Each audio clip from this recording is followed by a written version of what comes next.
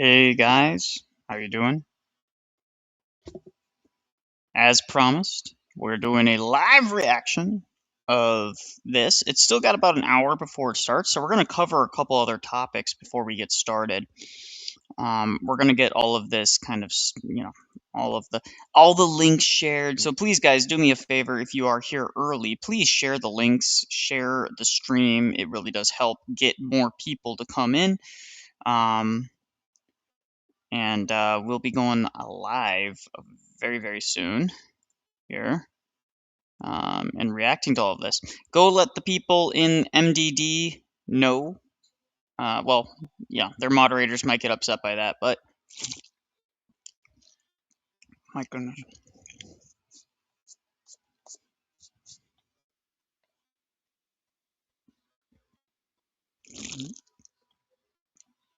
All right,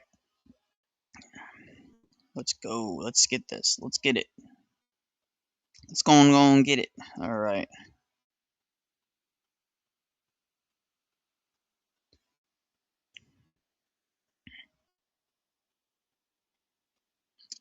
I already know all the Warhammer 40k memes, but if you fly to Korea, I will most welcomely be a gracious host. I will take you out to get some beers, if you drink beer. We'll get some fried chicken, takgalbi, kalguksu, maybe go hiking if you guys are into hiking. It'd be fun.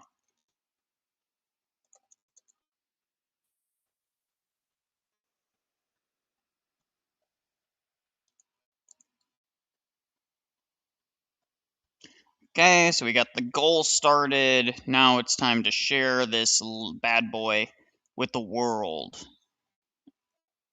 Boom, boom, boom, boom. Muffins. You know, it's one of the greatest TV shows, guys, to ever exist on the history of this planet, on God's green earth. Psych. If you guys have never seen Psych, it's hilarious. It's clean for the most part. The first episode has like one makeout session, and then it basically never happens again. It's a very clean show. The humor is pretty clean. Great for families. And everything else under the sun. So do me a favor, guys. Copy this link. If you are... Hey, hello, Snow Quitter, Quilter, Blake. Hello, everybody. Subsister. There you go. That's the link for the... We're going to be covering the OUJ stuff real quick first before it gets started. Sounds great. Sounds amazing. So we're going to be covering the OJU stuff that just popped up on the timeline. So I'm getting that prepped right now, guys. We're going to be just giving my thoughts on it initially. Jay is live right now. Yeah, he's going to be live. He's always live.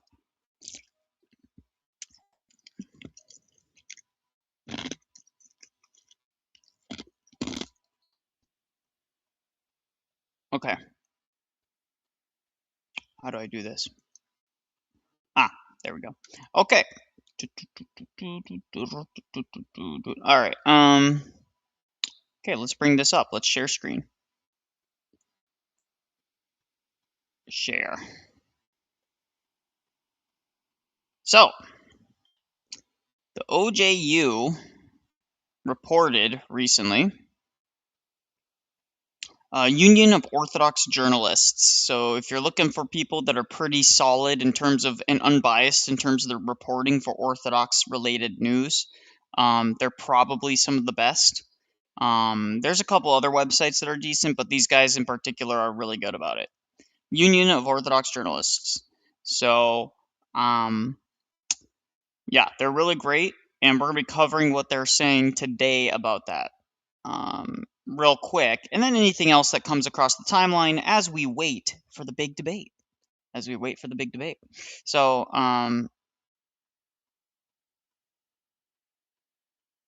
my initial impression is this is going to be pretty much a snoozer. I don't think Alex is even going to have to show a fraction of his true power. Like, truly don't think he's going to have to give a fraction of his true power. Remember, guys, to share the link and all that stuff. I know Ben Dixon. Ben Dixon. Okay. I thought that was the case, but okay. So let's get going here. Just going to make sure that I have everything set up properly. There's the link. Call-in link is going to be going into the pinned comment on YouTube, so you guys can spread that around if you wish for people that want to call in. So there we go.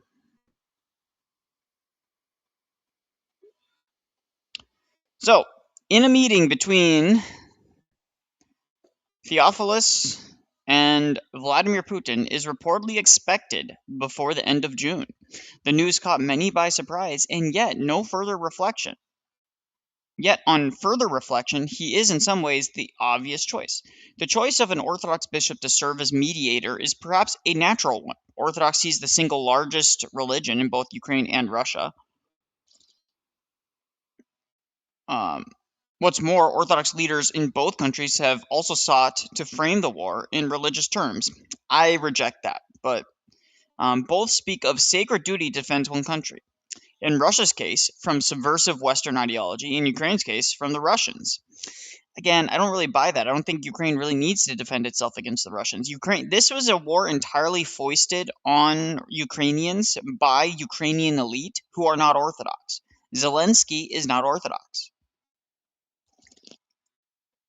I mean, we should know this based on the blasphemous icon he gave to the Vatican. Absolutely blasphemous icon he gave. So let's read the full report. Will peace to Ukraine? For any peace effort to succeed, this theological dimension cannot be ignored or bypassed. It must be engaged directly. When the Patriarch of Jerusalem speaks of sanctity of the human life before the icon of the resurrection at the Church of the Holy Sepulchre, he speaks from the same theological tradition as all Orthodox Christians, and indeed all Christians can understand. Now, one might ask why President Trump didn't approach the Ecumenical Patriarchate, the first throne of Orthodoxy. The answer is quite simple. Ecumenical Patriarch Bartholomew, I would not be considered a neutral third party. His All Holiness is strong supporter of the Ukrainian effort. He blessed the 2018 Unification Council in Ukraine, which gave rise to the uncanonical Orthodox Church of Ukraine, a body the Russians considered to be schismatic, which they are still schismatic.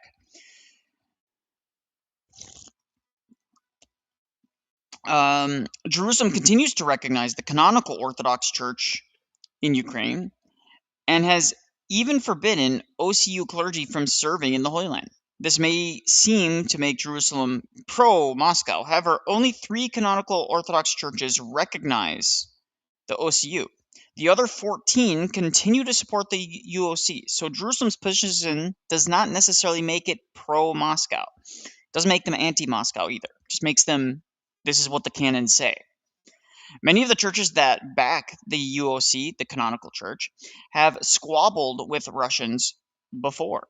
The Polish Orthodox Church, for instance. But the Polish support Moscow's claim, which shows the strength of Moscow's claim that churches and jurisdictions that have previously had issues with Moscow are not having issues in this regard. Indeed, Jerusalem maintains both close ties with both Constantinople and Moscow. And despite supporting the UOC, Jerusalem has maintained friendly relations with the Ukrainian Orthodox Church of the USA, which, despite its name, is aligned with the UOC, the OCU, which is just a subset of under Gork. The Jerusalem gambit may seem like a long shot. For all its ancient prestige, the Patriarch governs a relatively small flock. Its political leverage is spiritual and moral, not institutional, yet this precisely what makes Jerusalem a useful intercessor. The Church of Jerusalem has served as a neutral ground for its inter-Orthodox dialogue for centuries, precisely because its holiness is recognized by all sides and controlled by none of the major power blocks within Orthodoxy. The Holy Sepulchre itself is shared, albeit awkwardly, among Greek Orthodox, Armenian, Coptic, Ethiopian, and Latin Christian communities. If any institution has true muscle memory of managing deep, intractable, seemingly irresolvable disputes among Christians, it is Jerusalem. Whether the mother of churches can for a continent what she has done for two millennia attempting in a single city remains, of course, to be seen.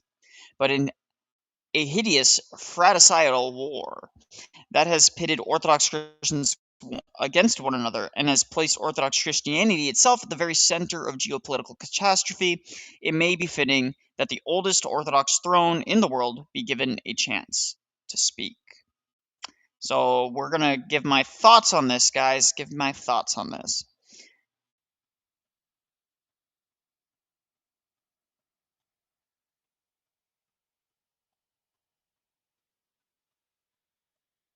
You need an apology of me? I'm not apologizing to you.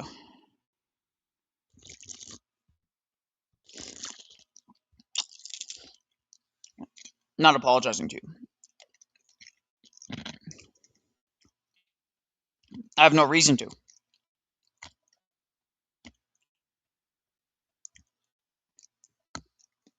So,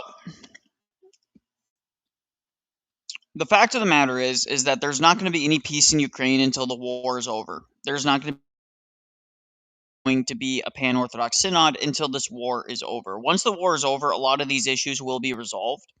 But unfortunately, as long as Ukraine persists in its persecution of Russians, in its persecution of the canonical Orthodox Church, and as long as the Ecumenical Patriarchate continues to support schismatic, uncanonical churches, it's simply not going to be the case that this gets resolved.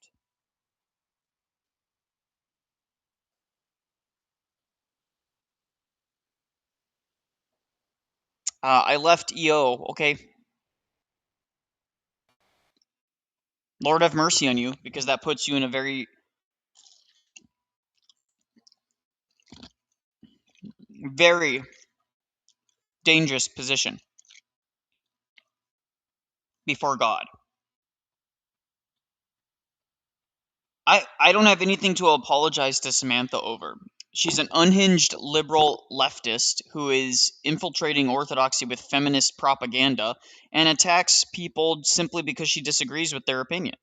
I have no interest in apologizing to somebody who does that. And if we need to, we can go into why Samantha is acting this way. Do you really want to go into that? Do we really need to see how unhinged she's acted towards Rachel Wilson, for example, who has done nothing to her, by the way?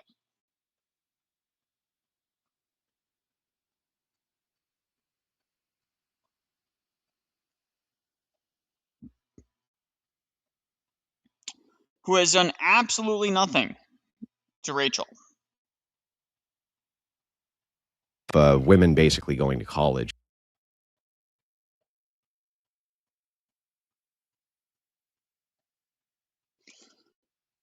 If you look at Samantha's timeline, she's absolutely obsessed with the Wilsons, and I have no interest in dealing with somebody who just obsessively attacks people that I know personally, whom they do not know personally. I know the Wilsons personally. And by the way, making your username Sears X Orthodox, all that tells me is that you care more about you care more about pearl clutching than anything else.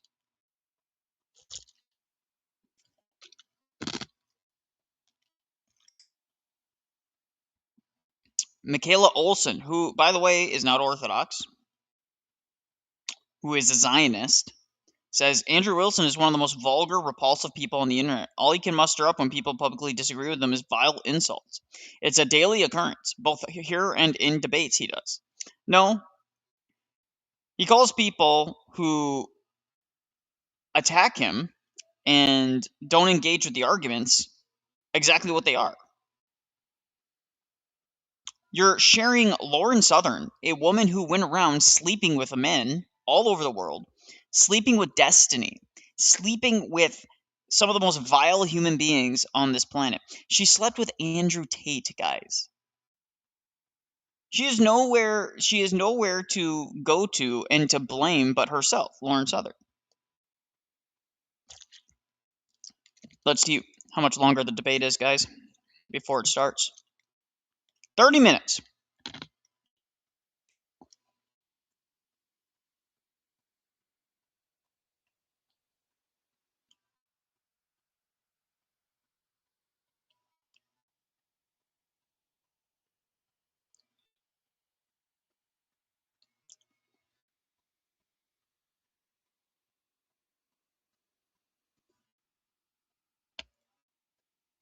Ortho Big Sis is shadow banned Samantha because she was going around showing off her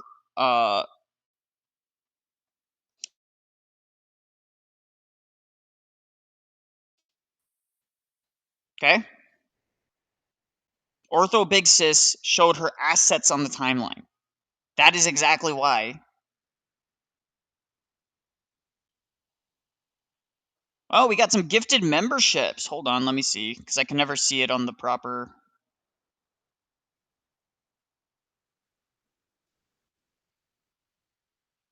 20 from Icky. Thank you for the 20 gifted memberships, Icky. It is much appreciated. You are a blessing. Thank you very much.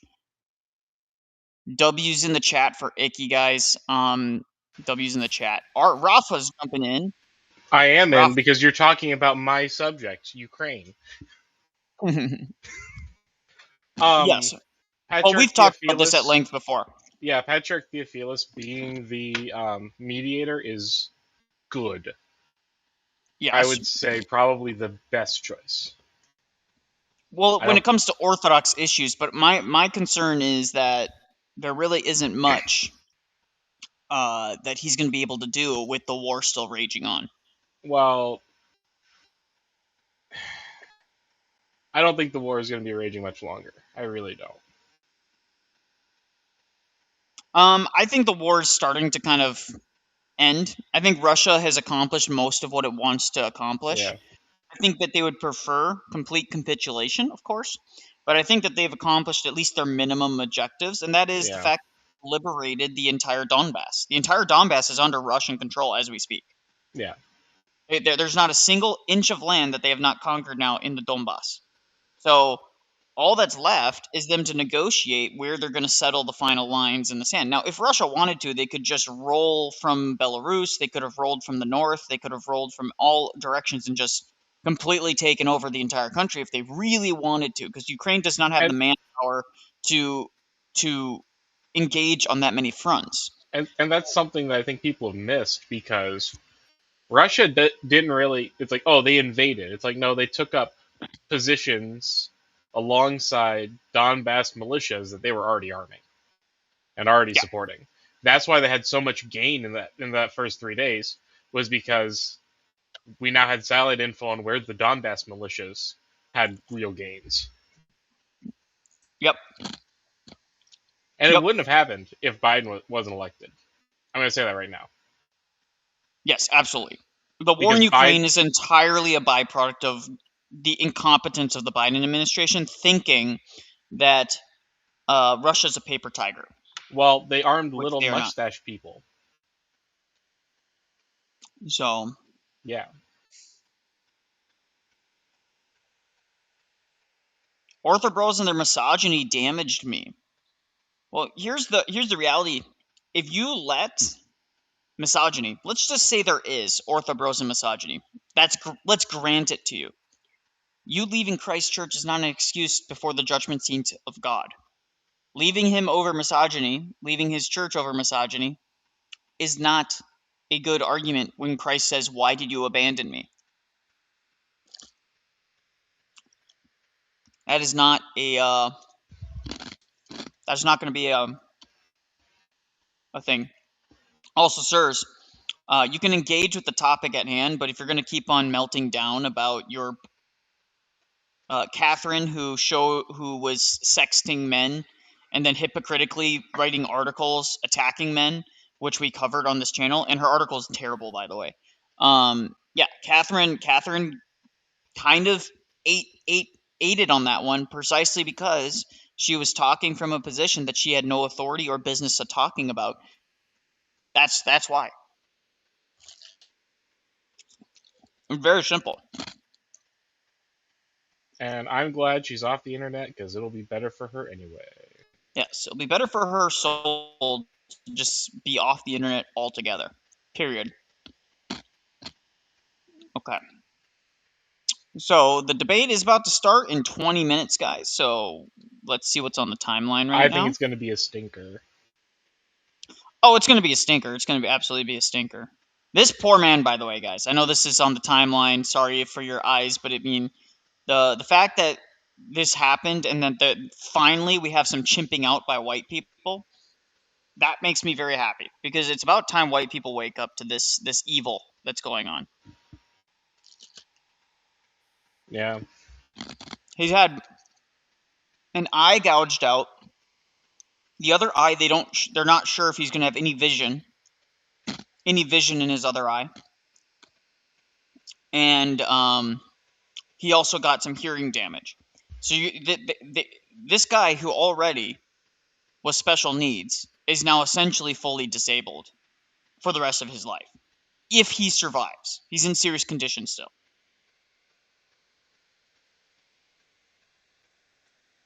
It's disgusting. Just absolutely disgusting what happened.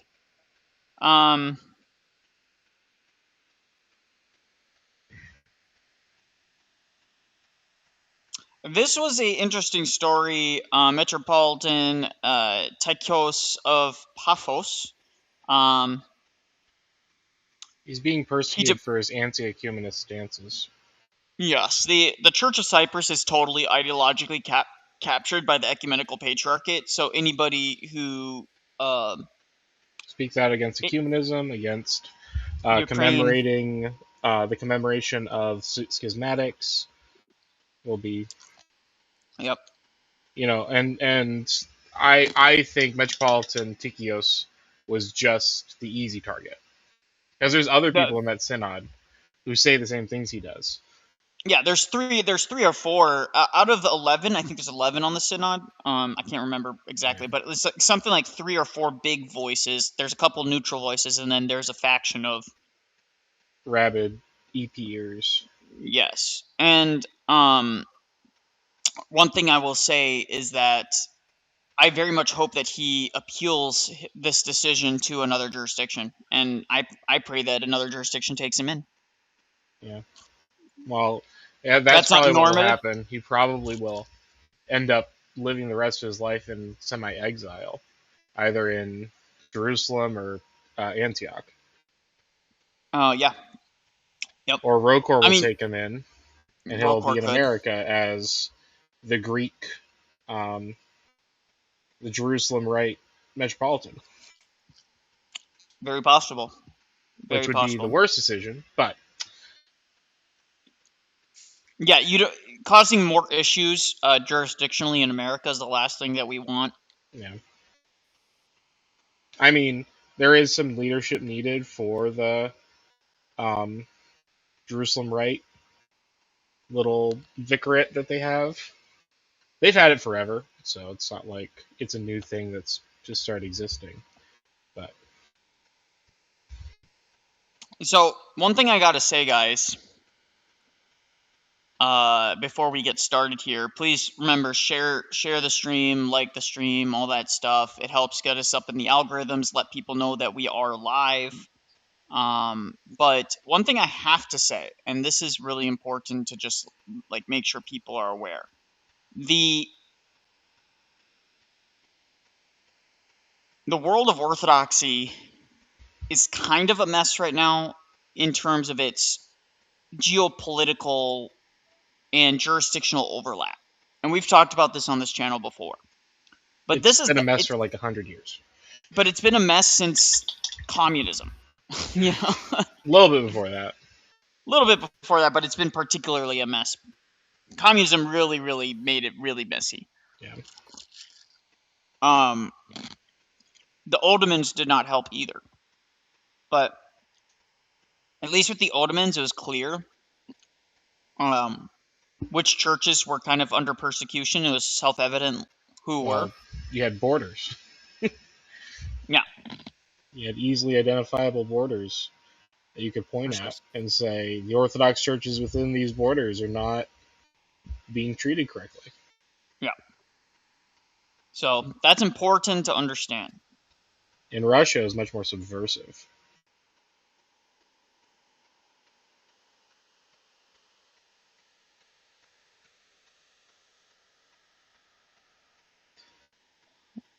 So we're going to be covering a bunch of stuff once Alex gets up. I don't see this debate going well. I really don't. I hope Alex sticks around to answer questions, because last debate Jay did on MDD, he didn't stick around to answer questions. I think he will.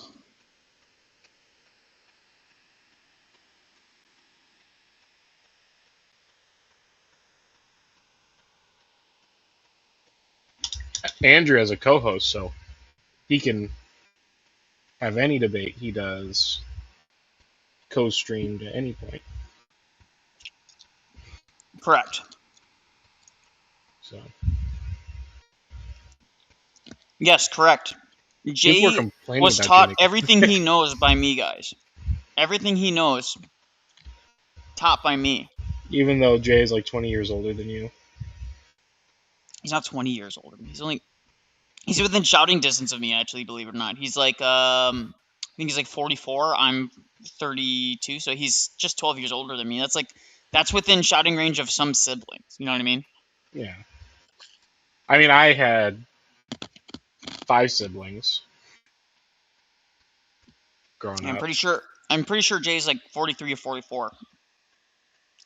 He's like a very, very young Xer, I think, well, no, that might be a millennial, actually. That might be the older millennials.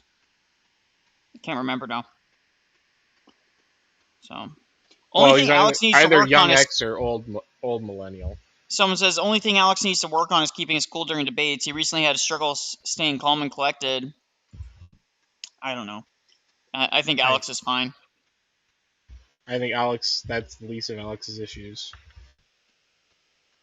I mean, also Alex, his debate opponents aren't classically trained like he is. So that's another kind of underlying issue, is that he is trained in debate like professionally because he's a lawyer. That's part of lawyering school, is debate. So guys, we're gonna listen to the Baptist talking about orthodoxy, saying no sitting allowed at the Orthodox Church. This is the level of argument. No. This is the level of arguments that these people give, guys. Now maybe we should just listen to the whole sermon to see if these guys give anything like reasonable, but that might be a different stream. Oh no, that's the Islamic guy. Yeah, it's the banned pastor guy that debated Jay and said that the Bible is eternal.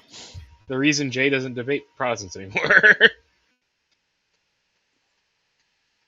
Will you ask the Wilsons to unblock her so we can start again? It's not my business to work with I mean, the things she said about Rachel and the things she said about Andrew are completely unhinged. So if she wants to restart, she needs to publicly come out and say, listen, let's let bygones be bygones. I'm not going to talk about them. They won't talk about me. And let's try and have a peaceful coexistence. That's her job. It's not my job.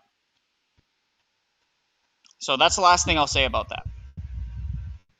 The Wilsons don't even want to focus on orthodoxy as in focus. It informs their other things, but it's not the thing that they go around talking about 24/7. It's just not where they're oriented. This is exactly what Jay Dyer's doing as well, right? All right, let's get going. The Orthodox Church doesn't have chairs. You have to stand the whole service. Based. And guess what? It's 2 hours, folks. Yeah, so what you're telling me is that we take it very seriously and that it's work. work bad. look Six bad. seconds in, and he's like, "Guys, can you believe that? Can you believe that?" By the And way, the other thing is, his nobody is suit is asking. terribly fitted. He bought this off a rack at like Nobody is Walmart. asking people coming their first time is to sit for 2 hours. Like, if they see Just it's saying. your first time here, they will generally be gracious and give up one of the side seats to you. All right. Yeah. Pastor Shelley preaches so long. It was 10:30 to a little after noon sometimes. That's not 2 hours. It has been, but it's not. And you're getting to sit, okay, folks? They have to stand. So, what are you praising us? Like, I'm confused. I'm confused. Like, genuinely confused. How many people are ready to be Orthodox now? You know what I mean? Go stand for 2 hours while they sing. And again, they do read some of the Bible in their services, but they don't read the Old Testament. Lie. Already a lie. Hold on. Just an epistle, maybe some Psalms, okay? But like they're not going to read the law. They're not going to read the law. They're not going to read. No. What are you talking about? Okay, so what is the importance of the law? Why are Yes. they so concerned about the law if they believe the law is abolished? Because it convicts the heart. Remember, bro, it convicts the heart. So does the gospel. And I by the don't way, know. they're essentially Anabaptists. These are essentially Anabaptists. Yeah, no, Anabaptists, IFBs are Anabaptists in practice. And so, what do they actually believe? Well, they literally. By the way, is that spelt correct? What? No. Why are you asking me this, Nikolai? I'm like, no, because like I was going crazy for a second because I couldn't fathom the idea that you have to cut metal into that, and so you didn't triple check the spelling. Or Like, it's on hold purpose on, because that's these gotta guys be are. It's marketing. I think his website is misspelled too. If you go on his website, it's misspelled that steadfast. Yeah, That way. it's STAD. STEAD. Yeah. What? I knew that. No, you're right, but I'm questioning why you're asking me because It says in my name. You can read my name, right? Oh, it can be spelled both ways apparently. Maybe Okay. it's the Dutch spelling, and he really likes the Dutch Anabaptists, who were all murdered by Calvinists. Suddenly Baptists are Old Testament apologists, says Octavian. Yeah. Isn't that amusing? Very amusing. Everything is amusing to me. It's amazing, guys.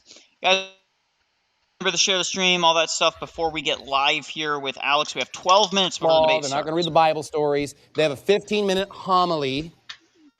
Okay, first off, the homily is not always 15 minutes. Sometimes it's 7 minutes. Oh. Sometimes the priest comes out and says, "This passage is about how much God loves you," and goes back into the altar. So sometimes the homily is 30 plus minutes. It really depends on what needs to be said in that given time to that given parish. Yeah. Now there are some clergy that are more predisposed to traditional, like American style, like I'm going to have a nice long juicy homily, right? Like there's some former Pentecostal priests that we all know. I think it's in the Father church's Barnabas. Which in the church's mercy allows for that at the end of the service. At the end of the service. So we can all go get a drink of water. Yeah. This guy is doing wonders for Orthodox apologetics. He is. Yeah. He's just he even looks like a Muslim. I'm sorry. Not going to be spicy. Although you read some of the church fathers in times past, John Chrysostom. Okay, so you do not believe what John Chrysostom believed. Also, he had 3-hour sermons. Yeah. That's why we're allowed to do it at the end. Yeah, you're right, Puffer. Sometimes there is no homily. During weekday services, if Father doesn't have anything prepared, usually one of the readers will read the prologue for the day. Yeah. But there'll always be some sort of There's some sort of reading. word. There's some sort of edifying action that happens. Yeah, exactly. Yeah. So He had some good writings. I wish he would show up to the Orthodox Church and preach for them, okay? Even if he wasn't saved, it would just scare all of them away. But at the end of the day, like, their services are weird, and this is what it is. It's just basically just a cult, folks. okay, so arguments.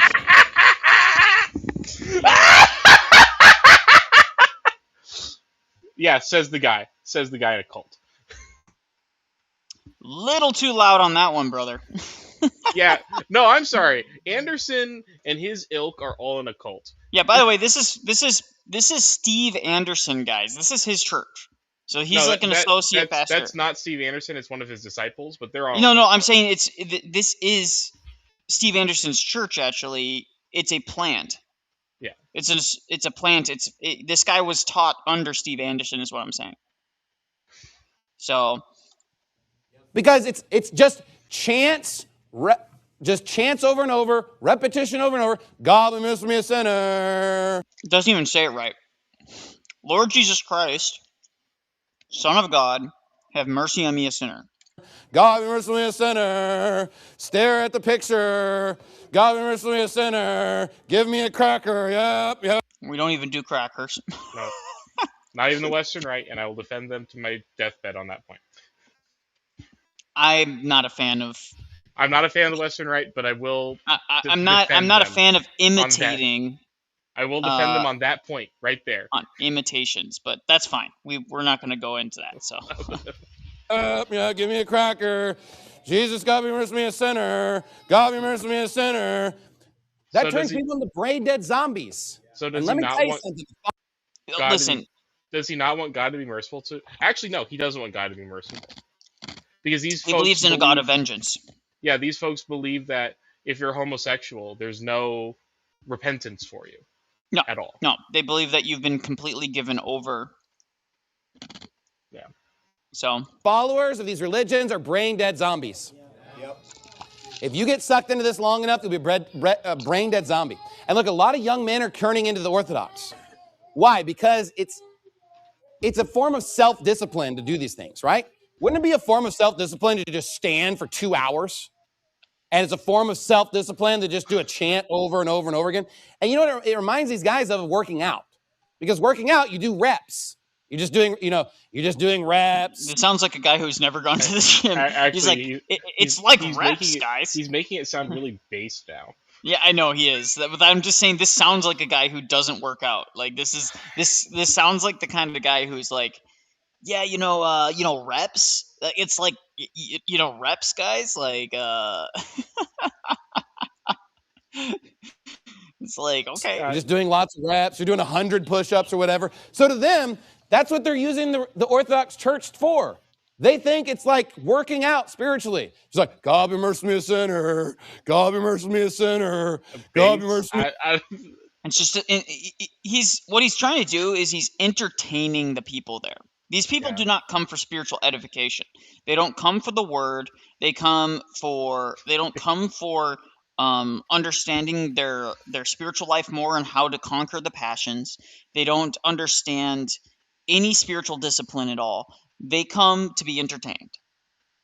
Now, who finds this entertaining? That's another question. Those types of people, no offense, I don't have much faith about that. 6 minutes, guys. So, guys, we have 6 minutes. So, please share the stream, like the stream, all that stuff, because we are going to get started. We're going to review this debate. We'll be stopping after the opening statement. So, I'm going to let both opening statements go, but we'll have the audience kind of decide. Actually, let's just ask now, guys. Would we? One's in the chat. If you would prefer every single section to be addressed, so opening statements, closing statements, and then open back and forth, and we'll just pause it kind of throughout the open back and forth. Or two, we just wait for all the opening statements, all the closing statements, all the rebuttals, then we'll do one in each of those sections. So 1 or 2's in the chat, guys. Can I make a statement to Yohanan? I genuinely love you, dude. But you cannot say that Orthodoxy and Steven Anderson's cult can exist at the same time. They believe in a fundamentally different God. They believe in a fundamentally different church. Yeah. They believe that you have to be under Steven Anderson to be saved. They believe that we're literally hellbound. We don't necessarily go that far. We definitely think that they're not in a good position when they sit before the throne room of God and try and explain away some of their heresies. Only JP sections. They don't believe in the same God that we do, Yohanan. You know, that might be a good idea to just do JP sections, and then we'll speed through Alex's, because I trust that Alex is going to do a good job. But, yeah, we'll see, guys. We'll see. We won't spend too much time on Alex, because, you know, I don't think there's going to be much that I need to add on Alex's side. No, but I I'm do sure think it's we're going to be analyze. very good material for later, though. So, let's see here. Yohanan, these are independent fundamentalist Baptists. Specifically, they are part of Steven Anderson's cult. Steven Anderson is an IFB preacher who's been around for so long. He's been on YouTube since it began. He recognized that YouTube was the place where his ministry would grow. He was banned in like 2016. And they believe in an evil God. They believe in a God of vengeance. That God is just looking for a reason to squish you like a bug. Oh, yeah. They don't believe in the God of Psalm 50 at all. So we're going to quickly see what JP Uncut is saying on the timeline, on his timeline, because it'll be interesting. He has me blocked, of course. He's sharing Nate Born Again. For those of you who've seen my interactions with Nate Born Again, the guy is not the sharpest tool in the shed. Neither is this guy is sharing Alan Brown. For those of you who don't know what Alan Brown. Word is that Dyer retired from apologetics to be censored, so he jumped before he was pushed. Well, that's just not true. Yeah, here's Timothy. I mean, it's like, it's so overtly untrue. It's insane. What's going on in the chat? No, Timothy, Tactical Orthodox. Ortho bro. Oh, yeah. Ortho bro. So true. We got Timothy right there. He's the best. He's got a great Trump impression, so. Hopefully he comes on later. Now, he might. So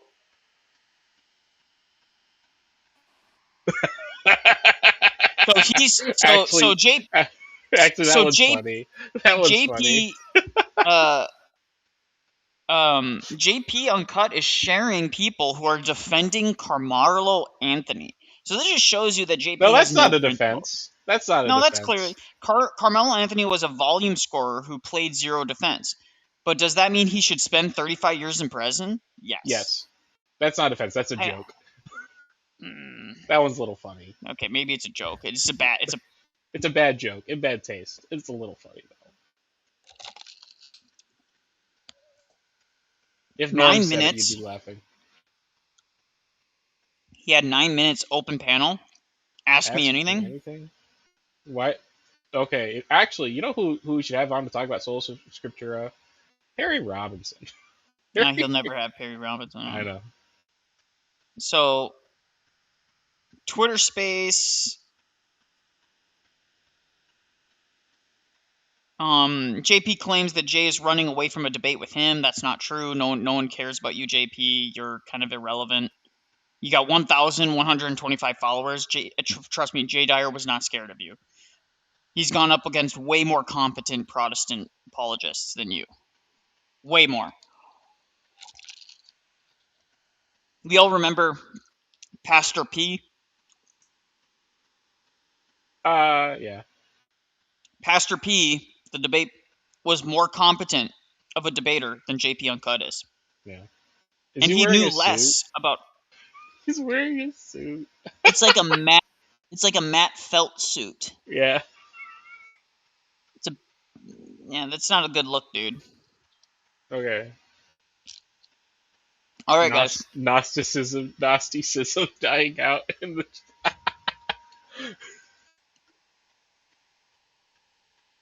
I've had people tell me Gnostics were true Christians and not the Orthodox, and I was like, huh?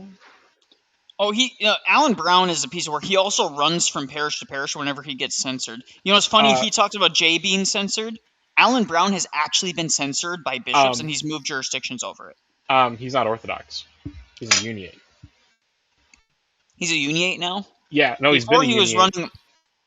He's been a Uniate. My understanding is he used to go to a canonical Orthodox church. Maybe he used to, but last I heard, he was exposed as a Uniate going to a Melkite church. Probably he has since. I know for sure he was censored and he moved from another parish. Which is deeply funny because Melkites actually in America don't really care about the Orthodox. They're perfectly fine with us. They're really nice people to talk to, actually. Yeah, well, actually, the Melkites are the most likely people to come back into communion with us out of all. We had at the parish I go to on the west side, there's a gentleman who's Melkite, like born Melkite, but he married an Orthodox lady, and he just decided he couldn't take being a Uniate in America anymore, and became Orthodox. So we got Alton Johnson in the chat, Xeon Z, all of JP's crew are in there, all of them. Yeah, the crew.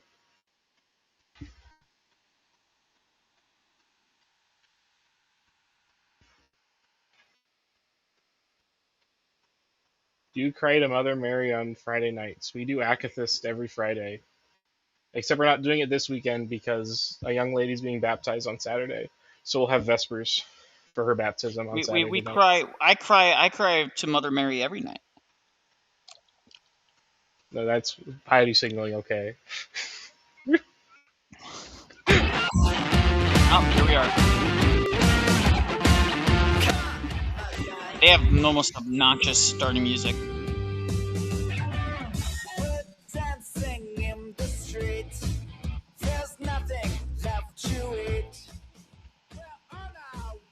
Did they like buy that song?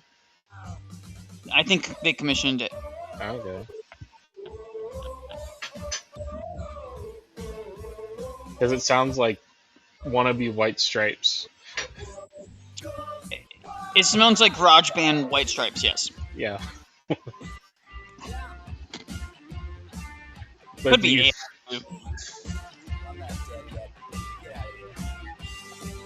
Spurs up 19-10 right now, Johan. That was amazing. You know what the best part about making your own Space Marine chapter is? You just get to make it up. You get to write. You make it canonical Orthodox.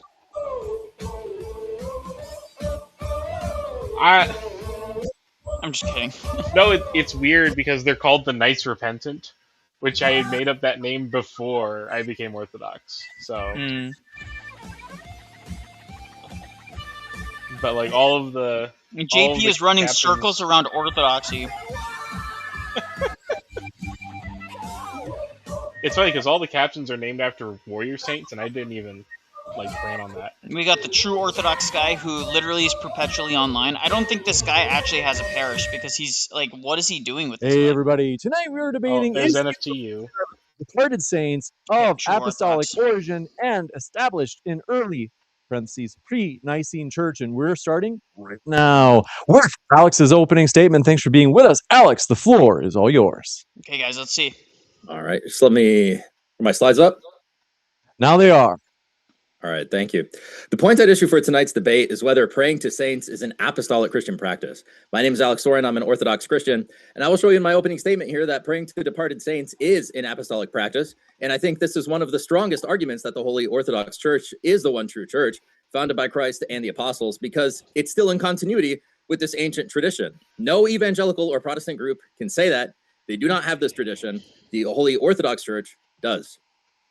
Tonight, I'm going to run through many evidences, which include Jewish tradition, Second Temple literature, intertestamental literature, the Bible, early church literature and liturgics, and archaeology. Indeed, all these factors show the Christian practice of praying to saints is in continuity with the uncontroversial, ancient, God-ordained traditions that his people always followed, contrary to what some evangelical YouTubers may tell you. So far, so good. Praying to saints I'm is impressed. not some pagan accretion that entered the church centuries after big Pentecost. The big It one was is a going to be widespread this. Hebrew practice that was properly carried into Christ's That church. is where But before we get into JP is evidences, gonna I'd like to attack briefly set right out here. some Yeah, definitions no. so we're all on the same page. He's not here. going to have anything to say about the first When I use four. the word pray, I'm using it in the broadest sense, akin to the word ask.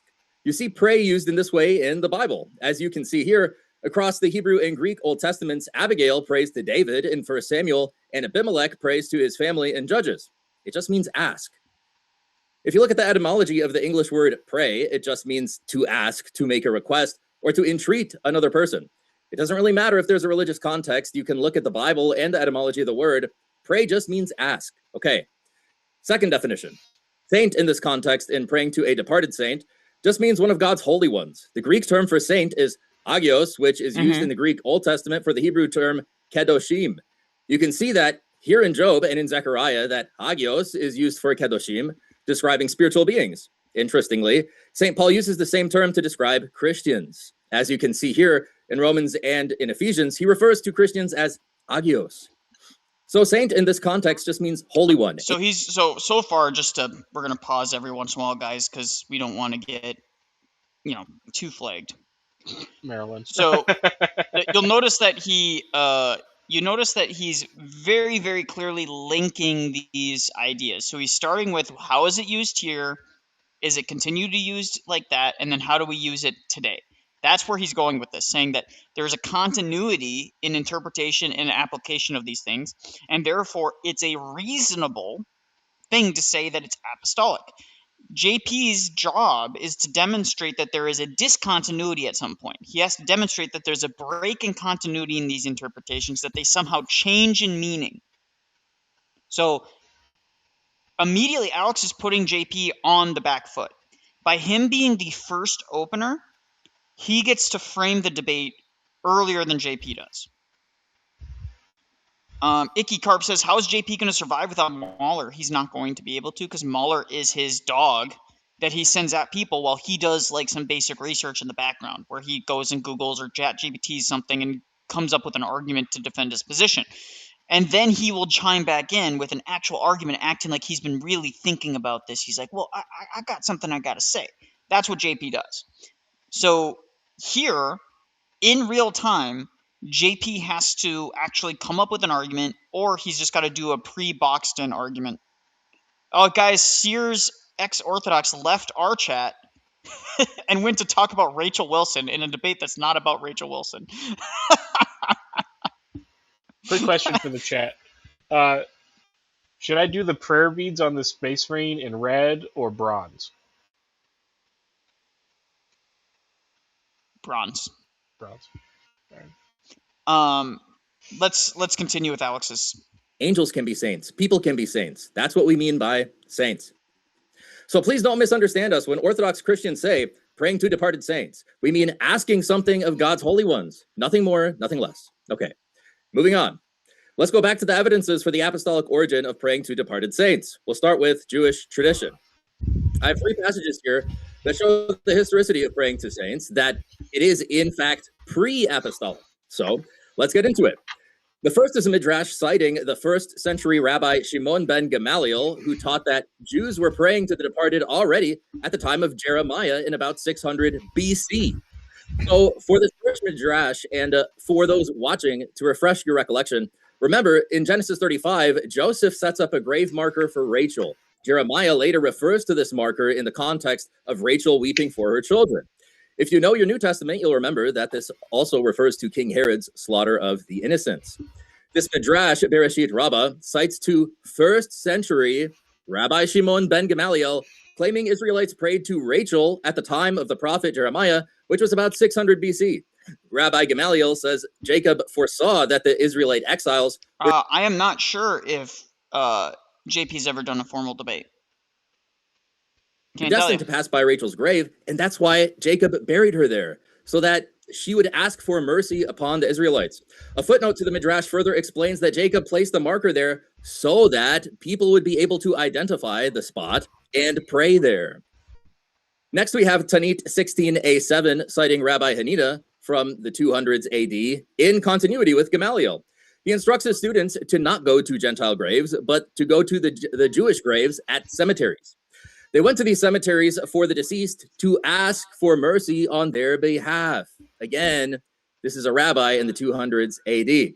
Lastly, we have Sota 34b7 citing Rabbi Rava, who is from the 300s AD. Rabbi Rava says that after Moses dispatched the spies to the promised land, Caleb snuck off to pray to the patriarchs at their graves so that the patriarchs could intercede for him to receive mercy.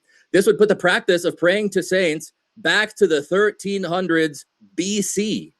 So summing up the Jewish traditions, we have first century Rabbi Gamaliel putting prayers to Rachel as far back as 600 BC.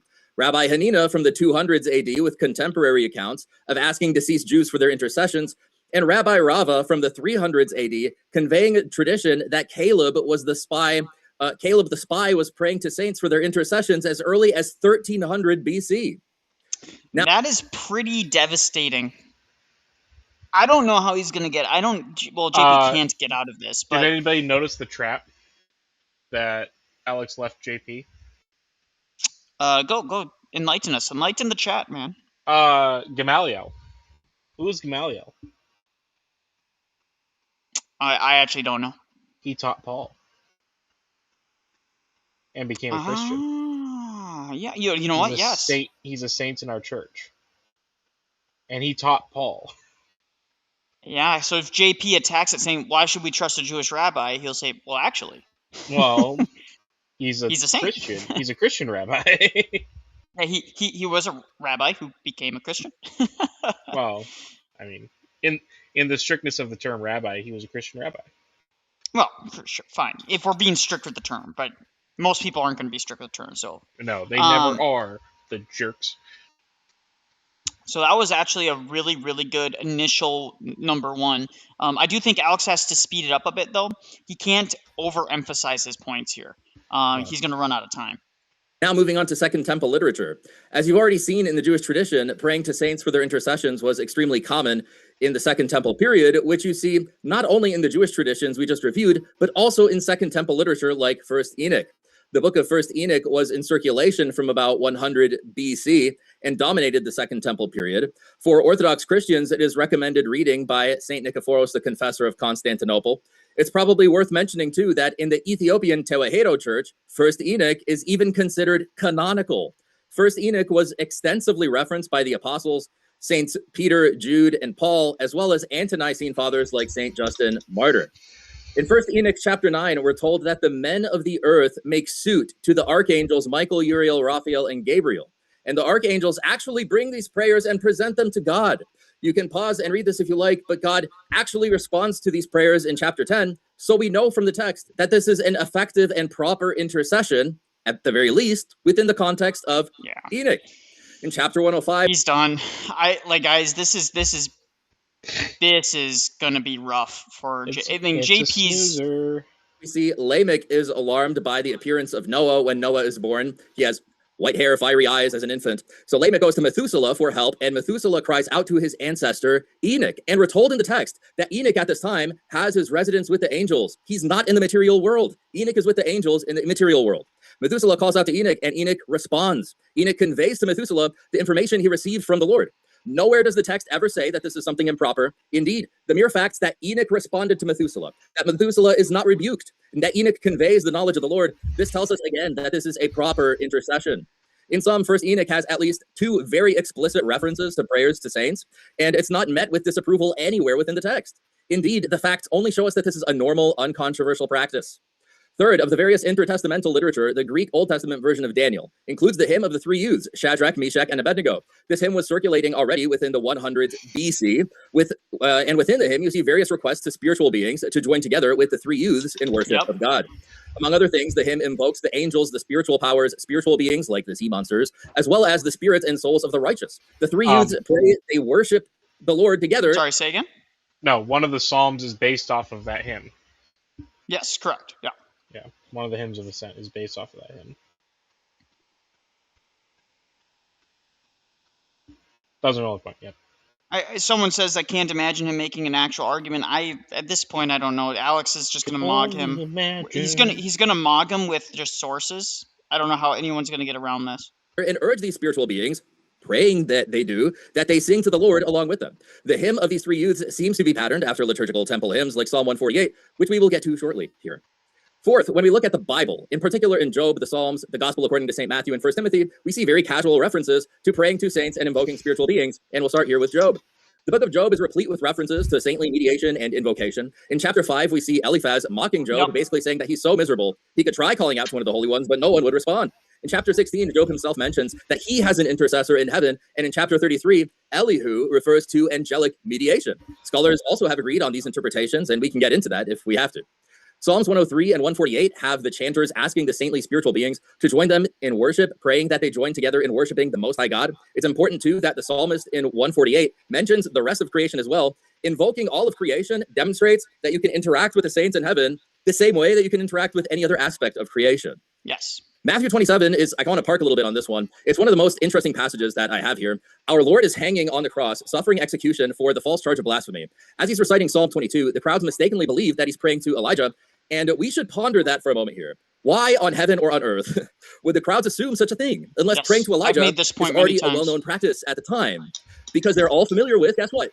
They're all familiar with First Enoch, they're all familiar with the hymn of the three youths, and they're all familiar with the Jewish tradition of going to cemeteries and seeking the prayers of the Jews buried there, as we already discussed. Moreover, consider that the charges brought against Christ include blasphemy. So if praying to someone other than God was seen as wrong or seen as an improper form of honor to a being other than God, wouldn't the crowds mention that? They don't. They say, let's see if Elijah comes to save him. If the crowd saw this as wrong, it makes much more sense that they would say, look, there's more evidence that he's a blasphemer. He's praying to Elijah. He's praying to someone other than God. But they don't do this. They're not shocked by this at all. 100%. This is normal. Everybody did this. The last biblical reference I want to mention for my case in chief here is St. Paul in his first letter to Timothy. In chapter 5, St. Paul charges Timothy with the bishopric and deputizes him in the presence of God. All right, hold on. King James, you can call Alex a liar, but after we're done reviewing these opening statements, you're welcome to call in. I have a link. And if you want to make an argument for how his opener is not devastating to your position, that's fine. But if you're going to just sit here and just screech into the ether or screech at the audience or my chat, calling us pagan, necromantic nonsense without making actual arguments, and if you're just going to insult my friend, Alex, then I just simply will ban you from the chat. It's that simple. So you can make your choice right now. Are you going to be a mature adult, or are you going to be immature and not make arguments and not call in? You don't need to call in if you can't, but I expect you to at least make arguments. Okay, let's continue. God and of Christ Jesus and of his elect angels. Wow. This obviously implies that the elect angels have some role as a witness to this grant of authority St. Paul passes on to Timothy. It is again prayer and invocation. All right. Strike two. He's twisting the Bible, and it's pathetic. He says scholars support. How laughable. No real biblical scholar. Who determines what's a real biblical scholar and who isn't? Why don't any of the Eastern Orthodox biblical scholars count? Oh, it's only your biblical scholars that count? Oh, I see. Okay. Yeah, that's retarded. Biblical scholarship, anyway, is run by lefties and anti-Christ. Academics. Yeah. Antichrist. Yeah, like most biblical scholars are coming from like Fordham and other like left-leaning academic institutions. Why should we trust them? Yeah. To the holy ones of God. So, as we've seen throughout the Bible, in particular Job, the Psalms, Matthew, and 1 Timothy, we see invocation of God's holy ones mentioned casually without a second thought. This lines up perfectly with what you see throughout the Jewish tradition. Okay. Sorry, guys, for the pausing, but King James, strike three. You have one last chance here. Make an argument, or you will be kicked, and you will not be able to come back in this chat. Make an argument. Explain to us an interpretation. Explain to us how his interpretation of Job, Psalms, Matthew, and 1 Timothy are incorrect. First Enoch and the hymn of the three youths, but there's still more. We see pre-Nicene saintly invocations in early Christian literature and liturgics across geographic areas, and I'm going to point out three here. Saint Hippolytus of Rome in Italy wrote his commentary on Daniel in the early 200s AD. Saint Hippolytus includes an invocation of the three youths, Shadrach, Meshach, and Abednego, specifically saying, I entreat you, meaning that he's asking them earnestly for their intercession. Moreover, his prayer was answered. St. Hippolytus gloriously endured martyrdom just a few decades later. Next, the Passion of Saints Perpetua and Felicity is composed by St. Perpetua's journal entries and eyewitness accounts from the early 200s AD in Carthage, Africa. St. Perpetua wrote that she was granted a vision of the life to come following her martyrdom. In the vision, St. Perpetua has departed the material world and her soul enters paradise. From paradise, she sees her bishop and her presbyter back in the material world, praying to her, seeking her intercession so they can have reconciliation. Again, nothing in the text suggests that this is improper. In fact, the text treats this as a good thing. Now, as for pre-Nicene liturgics, I'd like to mention the Oxyrhynchus Papyrus and the Rylands Papyrus 470. The Rylands Papyrus is better known as the Subtuum Presidium, which is a liturgical prayer to the Mother of God dated to the mid-200s AD. The prayer very obviously seeks the intercession of the Theotokos. The Oxyrhynchus Papyrus, like Psalm 103 and 148, requests the participation of God's holy ones in worship. This is similar also to the cherubic hymn in the Divine Liturgy of St. John Chrysostom that Orthodox Christians celebrate today. Dr. Charles Cosgrove of Garrett Evangelical Theological Seminary, in his analysis of the Oxyrhynchus Papyrus, states that in the hymn, angelic powers are called upon. We're going to skip to where JP starts because I think we got the idea of Alex's position. It's devastating. It's absolutely devastating. So let's get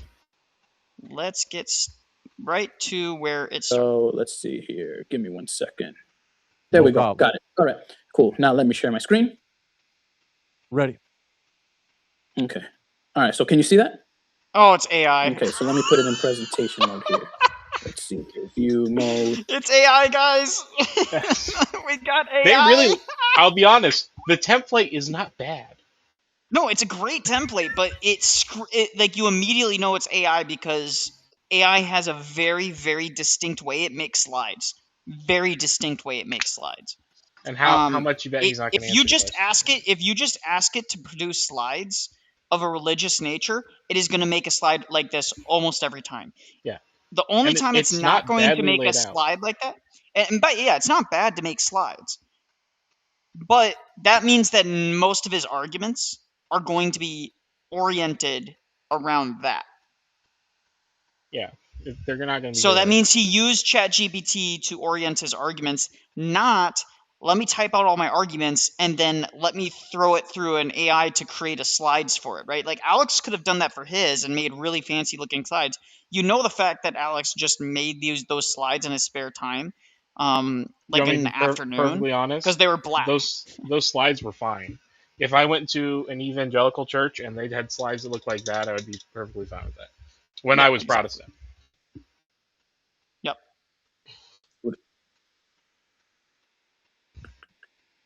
There we go. All right, cool. All right, so you could see that, brother? All right, perfectly. All right, cool. All right. So you gotta play you gotta play it here so JP. That I don't. Oh, JP, you got to play the slide so that you can just press the arrow key and it'll tab through it. Go over time. Okay, simple, my friends. Is the invocation and intercession of the departed saints of apostolic origin and clearly established in the early pre-Nicene church? Is it of apostolic origin? Was it clearly established? Is there evidence from the pre-Nicene church? So let's carry on.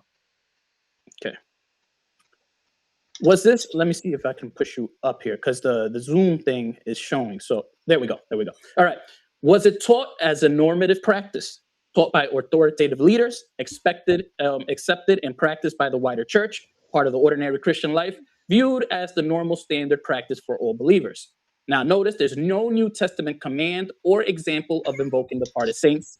No apostolic fathers teach or command Christians to invoke the departed saints. No widespread practice across the pre-Nicene church. That's just not true. Number 3, I mean, these two are not true, but because Alex's display clearly demonstrates that, but no widespread practice. He didn't have this, so it's like you got to give him a little grace that he didn't have this. No, I'm giving him grace in that, but yes, he wasn't able to. This isn't for him addressing Alex's arguments yet. Yeah, but no widespread practice across the pre-Nicene church. This is not true. If there's recorded, documented evidence of the practice being a thing, then you can assume it's already widespread because things do not get annotated, written down, and recorded in ancient literature unless it was a widespread practice that was worthy of being mentioned. The fact I that there mean- are people that mention, like the fact that there are people that mention it negatively or positively, shows it's a widespread practice. Julius Caesar. We don't have any records of Julius Caesar until like 200 years after his death. Yeah, exactly. Regarding a saint on earth invoking a saint in heaven. Okay. Let's carry on here. Okay. So now I want to make clear what is a dogma in the EO church. This is just a mess. It's a mess. These are messes of slides. These are horrible messes. There's no flow to it. I can't make heads or tails what he wants me to read here. So what is dogma in EO? Well, why is he talking about our dogma? This is about whether it's apostolic in origin. A dogma in the EO church is a divinely revealed truth taught by the apostles, defined by the church, binding on all the faithful, essential for communion, and of course, a salvific doctrine. So again, the question is it an apostolic tradition handed down by the apostles? This is a dogma and a salvific doctrine.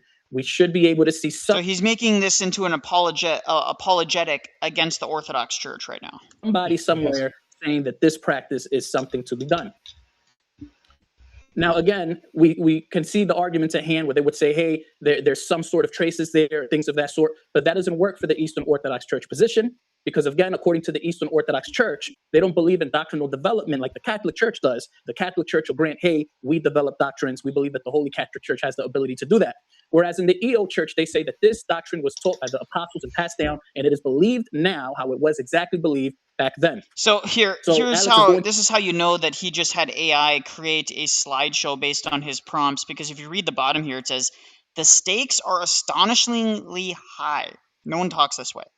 If this doctrine is not apostolic, then the church is binding consciousness onto something that apostles never taught. Okay, but you already reviewed all of that up here. You didn't need to reiterate it. This is like what they call reaffirming the same thing. This is what AI does, is because it's trying to emphasize a point. To have to demonstrate how the apostles believed this doctrine, how this doctrine was passed down, and the mystery of how people didn't speak of this doctrine for 3 centuries until we get to the 4th. Again, okay. He's buzzing past all of this, that none of these slides will have any meaning to any of the people watching this at all. Well, here, okay. He's already contradicted his slides. We have apostolic fathers here. You guys can see on the screen. We have Clement of Rome, Ignatius of Antioch, Polycarp, and none of these apostolic fathers explicitly taught that the invocation of the part of saints. None of them taught it. Well, first off, we have very few writings from Polycarp, but the writings that we do have are the writing we have about Polycarp is the martyrdom of Polycarp, and that clearly shows the veneration of relics, which by necessity includes the intercession or asking of the intercession of that person. What do you think of venerating a relic does? What do you think the purpose of venerating a relic is? Well, and so if Polycarp hadn't taught that, his people wouldn't have done it. Well, exactly, yeah. Now, see, notice how he's emphasizing right here explicitly. He must have told the AI that he wants to emphasize this. There's a reason why it's underlined. Explicitly taught.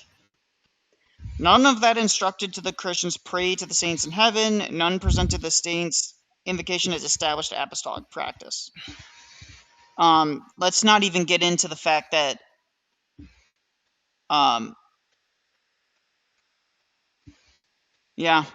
this not great. Let him talk. Let him talk. None instructed Christians to pray to saints in heaven. None presented saint invocation as an established apostolic practice. This is very important because we have tradition that links Polycarp to the Apostle John. Polycarp, going through tribulation, never said pray to a saint in heaven in my behalf. They all prayed to God. So all of these saints that you see here, they all directed their prayers to God. We don't have any saint anywhere from the Apostolic Church era that ever prayed to a saint in heaven for the sake of a prayer being requested to God. Now, regarding, and I don't want to respond to the brother's presentation because the rules are not to do that. You're going to present your own thing. But I want to make an emphasis here. This was already here, and this was part of my presentation. We do have 2 early church fathers. Granted, some people don't accept Origen as such, but we do have St. Irenaeus and we do have Origen, who said it is improper to pray to the beings themselves that offer the prayers to God, but we are to pray to God himself. And St. Irenaeus made it very clear. He said that the church doesn't perform anything by angelic invocations, but you do so by directing your prayers to the Lord. So St. Irenaeus said this very clearly. Here we have two fathers. Granted, a lot of people say Origen was condemned as a heretic. We get all that, but Origen lived in the time period. It was very clear that Origen believed, and St. This Irenaeus contradicts, believed, that so all prayers... right away, this contradicts his earlier point of saying that it wasn't a widespread practice. Origen would not be commenting on this practice and saying that it's not allowed and it's improper if it wasn't a widespread practice in the place that he was at the time. Saint Irenaeus, similar. That's a similar argument, but I've seen again, if you read early icons by Michael Garton makes a very strong case that Saint Irenaeus is not actually attacking imagery itself, or imagery in a Christian church, or imagery or invocation of the saints, or icons. That Saint Irenaeus is speaking directly to the pagan practices that he's addressing, because he's addressing heresies. He's addressing the pagans. So There's that's an also important a quote from him talking about taking a mosaic of Christ and twisting it into the picture of a fox. Yes. So it's to say that there's like no evidence from Saint here. beings. It's bad argument. Yeah. And this is Origen again, another Origen quote where he said, "For every prayer, supplication, and intercession and thanksgiving is to be sent up to the supreme God through the high priest." So that's another quote there. Now, I have here today for you guys the timeline of evidence. We have the apostolic era. Peter, Paul, John, James, they never mentioned this doctrine. We have the apostolic fathers. Clement of Rome, Ignatius of Antioch, Polycarp, Hermas, they never mention it. Then we go to the early pre-Nicene fathers, Justin Martyr, Irenaeus, Tertullian, Origen, they never mention it. And then when we get to the latter part of the 3rd century, if I'm going to be charitable and even grant that to Alex, what we have is catacomb inscriptions, none from any church fathers. So now let's go. And that's to mid to the latter part. And that in and of itself would prove that this was an established practice in the apostolic era, the apostolic fathers, or the pre-Nicene, because if it appears in the latter part towards the end of the part, and you don't have any evidence that it was there before, and of course, these encryptions are debated on what time period they were in. Some people argue that these encryptions were in the 4th century. We have Catholic scholars that do that. Of course, you have a range, but the debate whether it's early 3rd century, mid, and 4th is still out there.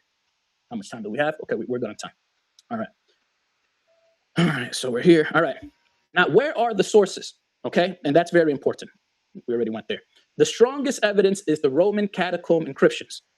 And I'm going to ask Alex about that because, again, we have this. Again, it's not an apostolic origin, not a universal practice. What these guys have is particular singular writings, and they try to make doctrines out of this. We don't even know who wrote this. Peter and Paul remember us. Again, tombstones, people have passed. We understand that people do that and things of that sort. But again, the question remains, is it of apostolic origin?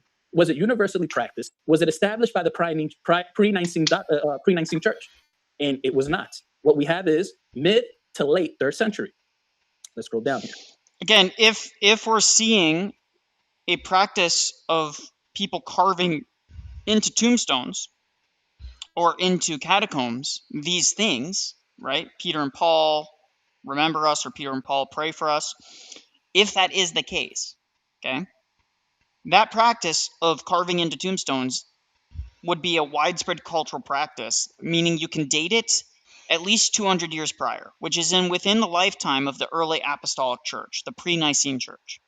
Okay? Again, I mentioned this earlier, but the dating for a lot of these manuscripts and a lot of these encryptions is debated. Some people have it early 3rd, mid 3rd, and you have it 4th. And scholars would agree on that. Early 3rd could be 4th. Which scholars? So he keeps on I really do hate the appeal. And by the way, this is a critique of Alex as well. Not that I think you need to name every single scholar that says things, but they always do this where they just kind of say, scholars agree with this. Okay, can you at least give me one? Just give me one scholar who's prominent that we can actually point to who does affirm these things, right? And this is for both sides. So this will be a critique, a small critique, but it is a slight critique where it's like, dude, give me the source. Don't just say scholars, right? This is what evangelicals do all the time. Oh, scholars agree with us. Which scholars? Who? Name them. Right? So I think that's very, very important. That would important. require them to read. I find it. Someone says, I find it funny that JP has to concede you can find evidence in the 3rd and 4th century, as if it isn't early enough. Yeah, I would agree. It's kind of silly. It's like, why it's arbitrary, completely arbitrary. Why the 3rd and 4th century are not early enough in Christian history. And these Because are really, things. real quick, this is all because they somehow think big bad boogeyman that is Saint Constantine the Great. That's what it always comes down to. To make a doctrine out of this, when in reality, this is late 3rd, possibly early 4th. How can you make a doctrine out of something like this? Yeah, guys, this does not establish. I know it seems like he's not speaking very fast, but he actually is speaking very fast. That it was in the 1st century, 2nd century, and definitely you cannot establish that this was of apostolic origin. Now, again, this is an argument whether it was particularly in Rome. Was this something that was widespread all around? I would make an argument there, but I understand that Rome was the main center. But there is an argument there because the catacombs is something that individuals really string this doctrine on and try to make the catacombs more than what they are. Work. When in reality, it doesn't work, because if you're going to reference Origen, that means Origen is noticing this practice in Alexandria. Also, this map is all kinds of messed up. What? Edessa? Edessa in Iraq. Jerusalem is way too far. Alexandria is in the wrong spot. That's Alexandria should be like over here. Carthage should be more on the coast. Rome is too far north, I think. That might be slightly south right there. Yeah. Antioch is in the ocean. Yeah, Antioch fell into the ocean, apparently. Ephesus is too far south. Dude, this is bad. This is really bad. Dude, it's like, dude, did he even review? Did he even review these slides? No, he probably didn't. They're graffitis. You don't make doctrines off of graffiti. And if you're going to say that graffiti proves intercession was a doctrine that was clearly established in the apostolic age, you're going to have problems because, again, this doctrine is argued, or these particular encryptions are argued to have possibly been in the 4th century. So you have a range. And so now you're making a doctrine based off something that could be early in the 4th, and that's no longer of apostolic era. Okay. So now we have the Hippolytus argument. In Isaiah chapter 14, we have an example of the author directly speaking to the devil. Now, was he clearly speaking to the devil, or was he speaking poetically? Where he says, "Oh, you morning star, have you been casted out of heaven?" And all of these things that it adds. Could we argue and say that he was praying to the devil? No. Sirach uses this typical. You can speak to somebody and that still not being praying. Praying, again, defined, is just entreating or asking or begging or strongly demanding, etc., etc. This is bad. Language as well, where it addresses Elijah and things of that sort. And we're not going to say that every time the word "you" is used, that means that you're praying to that said thing. There's also many issues with Hippolytus that we're going to get into in the cross-examination. But as we can see, mountains, and we notice that many of the arguments that people use is, oh, well, David said, "Oh, you holy angels," but he said, "Oh, you mountains, oh, you rivers, oh, you fish, oh, you birds." He made that very clear. Now, Second Temple Judaism. Now, I've been studying this. And the reason I've been studying this is because I figured it would come up. The book of Tobit does not have anybody praying to any angel. What we have is an angel presenting prayers to the Lord, but the angel was already on this realm. Nobody. So, what's the point of the angel presenting prayers that God is already aware of?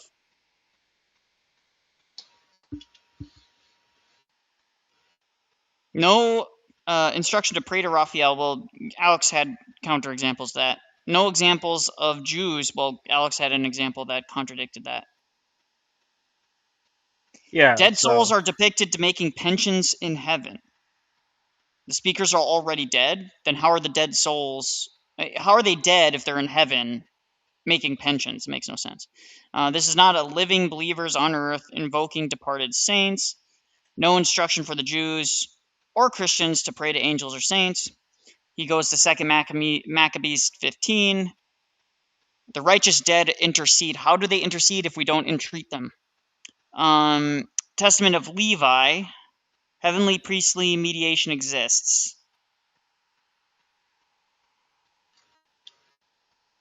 Yeah, this is... He prayed to the angel directly. Bad. The angel was in this realm.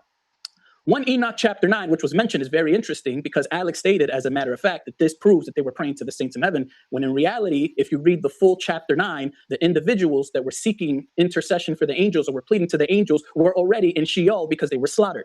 This is in the context of 1 Enoch chapter 9, which I knew he would bring up. 1 Enoch as well, if we also read other chapters in Enoch, we understand that Enoch was in a place of angels, but we understand that per the context of the chapter, the individual at hand, I'm not going to bother even mentioning his name, he went to Enoch physically, and Enoch found him and they had a face-to-face conversation. He didn't get on his knees and pray to Enoch. He went there physically and they had a physical conversation. 2 Maccabees chapter 15. My Catholic brothers love to mention this. And again, we give some credit to the Catholics because they believe in doctrinal development. They don't run into these issues. We got to be honest. But there was a vision of Jeremiah praying for Onias. And in this vision, no one prayed to Jeremiah directly. Jeremiah was praying for Israel. This is bad. So we understand that there's a pattern where saints in heaven might pray for us. But the question at hand is the doctrine of invocation from people in this realm to people in heaven. And the Testament of Levi, I was assuming that it could have came up. Maybe it will. But beating to the chase, very interesting here. Because again, you have examples of people in heaven praying for people on earth. Okay. Now, Tenet 16a and Soda 34b. This is going to be very interesting because Hina Bar Hama and Rabbi Hanina Ben-Dosa are two rabbis that are often confused. Now, I read all of Rabbi Hina Ben-Dosa's writings, and I do not believe that Hanina for a Ben-Dosa second. never said in the first century that you can pray to a saint. Does anyone here, guys, chat? One's in the chat if you think JP read all of Rabbi Hanina Barta Hama. Or two's in the chat if you think he's just pulling that right out of his asshole. In heaven. What people have to do is say that Ben-Dosa was in the 3rd century somehow, or that Ben-Dosa, let me say this. So Ben-Dosa's lineage of his doctrines passed down to another Rabbi Hanina, and essentially that Rabbi Hanina was through some sort of apostolic succession saying what Ben-Dosa was saying, but no Jewish historian I can't would make say that. head or tail. Like, Rafa, please tell me, like, is anything that JP is saying even, like, registering as an argument, or is it just, like, he's fumbling over his words to try and make some sort of a coherent, like, No, he should have through line? double-checked these slides. Would say that You should have Hanina double-checked the was the slides. rabbi at hand, not No, he Ben-Dosa. clearly Ben-Dosa didn't. was 1st century, and we have some of his writings available, and we have writings that are about him available, and he never said, pray to a saint in heaven. All right, so we also have more Jewish sources here. Sincere hypocrite, I'm a Spurg who had to constantly present things with a PowerPoint presentation, and it irks me how bad these slides are. They're really bad. No, and Alex's slides were very clean. Even Well, though they're yeah, they're simple. black. And They're black sometimes with that's text. better. Sometimes that's Yeah. better. Simplicity is the master of Because portraying information that you want. if you're watching this on a phone, you can't even read those slides. No. This is meant to be on a projector in a evangelical church service where they're trying to debunk these things, right? If this was on a projector, I would be mad. Because this is I sat in the back. I couldn't read that. I wouldn't be able to read that on projector. I wouldn't be able to read it on anything. I can barely read it here, and I'm right next. Yeah. My face is right next to my screen, guys. So I am trying not to be close to my screen, and I can only read the size 2. Yeah, he's bringing up irrelevant things not related to the slide while ignoring other parts of his slides. Yeah, he completely blows past certain things that he doesn't think. I think what he's trying. This is what I call the spaghetti against the wall. He's just hoping something sticks. So he's just throwing the noodles against the wall and hoping one of the noodles sticks, and then he goes, okay, I got one that stuck. Now I'm going to move on to my next slide, and then it's another ball of spaghetti. That's what he's doing. It's the spaghetti noodle trick. Guys, remember to share the stream, like the stream, all that stuff. Let people know that we're live. So let's get going. The Talmud tells us if a person faces distress, let him not cry out to Michael or to Gabriel. Rather, let him cry out directly to me, and I will answer him immediately. As we can see, the Talmud specifically says you cry out to God directly. And in the Talmud, in Zerah 17a, we have an example of someone who tried doing that, but it didn't work. And then he said that he repented and he directly prayed before God. This is all in the Talmud. And last but not least, the way of the claims. I have 10 seconds left. Remember, this is a salvific dogma, a salvation issue. A salvific dogma, normative belief that my time. All right. Well, thank you. This was fun. I mean, I have no objections if you just want to finish your thought. If you want to give him an extra minute or something, James.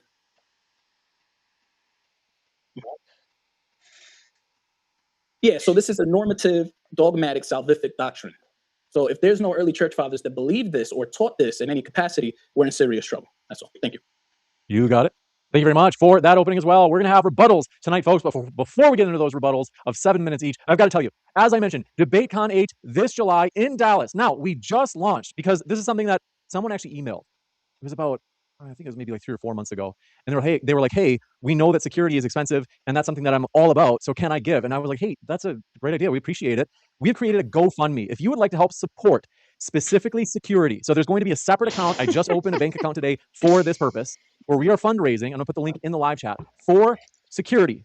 If you would like to support that for DebateCon, click on the link that I'm putting in the live chat right now. Also, that same link will be in the description box. We appreciate your support. It's something that no matter what position you take, I think we all agree on that we want there to be safe events. So check out that GoFundMe. Consider supporting this project, as security has been a major, surprising, and expensive challenge for us as we've gotten to a point where it's just necessary. With that, thank you very much. We're going to go into the rebuttals. 7 minutes. For Alex, the floor is all yours. Sure. So, unfortunately, I don't think I have like that much to respond to from JP. He had 2 pieces of positive evidence that he presented, and I'm looking forward to getting into those. The first one was a quote from Saint Irenaeus, who not sure how he believes that Saint Irenaeus would help him, but here we can get into that. Let me just pull that up one moment so that we can all look at this text together.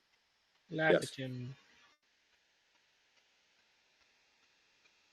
Let's see what Alex has to say about this. It'll be interesting to see if he has anything interesting to pull say. this up on New Advent.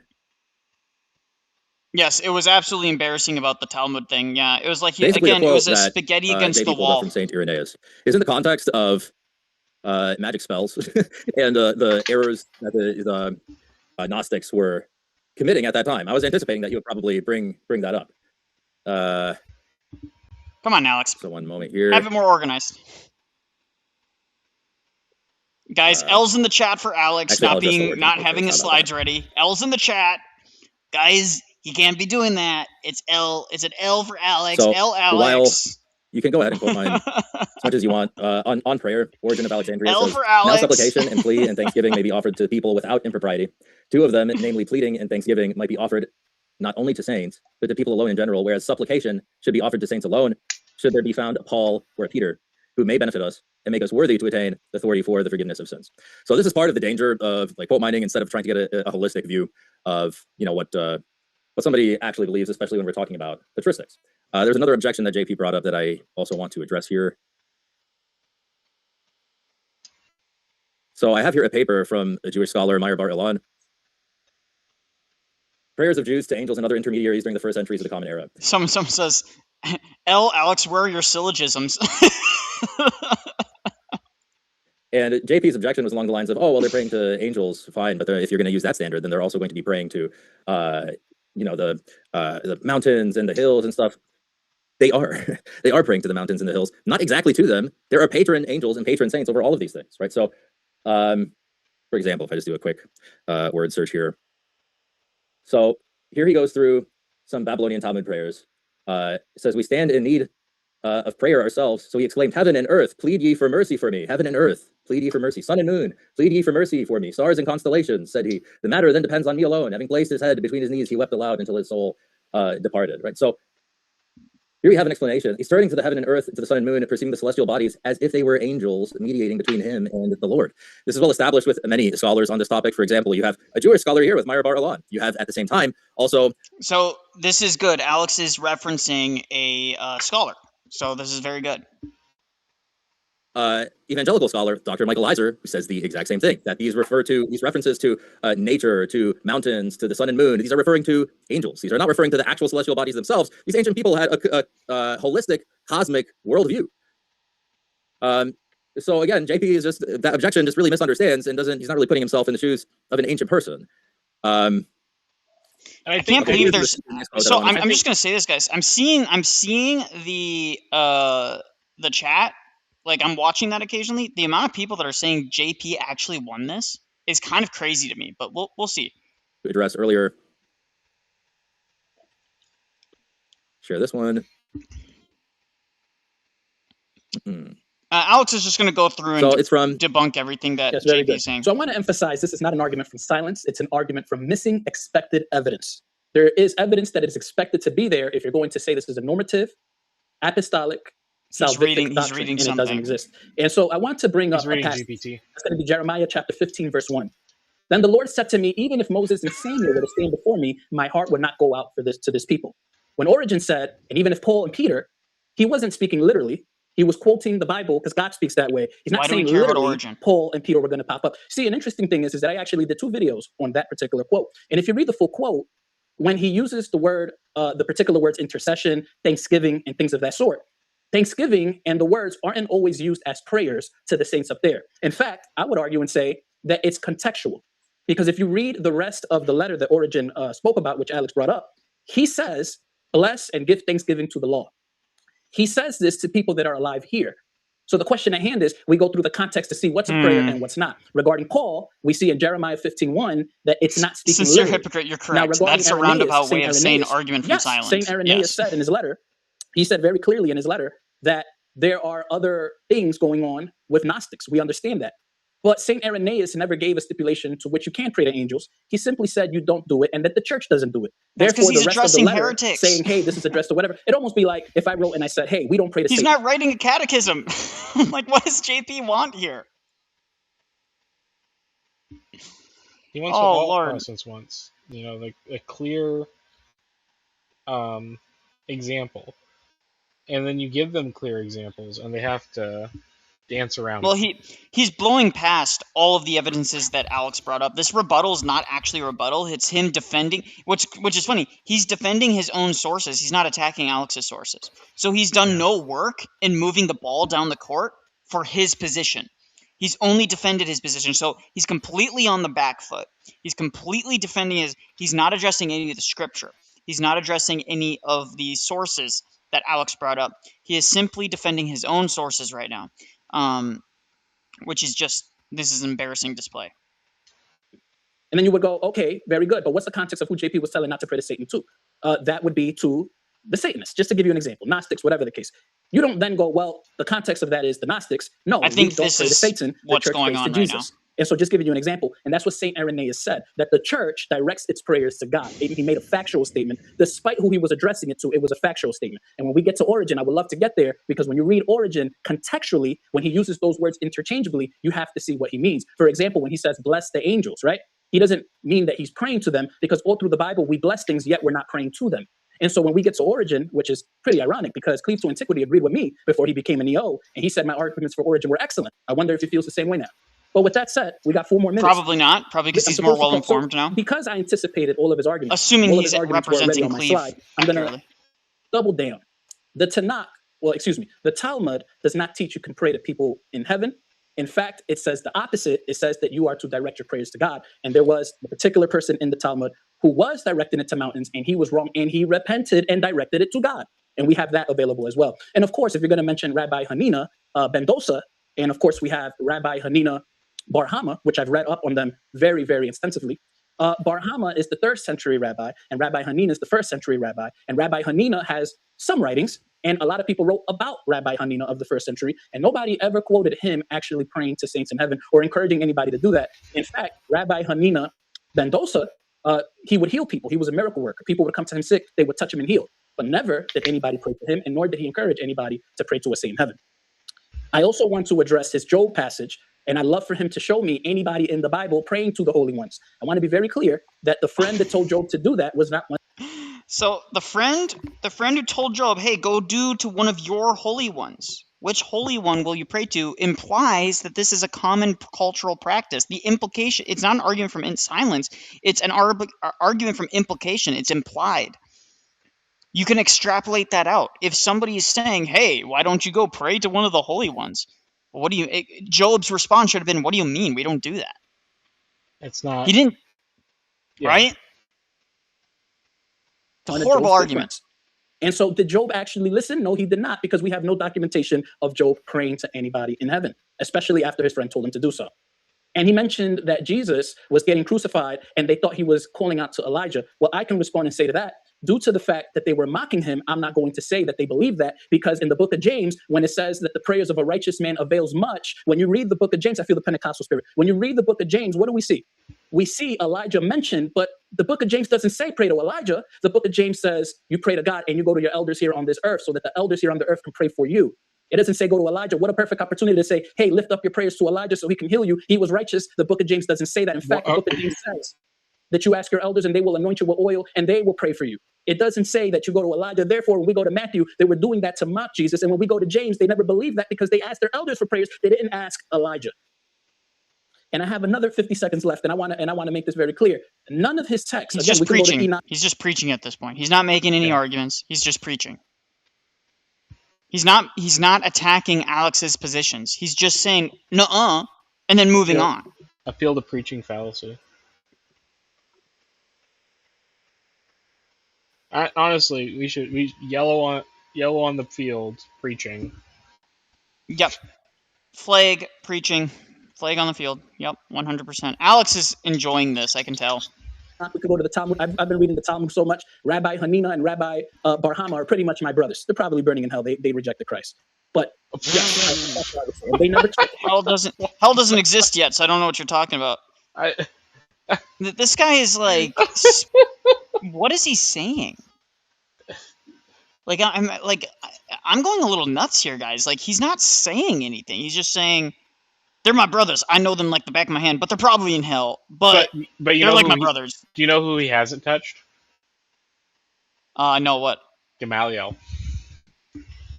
Yeah. He hasn't touched any of Alex's arguments. He hasn't rebutted any of Alex's arguments. And who is James writing to?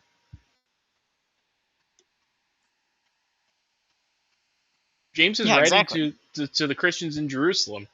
Likely, some of those Christians were present at the crucifixion and heard Christ crying out to Eli, Eli. Yes. Yep. So it was already a cultural practice for them. Why would James need to explicate that? Yeah, James would be talking to people where this is already a familiar cultural practice. It would be different if he was writing to Gentiles and saying, "Hey, this is how you properly do this, guys," right? But he doesn't do that because he's not writing to them. Compared to what's in heaven, and even the argument of going to the graveyards, the text doesn't say that they were praying to those people in the graveyards directly. That's up for debate. Rabbis debate that all the time. Because what the rabbis say, they're mentioning a phenomenon. They said some of these people are coming to us and saying that can we do this? And then they debate this issue amongst themselves. But that means that it was a meaningful cultural practice. That meant that it was a widespread practice to where they had to debate this. They say it's that they go there and then the dead bless them. But yeah, all right, that's my 7 minutes. Thank you. You got it, folks. If you haven't yet, hit that subscribe button. We have many more debates coming up. With that, we're going to go into the cross-examinations. Each of you, as you know, will have 20 minutes. Sorry, 15 minutes. Sorry about that, 15 minutes to cross-examine each other. And one thing I actually do have to clarify, you guys, did you want each 15 minutes or was it split? No, I would like 20 minutes each if we can, but 15 minutes each is what we agreed to. I thought it was 7 minutes each. I don't mind though, but I thought it was 7, but we're good. That was my mistake, sorry about that. But that's all good. Gentlemen, you basically know the drill. It's only asking questions, and then the person answering the questions, it's good to be as short and pithy as possible. If it looks like you're eating up your questioner's time, I have to jump in. With that, starting first, Alex, it's your chance to interrogate. JP, floor is all yours. Yeah, JP, what does the word pray mean, the English word pray? What does that mean? To ask, okay. Mm-hmm. So then you pray to people all the time, not just God, correct? Yeah, they're on this realm. They're not in heaven. Okay, all right. So I just wanted, that's the first step, I get it. Like, you pray to your parents, you pray to your siblings, you pray to your friends, correct? If we're going to use pray in that fashion, which is to ask, I don't have an issue asking people on this realm for favors. No, yes. Okay. What does the word saint mean? Saint, I would say it's a believer in Christ, whether departed or on earth. Not an angel? If you want to argue it's an angel, I don't believe that, but for the sake of argument, let's proceed and say yes. Okay. So you don't think that you can ask angels for things? If an angel is on this realm, yes. If an angel appears before me, but I'm forbidden to ask an angel in another realm for something. How? Where are you forbidden to do that? Where? The Bible's clear that we pray to God. So every example of communication. So it's okay. Oh, no. So wait. It's okay to do it if they appear right in front of me. I can pray to them. I can ask them. I can entreat them for something. But if they're in heaven, sorry, can't do it. There's some weird invisible veil between my ability to ask an angel in heaven to pray for me and an angel that appears right before me. Yeah, it's 100% arbitrary. What? Yeah, so every example of communication with an angel and a human is when the angel is on this one. For example, the Garden of Eden. The angel. So in the Psalms, when you don't think that the Psalms are an invitation or a request to angels to join them in worship? No, because if I read the full context of those letters, I would have to be consistent. And at least you are consistent. Say that David is praying to the mountains and the fish and the birds, and I don't believe that. Well, I mean, can't you ask your pet to do something? Can't you interact or interface with a pet? Like a dog? Can't you ask a dog to go do something? Sure, I can ask a dog to do something, yes. Okay, so you're praying to dogs? Bro, no, I'm not praying to dogs, brother. I mean, if you're gonna, I'm asking a dog in this realm. I mean, I'm just showing how inconsistent you are with your language here. It's like, yes, you can go to your dog and say, "I pray thee, go get me a beer from the fridge." Like, there's nothing wrong with it. I'm trying to expose that you actually don't believe what you're saying that you do believe. You believe something different. So, clarification. Okay, well, if you have an objection, go. What's your problem with the question? Some clarification. So my position is that if something is on this, I'm sorry. I'm not interested in you're explaining your position at this time. But can you? So if you can interact with a dog or like beasts of the field, like it says in the Psalms, it also says you can interact with angels. Why can't you interact with angels in the same way that you can interact with other created things? Because the Psalms don't say you can interact with angels. They are asking them to praise the Lord. If we read contextually, I would have to say that David was praying to the mountains, the fish, and the birds. Yes, but and the Alex provided a reasonable interpretation from early Jewish sources showing that they believed that those were angels interceding over those things. The angels ruled over the earth, and that's why it's that's why we have patron saints, is because demons had taken over parts of the world, and the demons were given the 30. I think it's 1/3 of the angels that fell.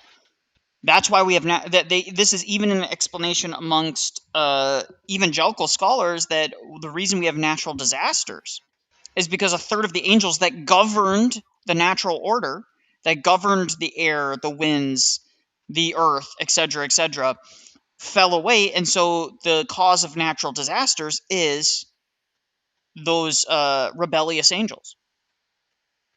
Creatures. What? You just said you can ask creatures things. Okay, so Alex, we're going to play these word games. Let's not throw the debate around. I asked you to define what pray means. You said ask. I am using your words and your definitions. I'm not playing any word games here. Don't try to play that with me. I will catch you in a second. Okay, I have dealt with like much more hostile, much smarter testimony than you. Okay. Yes. All right. So let's talk about the Jewish. I already said that he's from the 200s. Well, I was making sure that you weren't saying that Rabbi Hanina was passing down some sort of oral tradition from Rabbi Hanina of the 1st century. Okay, so Rabbi Hanina says that one who goes out to the cemetery, in order that the deceased will request mercy on their behalf. Why do they have to go to the cemetery to do that? So per Jewish tradition, if you go to the cemeteries and you ask for prayers to God, as the Talmud says, the departed saints can then pray for you. But it doesn't say that they pray to them directly. It's not in the text. So why do they have to go to the cemetery if they're just going there to pray to God? Arbitrary. So the saints are listening and will interact with your prayers as you're praying to God, but God forbid you actually ask the saints who are listening to your prayers. How arbitrary is this? This is insane, guys. This is like next level retardation. Snow filter called does not prove that apostolically. I'm not asking what it proves. I'm asking why do they have to go to the cemetery if they're just praying to God? Yeah, because it was their tradition that if they go to the cemetery and pray to God, that the departed saints who were Jews would bless them. You know? The look in the camera, he's like, I can't believe this, and then just looks in the camera and then just continues. So how do they think we pray to saints? We are able to pray to the saints because they participate in God's energies. Yes, they participate directly with Christ. They become more and more like Christ, just as the scriptures say. So I was reading the Talmud the other day. How come they have to be Jewish? Because per the Talmud, it says that if you go to a Jewish grave, you receive more of a blessing. I know, I'm saying why. Well, let me finish. Because per the Talmud, if you go to a Jewish grave, you receive more of a blessing than if you go to a Gentile grave. It's all the Talmud. But why? Why? I'm asking why. Because I know what it says. You just repeated what it says. I'm asking why did they say that? Yes, because the Jews are to be believed to have a higher anointing per the Talmud over the Gentiles. Okay, so I will share my screen for a moment here. You did not address like which cites to Rabbi Shimon ben Gamaliel, who literally is saying that people, I don't know if you can see it, you should be able to see it on your screen. Yeah, okay. He's saying that the reason why that monument is there so that people can go pray to Rachel. Excellent, excellent. So what this is, because I read it, is an extension to what the Bible says. So if you actually go to that passage and you open up the passage, what they're saying happened in that passage isn't actually there. So I'm not. I know it's not actually there. I'm saying, what do I make sense with this? What do you mean? This is a 5th century compilation. And it's citing a 1st century rabbi. No. This is a 5th. Rabbi Gamaliel is a 1st century rabbi. Okay, wait. This is a 5th century compilation of what a supposed rabbi said in the 1st century about a text that's not. Supposed rabbi. What reason do you have to disbelieve the text? Well, if you open up the text with Rachel, This is just if you actually insane. read the commentary, Timothy! it gives you the biblical passage of where that's. What reason do you have to not believe this, JP? I fear I join in your torture session. So everything that's not in the Bible, you don't believe it? I'm not going to believe a satanic Talmud that tells me that in the Old Testament there were people named Rachel. And you open up the Okay. Bible, Historical. I'm asking the historical. Oh, So St. Paul was taught by a Satanist? Gamaliel, yeah, Gamaliel was taught and became a saint in our church, correct? So I'm just clarifying here. JP's based now. I thought he was like into like Messianic Jewish synagogues and shit. I didn't know he became based all of a sudden. Yeah, he was go preaching at Messianic Jewish synagogues and Judaizer places. Now suddenly he's Jews like are bad. What the fuck? Isn't that weird? To me, I was a brave. I hope he's becoming a brave and based king, but. No, King James, the rules is that he can cross-examine. There's nothing in the rule where he has to let JP just keep on pontificating.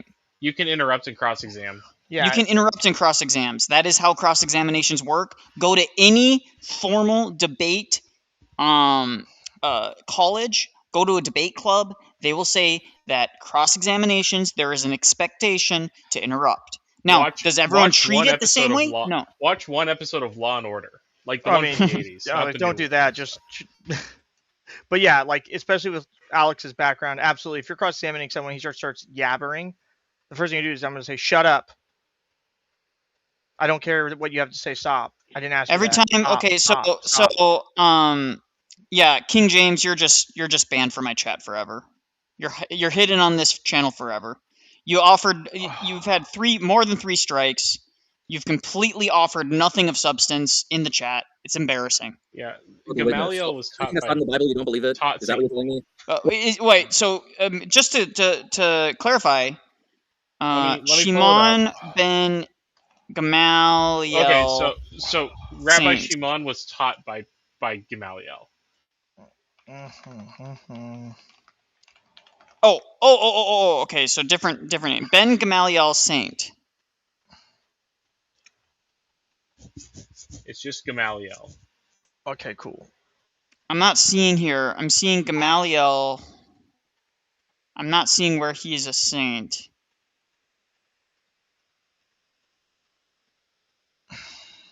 Oh, he is venerated in the Catholic and Eastern Orthodox Church. Yep. Yeah, but he was taught. He taught St. Paul. He was baptized by St. Peter and John the Apostle together with his son, and Nicodemus. The Clementine literature, Sanhedrin. All right, cool. Yeah. So yes, we have confirmed that this guy is denying. His relics are in Pisa.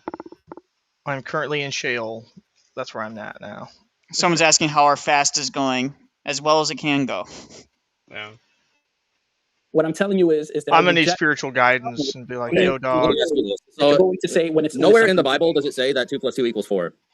Let's say that there is, hypothetically, let's say that there is a place in the Talmud that says 2 + 2 = 4. Are you not going to believe that 2 + 2 = 4 because it's in the Talmud and not in the Bible? No, brother, that's not what I'm saying. What I'm saying is that when you examine this is an analogous situation. Let me finish. So you have.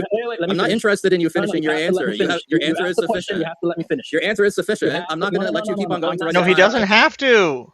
I get it. Can I finish? Witnesses hostile, Your Honor. Yeah, I'd say absolutely. Permission to treat the witnesses hostile, counselor. Go ahead. Let her rip. In the Talmud, it says that Jacob put the monument on Rachel's grave. And or I would more accurately say, stop answering questions he didn't ask. Know that that's her grave so that they can go pray there. Exactly. It eats up time, and Alex wants to get answers. Now, if JP wants to use his time to clarify, by the way, you guys are all given super chats to save your money for Alex when he does his post stream. You know. He could even say, as an example, no offense to MDD, they host a lot of Satanists. You know. Alex, I'll answer that question. you know, oh, we're short on time, say, hey man, you mind if I explain a little bit more here in a minute? He'll probably say no, because I hate to tell you all this, but Alex is an attorney and he doesn't want you to talk. He wants you to answer his questions. Yes. The only time he'll let you talk is if you're digging yourself a hole. Yes. Well, that's cheating. Then how's the other guy going to win? That's where the other cross exam happens. That's why you have 2 cross exams. Trying to win.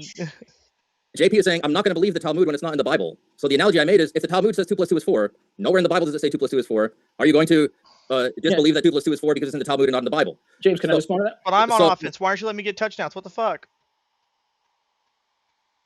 Yeah, I need to clarify because he's not letting me finish my. He's not. His answer to that. Let me. So I was literally. I don't want to hear. Okay, JP, yeah, bro, like, this is your chance. Go. Okay, that's what I just asked you for, is what did he get wrong when he paraphrased you? This is just a baseless claim. He's not answering your question, James. Except that if James is exacerbated. Is that freaking? You hear that?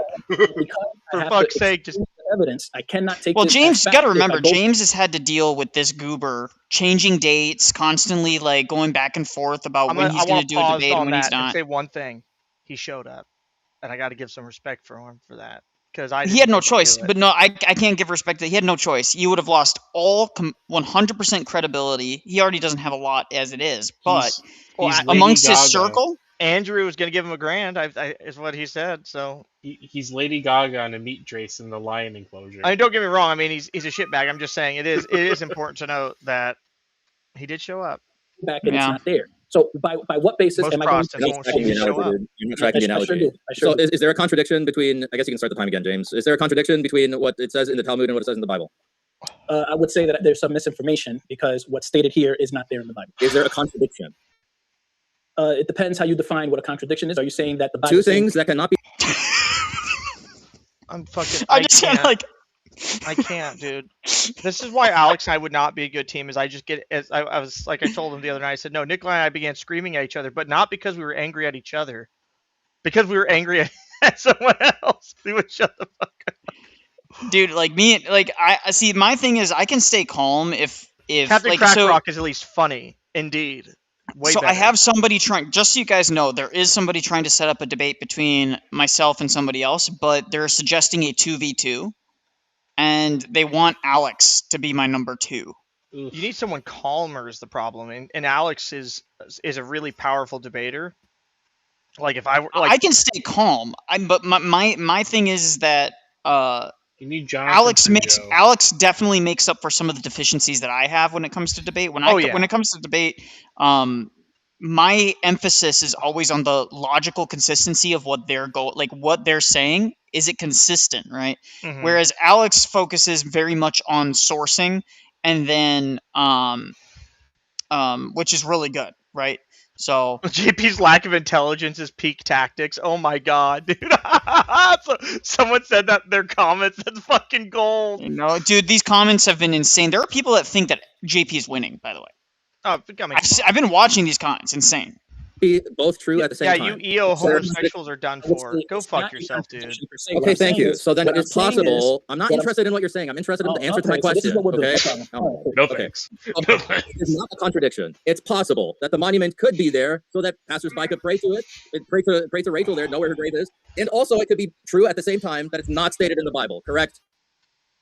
So my response to that is going to be... This is a yes or no question. Dude, please. I'll answer as well. You can give your reasoning. This is a yes or no question. I'm just asking for the Christian. Start with the answer yes or no, then you can pontificate, retard. So if you want to say 1 or 2 sentences, okay, but he's just wanting to make sure you don't go too far. Yeah. I could give 1 or 2 sentences, absolutely. So is it possible? I would say I would examine the evidence, and the answer to that is no. I don't think that it's possible.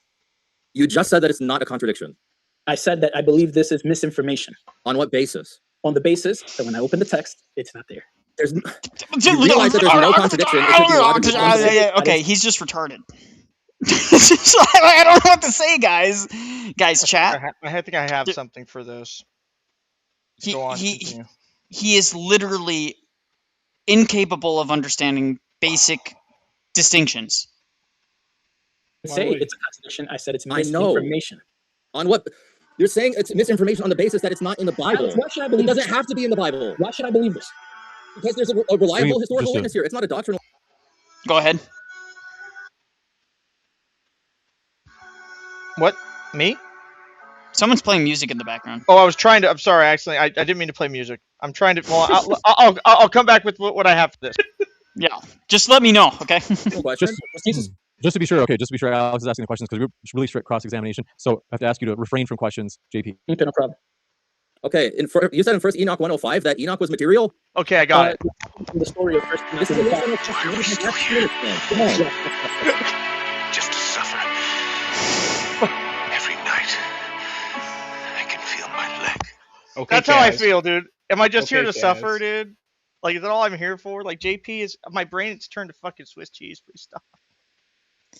I think I'd rather watch. I'd rather watch Ash debate the other Jewish guy that, you know. No, dude, that was horrible. By the way, they let that go on way too long. I'm just gonna say there's a reason why I bowed out from the back. It was hard. Back end chat. Once I was out, like I backed out of that chat.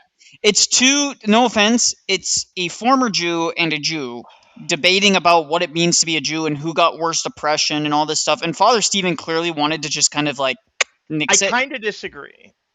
And I disagreed with Father Stephen, by the way, in which he said when he kind of I don't think he meant it this way, but he implied that Jews under Christian regimes are worse off, or just as worse off. It's not necessarily true, only if you interpret it as they're openly allowed to subvert Christian nations, which is exactly what the Talmud tells them to do. I would argue that I thought that was very good because I've done a lot of overseas contracting with Jewish people, and every one of them was in the Mossad, by the way, just so you know. They want me to tell you that. They were in the Mossad. I assure you it's true. And they were the biggest fucking assholes on the planet. The biggest fucking loser assholes. I hated working with Jews all the time. I was like, dude, you guys suck. You're worse than Brits. My tier list of it goes, the two worst countries to work with is Britain and Israel. They both suck. I would say there's three. My top 5 when I was in the military as a contractor. My top 5 worst interactions with foreign militaries or foreign contractors, etc., etc. Is I didn't interact with a lot of Israelis, but I would say the Brits are like number 3. Number 5 is the French. They're very rude. I agree. The Yibo, number 4 would be probably Canadians because they have no discipline at all. No. Number 2, easily, not even close, is literally any Middle Eastern country besides Israel. Yeah, I don't really want to consider the Arabs because they're just retarded. The Arabs are just. And I'm not saying that to be mean. I'm not saying that to be mean. They're literally retarded.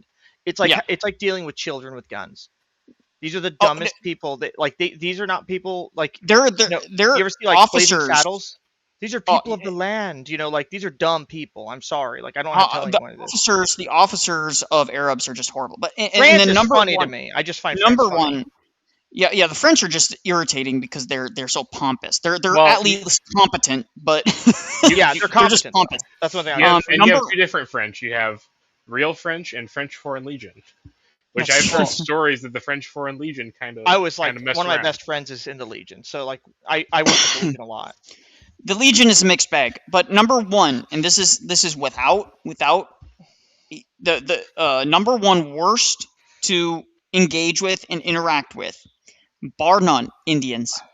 The Indian military is literally the worst. I don't blame you for saying that. The fact that in India, and Pakistan is just an extension of India, so I don't include them as Arab. So the fact that Pakistani and Indians have nuclear weapons it's a nightmare. should terrify every single person on this planet. I will say nuclear weapons because they hate each other. I will say, so I'll give India some credit. I have a soft spot for India. So for me, I give them shit. I make fun of them, but I never really had a hard time dealing with them because I know a little bit about Indian culture, usually nicer to me.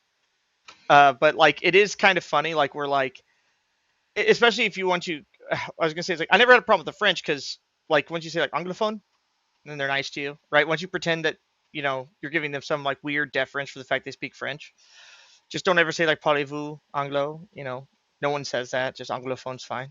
But Yeah. my good ones are always like Germany and Australia are the two best people to work with, bar none. So I will say this: my favorite people to work with are Australians are great, but they're like, I don't say they're super disciplined though. Like No. Australians are great because they're just a great time, and like they know, like once things get serious, they're like, okay, now it's time to like get serious, right? But like it's not because they're the most competent; it's just they're the most fun to be around. They I'm they gonna take their actually job seriously. X. Yeah. I'm telling you right now, like as far as like when you're going on mission, it was like literally like we're sitting there on like the sand table, and they're like, okay, dude, where we drop it in? And I'm like, all right, cool, I'll go with the KSK guys. And they're like, and you know, the guy, the warrant officer behind me is like, jawohl, the Hans goes with us every time, you know. And then the Australian guy be like, I know where I want to go, right on top of that cunt, right there. And I'm like, Yeah. you want to fucking drop? You think we're gonna drop in right on the fucking front door? I don't want to walk to you. Fuck it. Like, and they were gangsters, and they're like, and we're taking Hans with us, mate. And I come fast roping down, but I forgot to unclip, so I'm hanging on the bottom of this helicopter.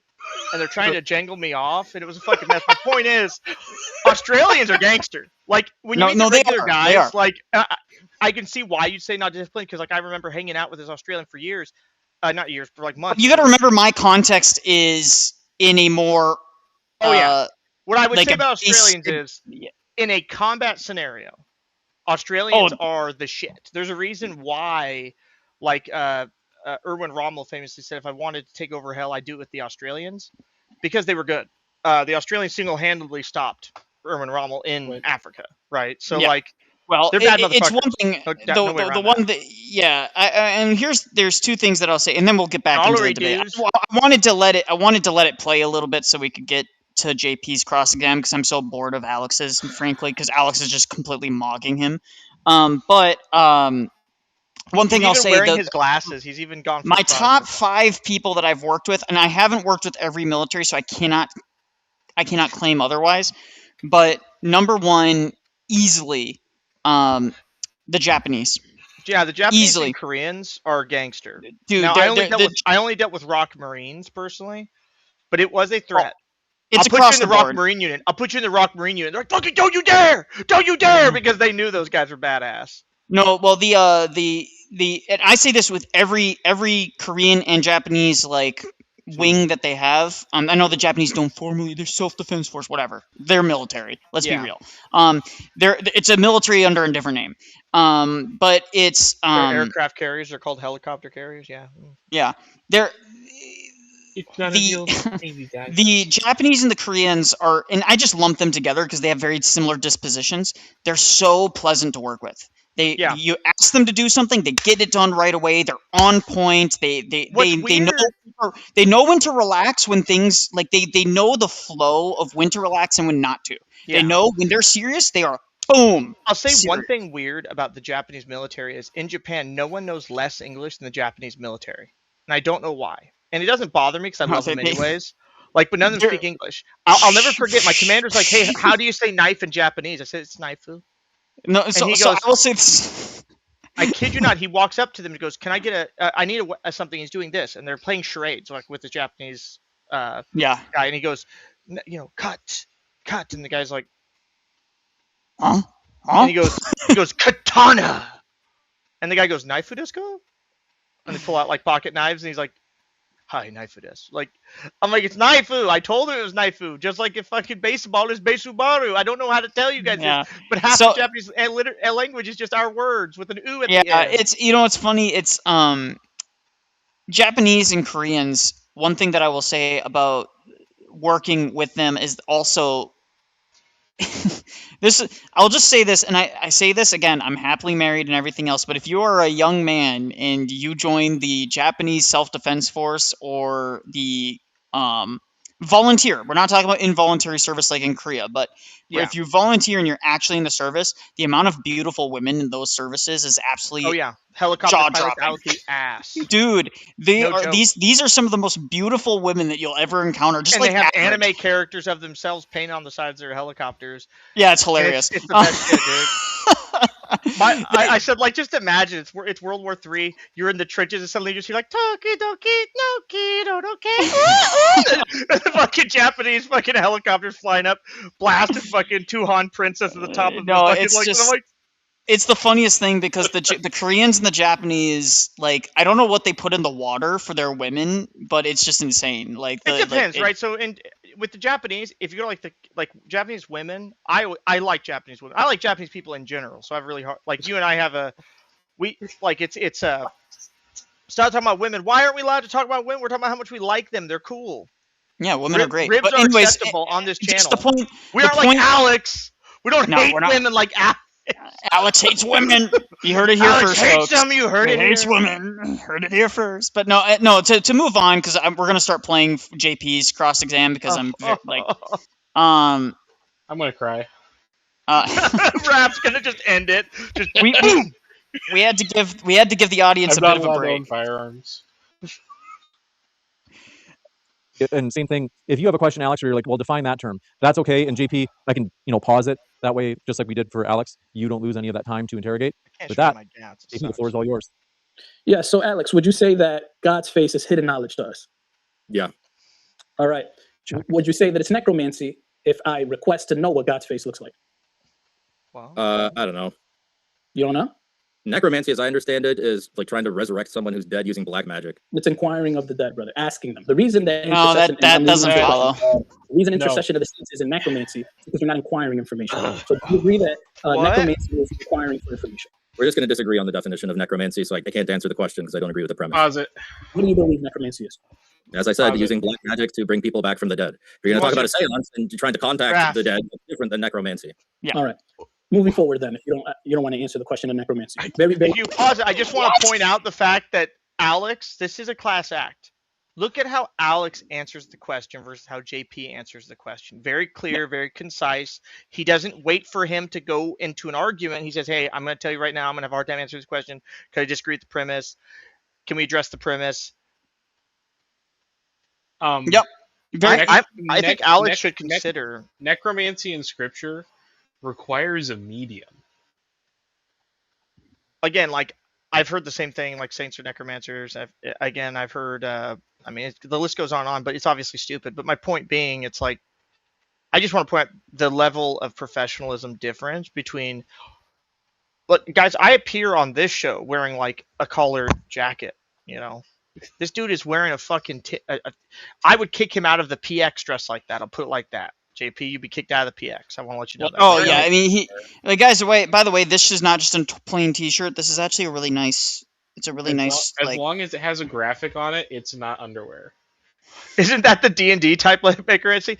I mean, he's like, "What's your favorite class in Diablo 4?" Answer it right now, Alex. This is a plain under T-shirt. It's not a shirt like this. I mean, if that gets wet, you will be able to see his nipple. I don't care if you're like he's that's wearing. ridiculous. I don't want to. You and I and Raph could all be wearing white T-shirts and short shorts. I don't care. You're on a professional debate, right? No, I get it. But what I'm saying is that there's a degree, like, even we are dressed up compared to what he's dressed up as. And see, James is. So it looks like he woke up. It looks like he woke up from his basement and just came upstairs and sat on his chair and was just like, "I'm okay, guys. I'm going to." And look at James. James is jacked. He can dress however he wants, dude. If I had biceps the size of James's biceps, he's wearing a sweater. He's wearing a sweater, by the way. He's wearing a long sleeve. He's wearing long sleeve tees. So I'm just saying again, like, if you want to say something about James, like you ever hear about Plato? What he would do if his debate opponent made him bored? He'd beat him up. Yeah. He'd take his clothes off and stand there jacked and just flex at him, and they'd be like, "Why?" And there's a direct quote from one of his debates where the guy says, "What does this prove?" And he said, "Shut up, bitch. Something like you're tiny." What the fuck? But point is, like, Plato, guys, Plato is in heaven. I'm convinced. He's jacked. Yeah. So necromancy in the Bible is a very specific thing, just like idolatry. Yes. Necromancy requires a medium. It requires witchcraft. It requires all these other things. So you need like a Eastern, like Oriental Orthodox, like liturgy person to help you with that, right? Is what you're saying? Well, yeah. So Saul, when he tried to reach Samuel, he went through a witch. Yes. He went to a medium. And Samuel showed up despite that. Yes, and said, "What the fuck?" Saul. Yeah, We have other parts in the Old Testament of the righteous interceding, the righteous dead interceding with the living. Yeah.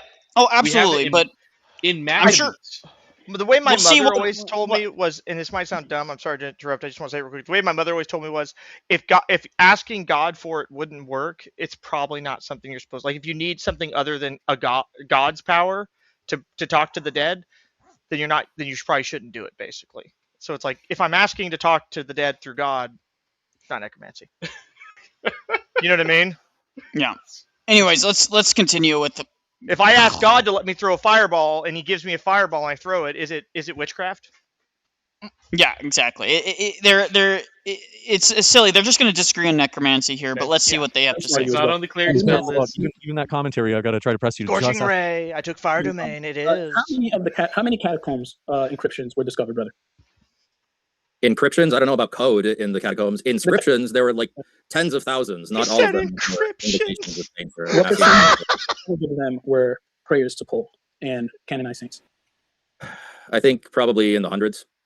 No, what percentage from 1 through 100? I don't know what the percentage is off the top of my head. I'm not even calculator. Yeah, so scholars would argue and say that it's less than what I mean? Right. Now the question at you Okay, is, how can you establish a doctrine wait. Let's say it is 1%. That means 1% of the discovered ones That show are a around still widespread today. cultural practice That are around still today. and survived. By the way, and these catacombs had to Sincere survive. hypocrite. If splitting the seas or mountains isn't sorcery, then neither is praying to the saints. Ding, ding, ding. You figured it out. Exactly. Sincere hypocrite, indeed. Yeah, correct. And I just want to emphasize this point.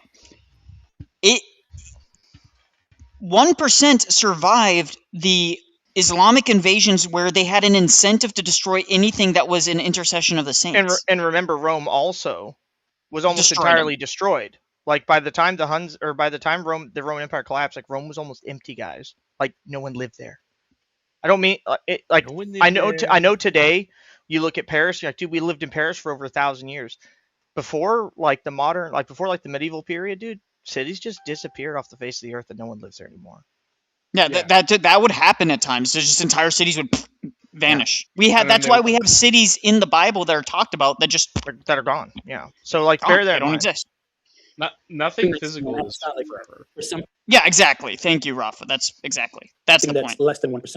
Because it's a collective case. It's not just inscriptions. Guys, I insist. Do not give $50 Stop giving $50 MDD has super enough chats. money. First off, MDD has plenty of money. Save that money for someone like Alex. Okay. Give it to me. Again, I like James. He seems like a very nice guy. James seems very nice. But MDD gets plenty of super chats from non-Orthodox people to be self-sufficient, right? Makes plenty of money. That's not including ad revenue. That's not including everything else that they have. MDD has no problem with money. If you are Orthodox, support Orthodox creators like Alex. Support priests who go live like Father Ron. Bigly on that one. That $50 super chat is, by the way, that's huge for a priest. That's huge. That goes a long way for a priest. And I just like give it to yes. What Maria said, give it to me. I need to buy new sneakers. So I like money. I like money. And I like shoes.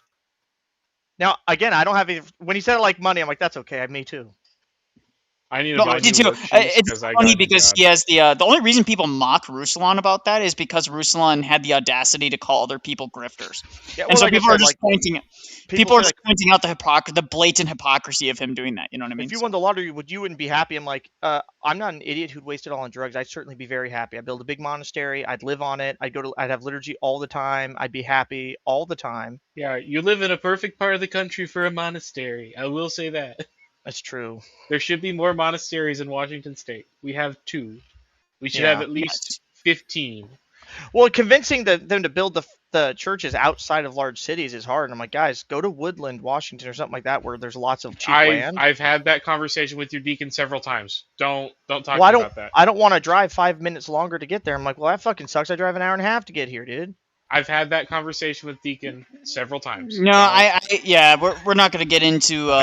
Yeah, we're getting into. Bro needs 7 figures. Yes, we do. Personal parish politics. We're not going to get into I did not that, bring but up my deacon. I said nothing bad about my deacon. To be very I clear, love his deacon. All the pieces of information you gave leading up to a question, James. Nothing All the bad pieces about of anyone in my church. information you gave were invalid, and they don't prove intercession of the saints. So my question to you is this: how do you deal with the Talmud when the Talmud says that you pray to God? Wait, stop! I thought we were allowed to bring up the Talmud. I thought, why are you referencing the Talmud? I thought it was from satanic people, JP. Just insane. The Orthodox Well, Jews, it's almost like he's never read the well, Talmud. those I'm Thursdays, willing to those wager he Thursdays, hasn't. They all say that the Talmud teaches that you can ask the saints for things. Okay, well, I quoted the Talmud Get itself. Ash in word here, for word. dude. The Talmud So did itself I. says, yeah, and the Talmud itself says, and I'll read it for you. It says, Which if a Talmud? person faces Because there- distress, Yeah, actually, let let him not cry me out to Michael or Gabriel. send Rather, let him Ash cry out a directly to me link. and answer him immediately. Ash And is of course, awesome. we have examples where Yeah, people can I- prayed to can I- God Yes. than God and they repented. How do you deal So, with that? can I Talmud make a is point? not the Can I make a between point? rabbis, real Yeah, quick? hold on. Stone, you'll have differing. So they're both quoting different Talmuds. Alex is quoting a 2nd century Talmud. JP is quoting a later 6th century Talmud. The 2nd century Talmud is going to have a lot less anti-Christian polemics in it, Yeah. precisely because it was so new. Yeah. And just for the record, for the chat, in case they don't know, please don't make this live members only because JP's crew can have mad. Okay. I was just going to say that, like, just so y'all know, like, what the Talmud is, it's really just a big book of opinions. Okay. And it's like, I'm not making it members only rabbis unless we start using dropping no N-bombs. words that are going to get, yeah, if we drop I haven't any, dropped an N-bomb ever on this channel, let the record show. Neither- Ever. neither have I. Never. Rap has. Yes, he has. He's lying. I have not. Tell his priest. if guys, actually the person with the highest statistical likelihood of doing it is actually me on our. I say Enwa. If I call you an Enwa, I'm talking about the game. No, but in all seriousness, no, I don't. I have no intention of I doing was that told now. I'm not allowed to say But NWAT church just if- anymore. Really? The yeah. Talmud. So the Talmud, just so y'all know, is just a big book of opinions. So if you start like misquoting it or doing stuff, instantly you lose to Jews. So always remember that when you're citing the Talmud or you're referencing it, it's just a big book of opinions, and some of those opinions are considered like really important, and some of those opinions are considered wrong. So just kind of keep that in mind. That's why it's such a terrible read. If you ever actually tried to read it, it's just like, oh. Yeah. But wouldn't you say Let's- that cuts on your let's side? let this Because play for then a it bit- means it for a wasn't an bit. established practice that they went to the graves to pray to the saints, because that is also debated. Well, what time period is the rabbi that you're quoting for your citation? The time period, but before we go there, can you answer my question? Because you're not supposed I to. can't because I can ask a question if it's to clarify your question No, or if my it's to question object is to your very question. direct. Since you said that it's up for debates and things of that sort, and Rabbi Levi was talking to Rabbi Hanina, my question to you is, couldn't that standard be used against you? And it's 3rd century, by the way. I'm telling you it could be, but first I need to know what time period the rabbi you are citing is from. Okay, the rabbi that I'm citing from is 5th century to a 5th century compilation of the 3rd century. It's the same thing as your rabbi. Okay, well then we have a split opinion. There's a majority and a minority opinion. I think that if you take the weight of the Talmud, you have, again, like I quoted Rabbi Gamaliel, Rabbi Kanina, and there was a third one who's slipping my mind. This is Bishop. Thank you. Can you tell me an apostolic father? Well, He stopped. Father, Alex stopped. Just pointing it out. Well, it just Like does an it because actual professional debater. everybody did it. Where does he do? What is In his reference? commentary on Daniel, when he asks the Shadrach, Meshach, and Abednego to entreat him. You mean in the same commentary where he was talking to Nebuchadnezzar and he was asking Nebuchadnezzar why he was wicked? So this is the same mistake that you made when you were talking about Isaiah, talking about the devil. So again, we both agreed that pray means ask. Isaiah is not asking the devil for anything. There might be questions, but he's not like asking him for something, right? It's just like a rhetorical question, right? So it's not a prayer. And also you can distinguish. One thing that I'm going to add here, and then we're going to play right away, is that when he says 1st century saints, Gamaliel was a rabbi in the Jew. He was a Jewish rabbi. He was a Jewish person. So he would know the Jewish position, and you would think that when referencing him, that they would go, and when he became a Christian, he would write writings saying, "Oh, my previous Jewish beliefs here, where I mentioned that they can pray to saints, that's totally wrong. You can't do that." But he never, ever once corrects himself on that. Saint Gamaliel. I can never say his name, but let's go.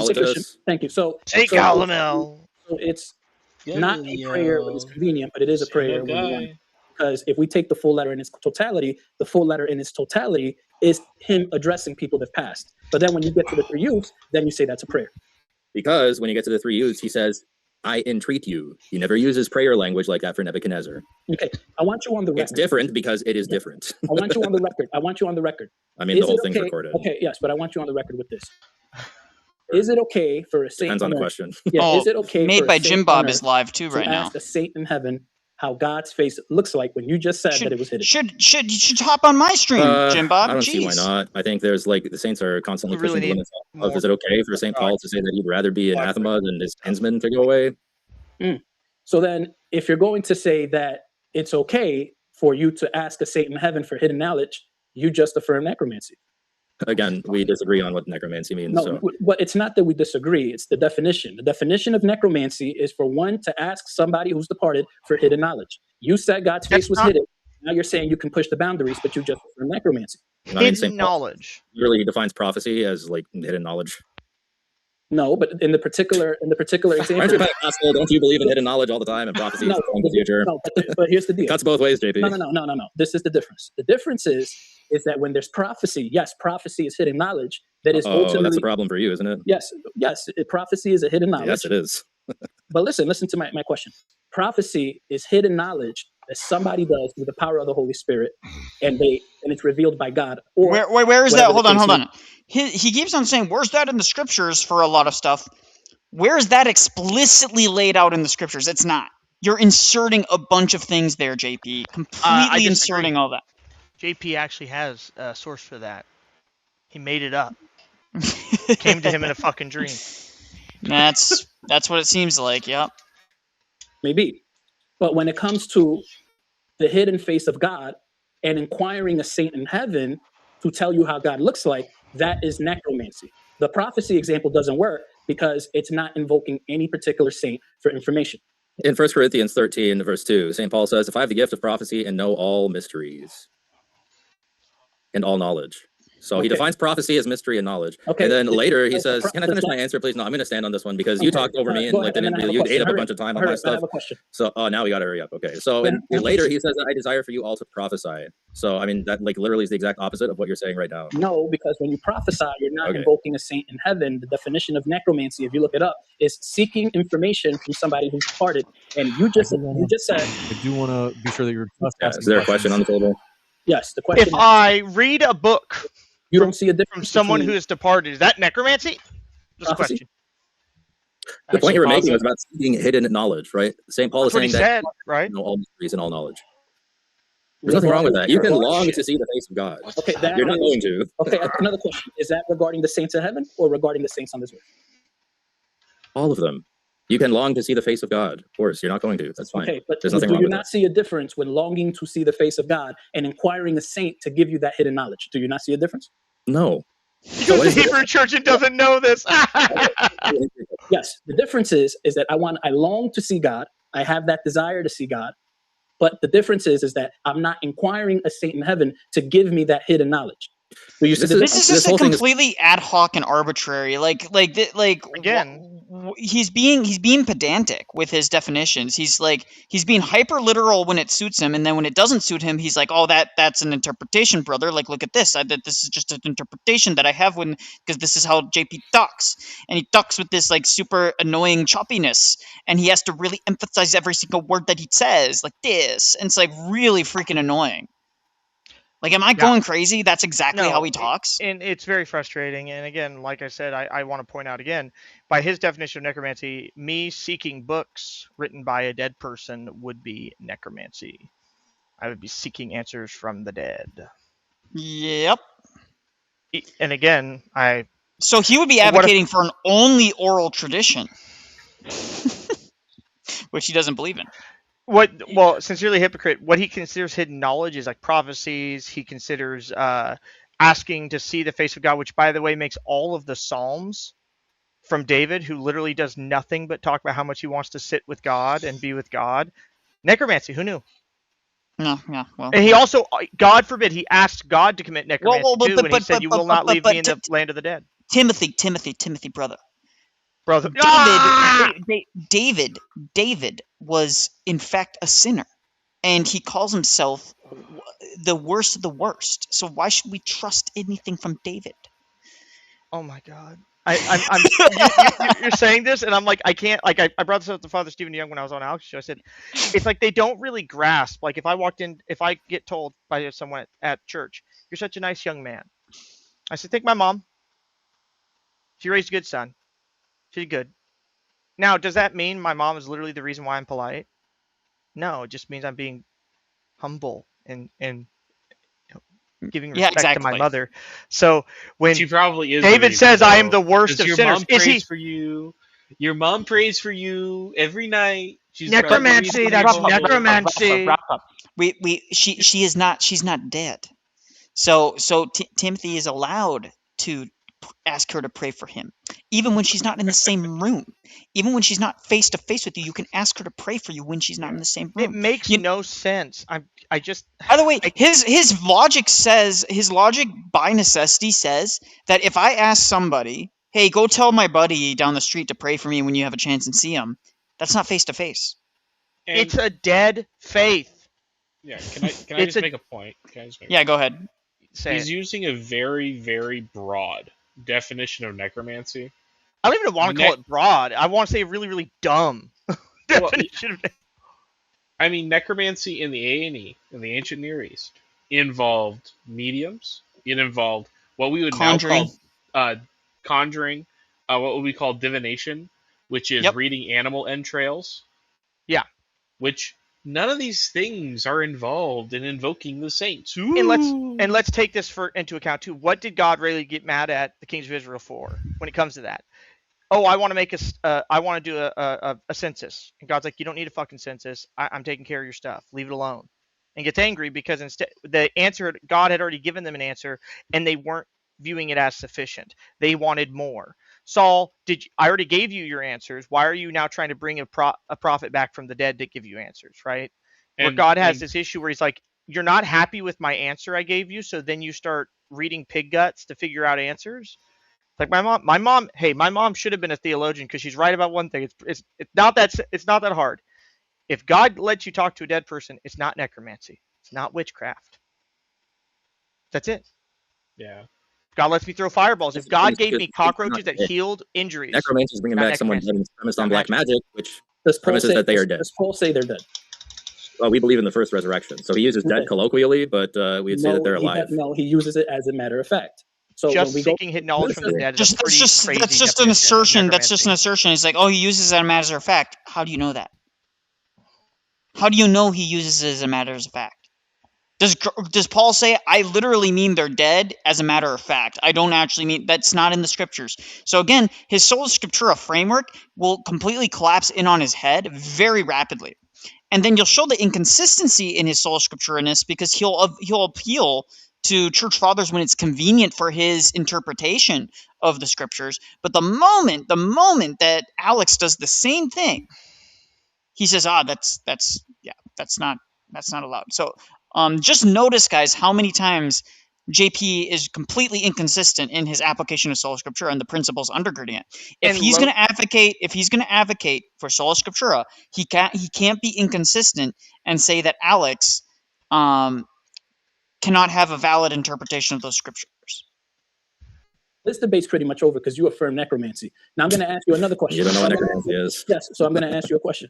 Also, they're not dead, JP. Jesus says this in John's gospel. So do you believe this? Do you believe this? That's what Jesus says. So you don't have any apostolic. You don't believe it. Wait, so you don't have any apostolic fathers or anti-Nicene church Saint fathers? Hippolytus, the Perpetua, Saint Perpetua, the Passion of Saint Perpetua. What's the quote? When he's talking about the three U's, which I showed on the screen in my opening, which everybody saw, it says, I entreat you. Entreat is a request. Is that all you have? You have Enoch 105, Enoch 9. You have the Passion of Saint Perpetua. These are all anti-Nicene. They're all before. They're all anti-Nicene. So what he see now he's moving the goalpost. He's moving the goalpost. You can't show me any. Well, he showed you two. There's two right there. Showed him more than two. The principle, and I just want to point out, like, this is something that I wish Alex would do. The principle of icon or relic veneration is the same principle, because veneration requires a treatment. Like, what do you think happens when we venerate? Marilyn, how dare you say that about Alex? I see you in that other chat. I know you're probably stalking ours too. You're stalking every chat. I'm convinced it's just a whole nunnery full of women going by the name Marilyn. I think there's at least 7 Marilyns running around. Nicaea, All you have JP. quoted, Get tea all you to a have quoted nunnery. is a text out of context. You have not given me any. That's an ancient assertion. Nicene- Where's the question? James, Okay, is there a so question on here's the my table? question. Here's my Fair, we go. question. Okay, here's my question. Do you have any anti-Nicene or apostolic father other than this out of context quote that you've been using? Saint Hippolytus is not out of context. You have Saint Okay. Perpetua. You have, again, like I said, all these things in archaeology that are Saint showing that this Perpetua. is. Saint Again, Perpetua what about said Saint what? Perpetua? He said what? Saint Perpetua is a lady, first of all. Yes. Second of all, Yes, she said what? he said she had a vision that He she was said what? departed. She entered the afterlife. You would have paid attention to my opening. You would have known this. But she went to the What? afterlife, and then in the afterlife, in paradise, in the vision, she was in paradise. The bishop from the material realm is praying to her, and nowhere in the text is this said like rebuked or said that it's bad. In fact, it's treated positively. Look it up on ChatGPT real quick. Go ahead. No. So what I'm trying to ask you is, so Where you got you your said, slides from? That was a slight. That was I jab. just want to That point was out that rude. Alex still responds to his questions quickly. He speaks very quickly. He doesn't waste the cross examination. He's not. Yeah, he's not. Now that being said, actually, in his- JP's wasted more of his time than Yes. Alex has. What'd you have? Someone said something about JP's earlier slide that bothered me is why is JP acting like they were different churches in the 1st, 2nd, 3rd century? The Ante-Nicene church is the same as the 1st, 2nd church. Yeah, exactly. They don't know anything.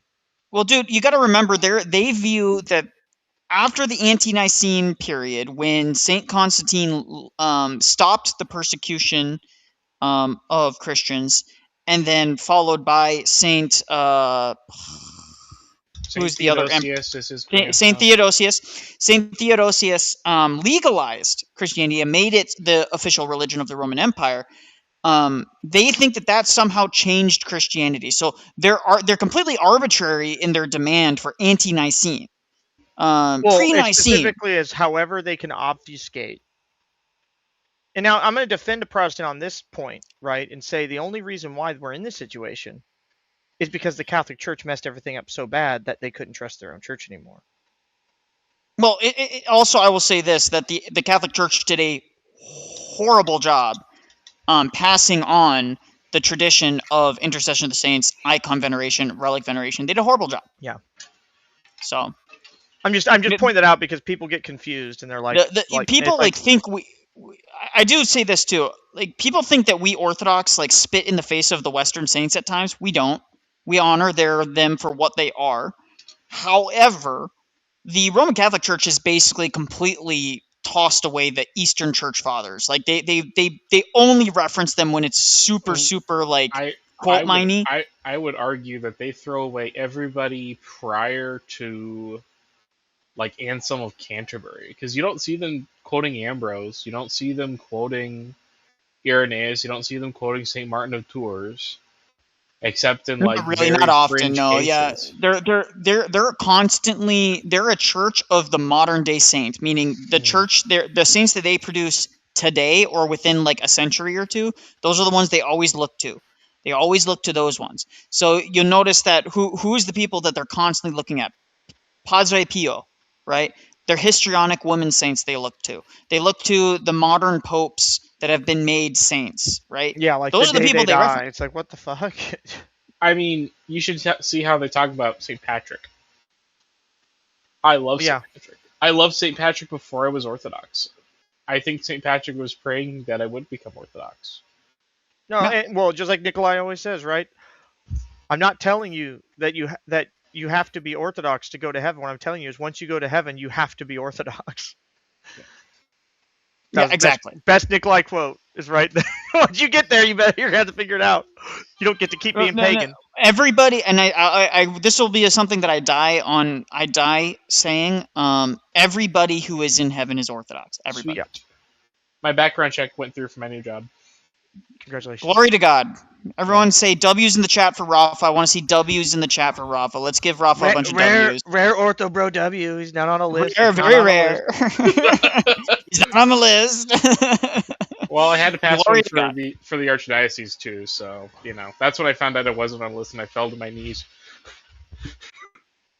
Hey guys, I found out that believe it or not, I was investigated when I was a contractor because I converted to Orthodoxy. Because I was attending a Russian church. You want to know my dad was put on a week leave the week I got made a reader. And he's a federal contractor. Well, hold on, Nick Flip, you're wrong. Aquinas is Francis of Assisi. You're correct, but Aquinas, they don't care about Aquinas. Thomism is like completely abandoned by their modern church.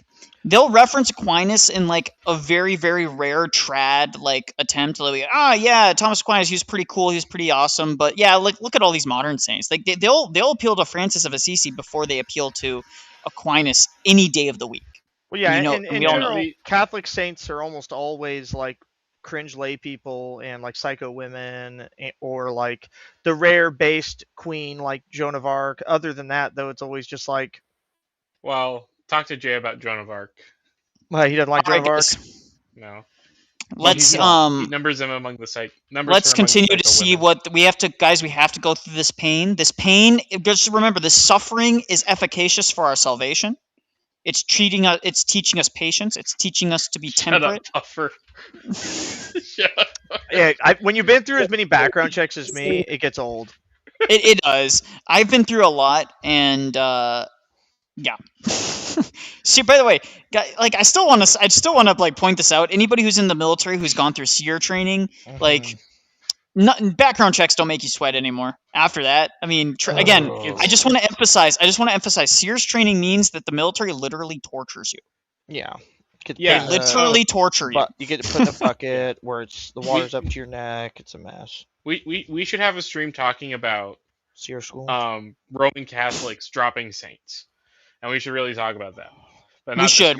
We should not this stream, but we should. That is a good topic. That somebody was praying to Saint Perpetua? Yes. When she was in heaven? In the vision, yes. In the vision. So are you saying that's what it says? You can read it for yourself. It's on New Advent. So are you saying that every time you pray to a saint in heaven, you're in a state of a vision? He doesn't understand what is being argued right now. Guys, Alex is asking if he had breakfast. Please, Alex, please do it. I want to point out that I was the one in the chat who told him to ask Chris LaSala if he had breakfast this morning. I was the one in the chat, and Alex looked at the chat, and they looked at the camera, and I could feel him looking into my soul. And he asked Chris LaSala, "Did you eat breakfast this morning?" He goes, "Why does that matter?" Okay, but you see, did you see that? I did. Extreme circumstances. I was like, "Ask him, Alex. Ask him, please." Have an apostolic father or anti-Nicene father. He just gave two. And by the way, Gamaliel is a anti-Nicene father that teaches it. Also, it can't be a woman; it has to be a father. Yes. Do you have a father or what? It can't be Saint Perpetua. I get it. She ruins your case. That's fine. I would have to look at that quote. But it seems like you don't have. He brought up the quote for you to. This is. We're skipping. I can't do it anymore. We're going to. I kind of lost. Wait. Let's wait just a minute. Press play. I want to see something because Alex is. I have Saint Hippolytus of Rome. I have the Passion of Saints Perpetua and Felicity. It's one document. I have multiple liturgical documents from different areas of fathers. Do you have fathers? Saint Hippolytus. That's the only person. No, I think Alex should bring up Saint Dionysius. I think that is a strong saint, and I know JP will say, yeah, but scholars dispute when it was written. Okay, but we have scholars that, especially modern day scholarship, that suggests that it is legitimate, and the early church believed it was legitimate. You don't see any saint in the early church disputing the corpus of Saint Dionysius. You don't see any of them. So the question then becomes, why can't we use Saint Dionysius as an evidence? It's not the strongest of evidences because it is disputed, but it can be a supporting structure. I wish Alex would use Saint Dionysius because it's very clearly supports the intercession of the saints. Yeah, you can't make a whole doctrine. Chat GPT. So again, I'll ask you. It's not just based off of one father. It's based off of liturgics. It's based off of Saint Perpetua. It's based off of Second Temple. I'm answering it right now. Okay, so answer my question. You made a point, and now Alex is trying. That you're mentioning is Saint Hippolytus. I'm asking you for an additional anti-Nicene or apostolic father. You keep going to encryption. So, do you have anybody else? I'm not talking about any encryptions. Okay, liturgical documents are not inscriptions. Liturgical documents are how Christians worship. Okay? He means inscriptions that they used in worship in the liturgy in Egypt. All of the apostolic fathers in Egypt in the 200s would have been using those documents. Can you quote one? They are using these documents, dude. I showed you the Oxyrinus. Trust me, bro. This is a lot of trust me, bro. Oh my God, no, it's not. That's No, JP paid no attention. So just to clarify, this is what's called a straw man. Lord have mercy, Lord have mercy, Lord have mercy. Right? It's called a straw man. My blood pressure. Guys, I gotta be quiet for a second. Go ahead, speak. Lord have mercy, Lord have mercy, Lord have mercy. Yeah, just hit that for a minute. Just for everyone to understand. Okay. This is actually what a straw man is. Yes. Because I've had this issue, and I love Jay, and I almost wish he didn't charge for his philosophy course. I kind of want to make a video of just like stop saying this is a fallacy when you don't know what it is, and one of those is going to be the straw man. Straw man does not mean you are explaining how you see their argument, and it's wrong. That's not in straw man. Straw man is when you are literally restating and telling them they're arguing for something they're not arguing for, or that they haven't brought the evidence. You're setting up a weak version of their argument to knock it down, like he's doing here. That's a lot of trust me, bro. He just gave you that evidence. That's not a lot of trust me, bro, right? And you're not even addressing that he gave you the evidence. You're just continuing to imply he didn't bring it. Well, I would just say that's appeal to JP fallacy right there. But point being, it's a straw man. He's actually doing a straw man. I can't believe it. I've seen a real fallacy. Yeah. This is almost as bad as Gavin Ortland's straw man. Let's go on the record. So far, what you've given me is Saint Hippolytus out of context and Perpetua. Wrong. And you have not given me any Wrong. So wrong. So wrong. Apostolic Father. Alex, hire me. I'll do it for you. Again, anybody else? Yes. I have Saint Hippolytus. We already went over that. Can you give me another? All of the fathers that were worshiping in churches in Egypt in the 200s. We have documentation of them saying you can pray to saints. Saint Athanasius, Saint Alexander of Alexandria. It's in the liturgy.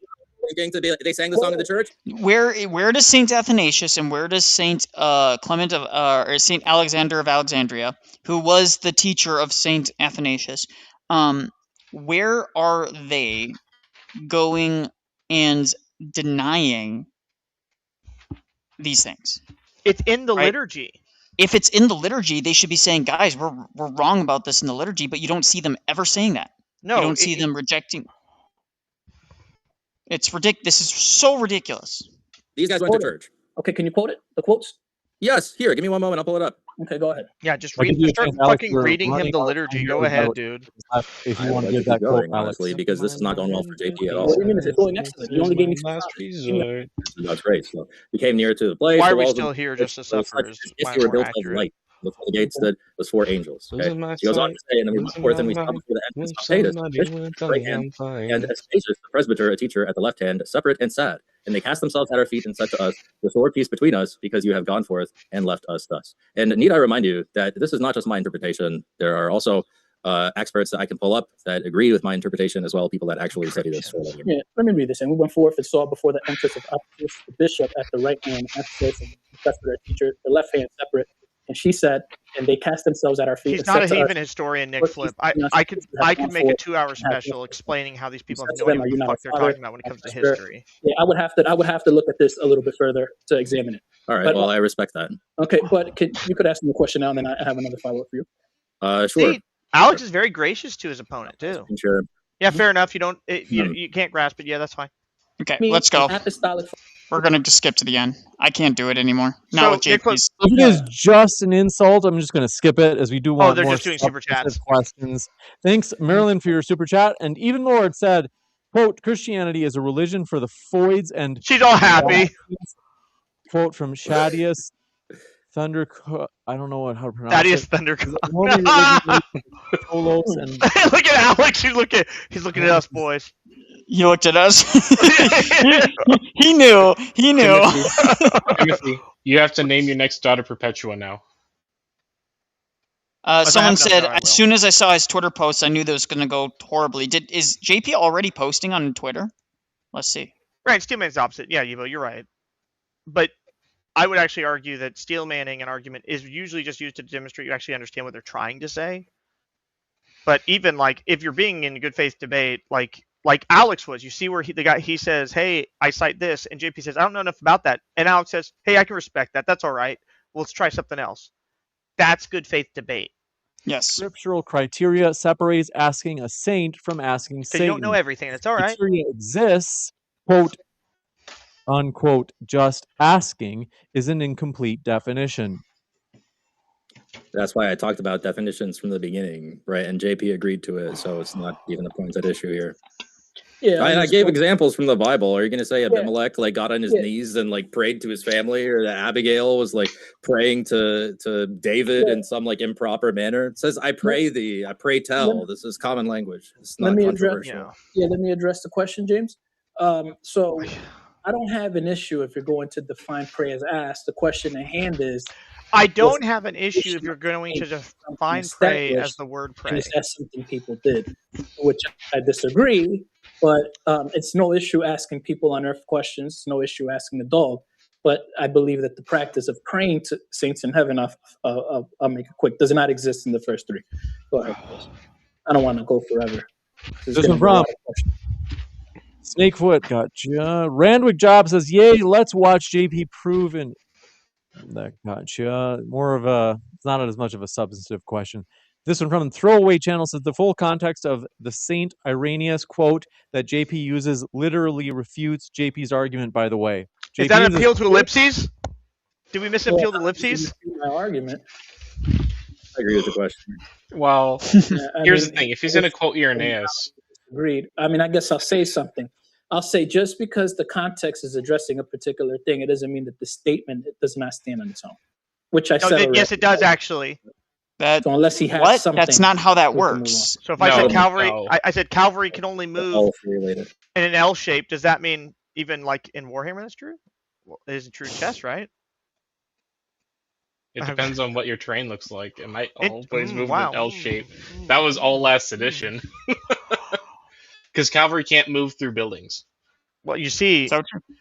my point being, context matters. Exactly. If someone says cavalry can't move in an L shape, it's like, what are you talking about? Real cavalry? You're talking about chess? Like, context matters. So yeah, it's silly. Like, it's just a ridiculous argument. missing expected evidence. I was expecting evidence. That's what an argument from silence is. No, the difference is that it's rational to expect evidence, because if this is such a doctrine that's normative, No, that's the opposite of you would true. expect some level of evidence, and if that evidence, That's the opposite. That's The not how opposite. things worked in ancient. Common again, knowledge was not recorded. It was never. No. No one wrote down common knowledge. The first recorded evidence of Viking funeral pyres, where they buried Vikings in their ships and then buried them with all of their valuables. The first time that's recorded is in the year 800. By a Muslim 800, scholar.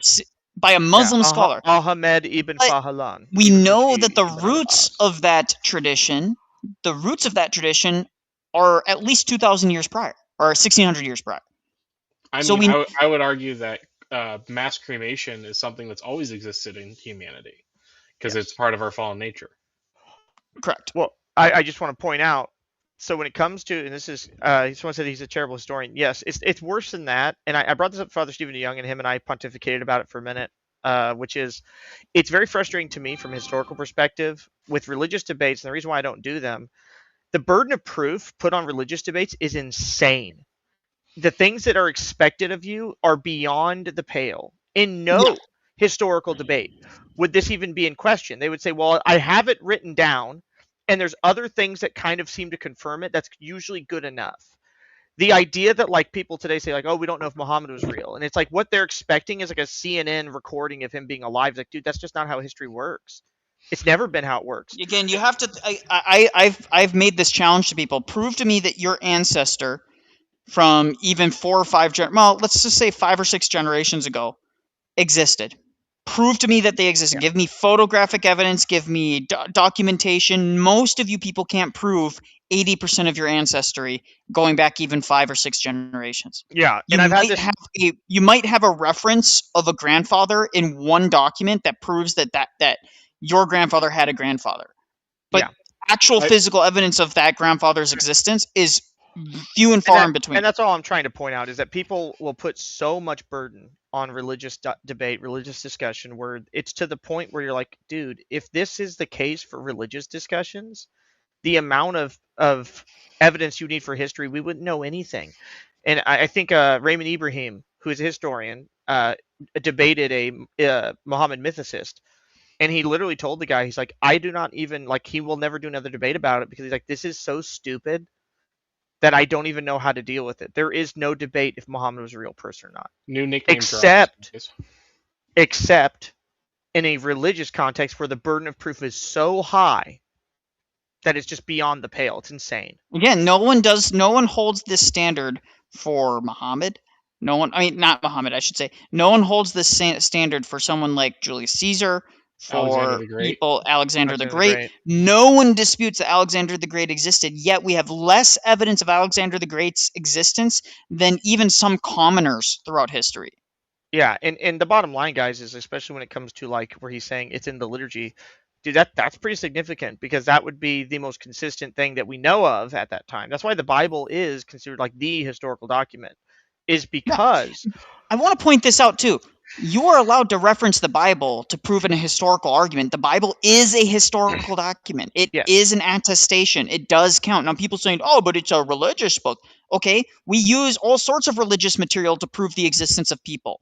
There were a ton of religious material about various emperors of China's history.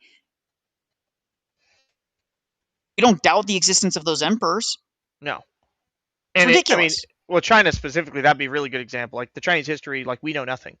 You know, you ever see the joke video where it's like, it shows them in the Three Kingdoms there, and he's like, "Hey, is this real?" He's like, "It could be, or it could be made up." He's like, "Well, that explains the guy shooting laser beams out of his eyes, and he's flying around." Ah, because you don't know, because Chinese history is so long ago, and it's almost impossible to know what's real and what's not. But my point is like he says, church history gets way much more scrutiny. Yeah, because if they find one dude who disagrees, I'm like, this is a contrary opinion. This is a contrary. Congratulations, he's saying people believe this. It's a widespread belief. There you go. I just contradicted. By the way, guys, I don't know if Alex is going to be hopping on his channel or if he's going to be hopping on here. I don't know what his plans are. We got Jose Hernandez, my brother. Oh, come on, brother. I'm sorry I didn't see you calling in until just now. No Jay White Hernandez. He's white. He says he's white. Exactly. Just like the river Blanco that runs by me and has. I don't understand Mexican. I can't speak it. Is this the Handel? We can't speak Mexican here. We don't speak Mexican. Spanish has literally ruined Latin for me. I used to work with a lot of Mexicans, and it was funny because when you work with like Mexican Marines, I don't know a lot of. I know more French than I know Spanish, and they'd always make fun of me because I would start talking to them in Spanish, and it would immediately dissolve into French, and everyone starts laughing. I'm like, what's so funny, guys? And they're like, "You're speaking French again." I'm like, "Oh God." The irony is, you're probably fully understandable. It's crazy, but like, I mean, I don't speak French or Portuguese, but I can read both thanks to just how close Spanish, French, and Portuguese are. It's I would like, you know, it's instead of saying grande, I'm like, it's grand, très grand. Ooh la la, so big. Yep, exactly. Yeah. Well, so Jose, because we're talking kind of the history, and listen, I'm sick and tired of responding to JP here, so we're kind of love over. Jose. We love Jose. JP, we love Jose. But what are your initial thoughts of JP's ridiculous historical standards? I mean, honestly, I didn't hear any of it, and I have no interest in listening to anything JP has to say. I'll give you a crash course. It's basically like, hey, I see that you have a woman who said this. He even acknowledges it. But he says, but do you have any men who say this? And Alex says, so you specifically want a man, not a woman? He goes, yeah.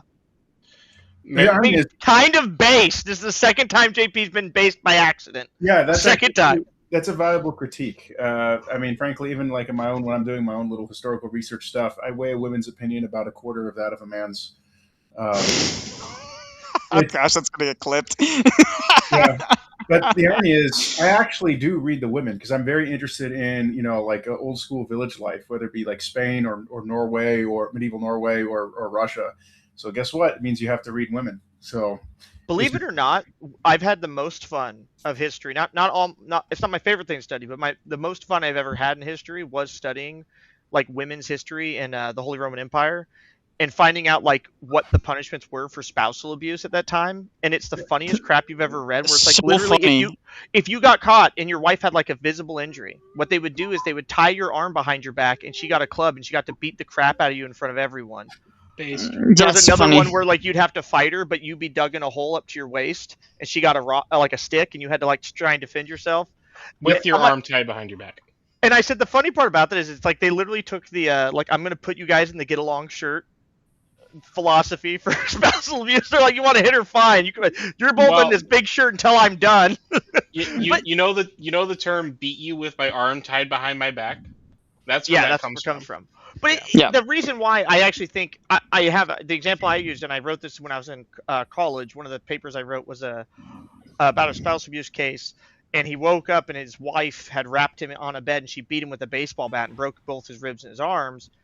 And the next day he goes, and they were married the rest of their life, never had a problem. And they asked him why he beat her. He said, "Look, I didn't know it was that bad until she started hitting me with that bat." And I was like, "Oh God, this sucks."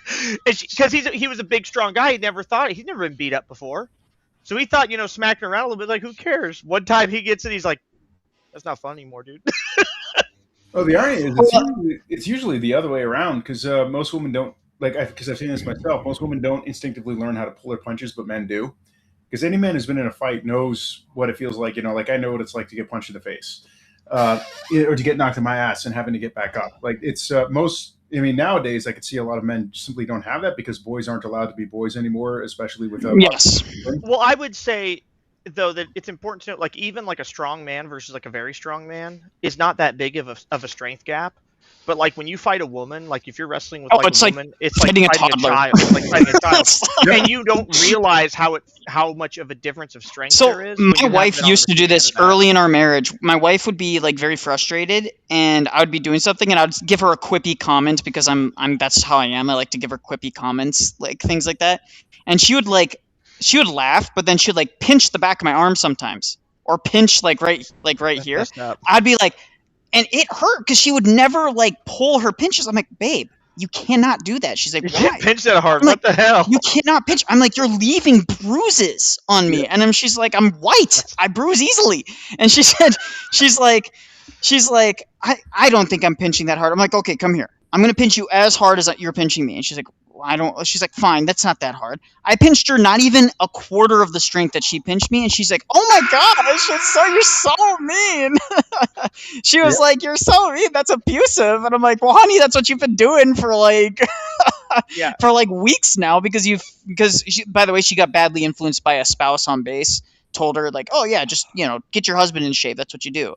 And my wife's like, oh, is that really how Americans work? Because she doesn't know how Americans work. She just like, that's weird in Korean culture, but I guess I'll try it. And I said, babe, don't listen to any military spouse ever again. It's just like they're horrible influences. Horrible. Anyways, the point is that women have no idea about their strength, and Jose and Timothy are 100% correct. They have no idea how strong they are. They don't have any idea how strong men are compared to them. They just don't. Tom girls do. And that's why a lot of Tom girls that grow up and become more feminine as they grow up, they tend to know how to treat men because they're like, boys know how to wrestle. Right, boys are strong. You know what I mean? I got punched in the face one time. That was good enough for me. Yeah, after the helicopter crash and I kind of half recovered, I was at a bar in Hawaii and the Rock's bigger cousin.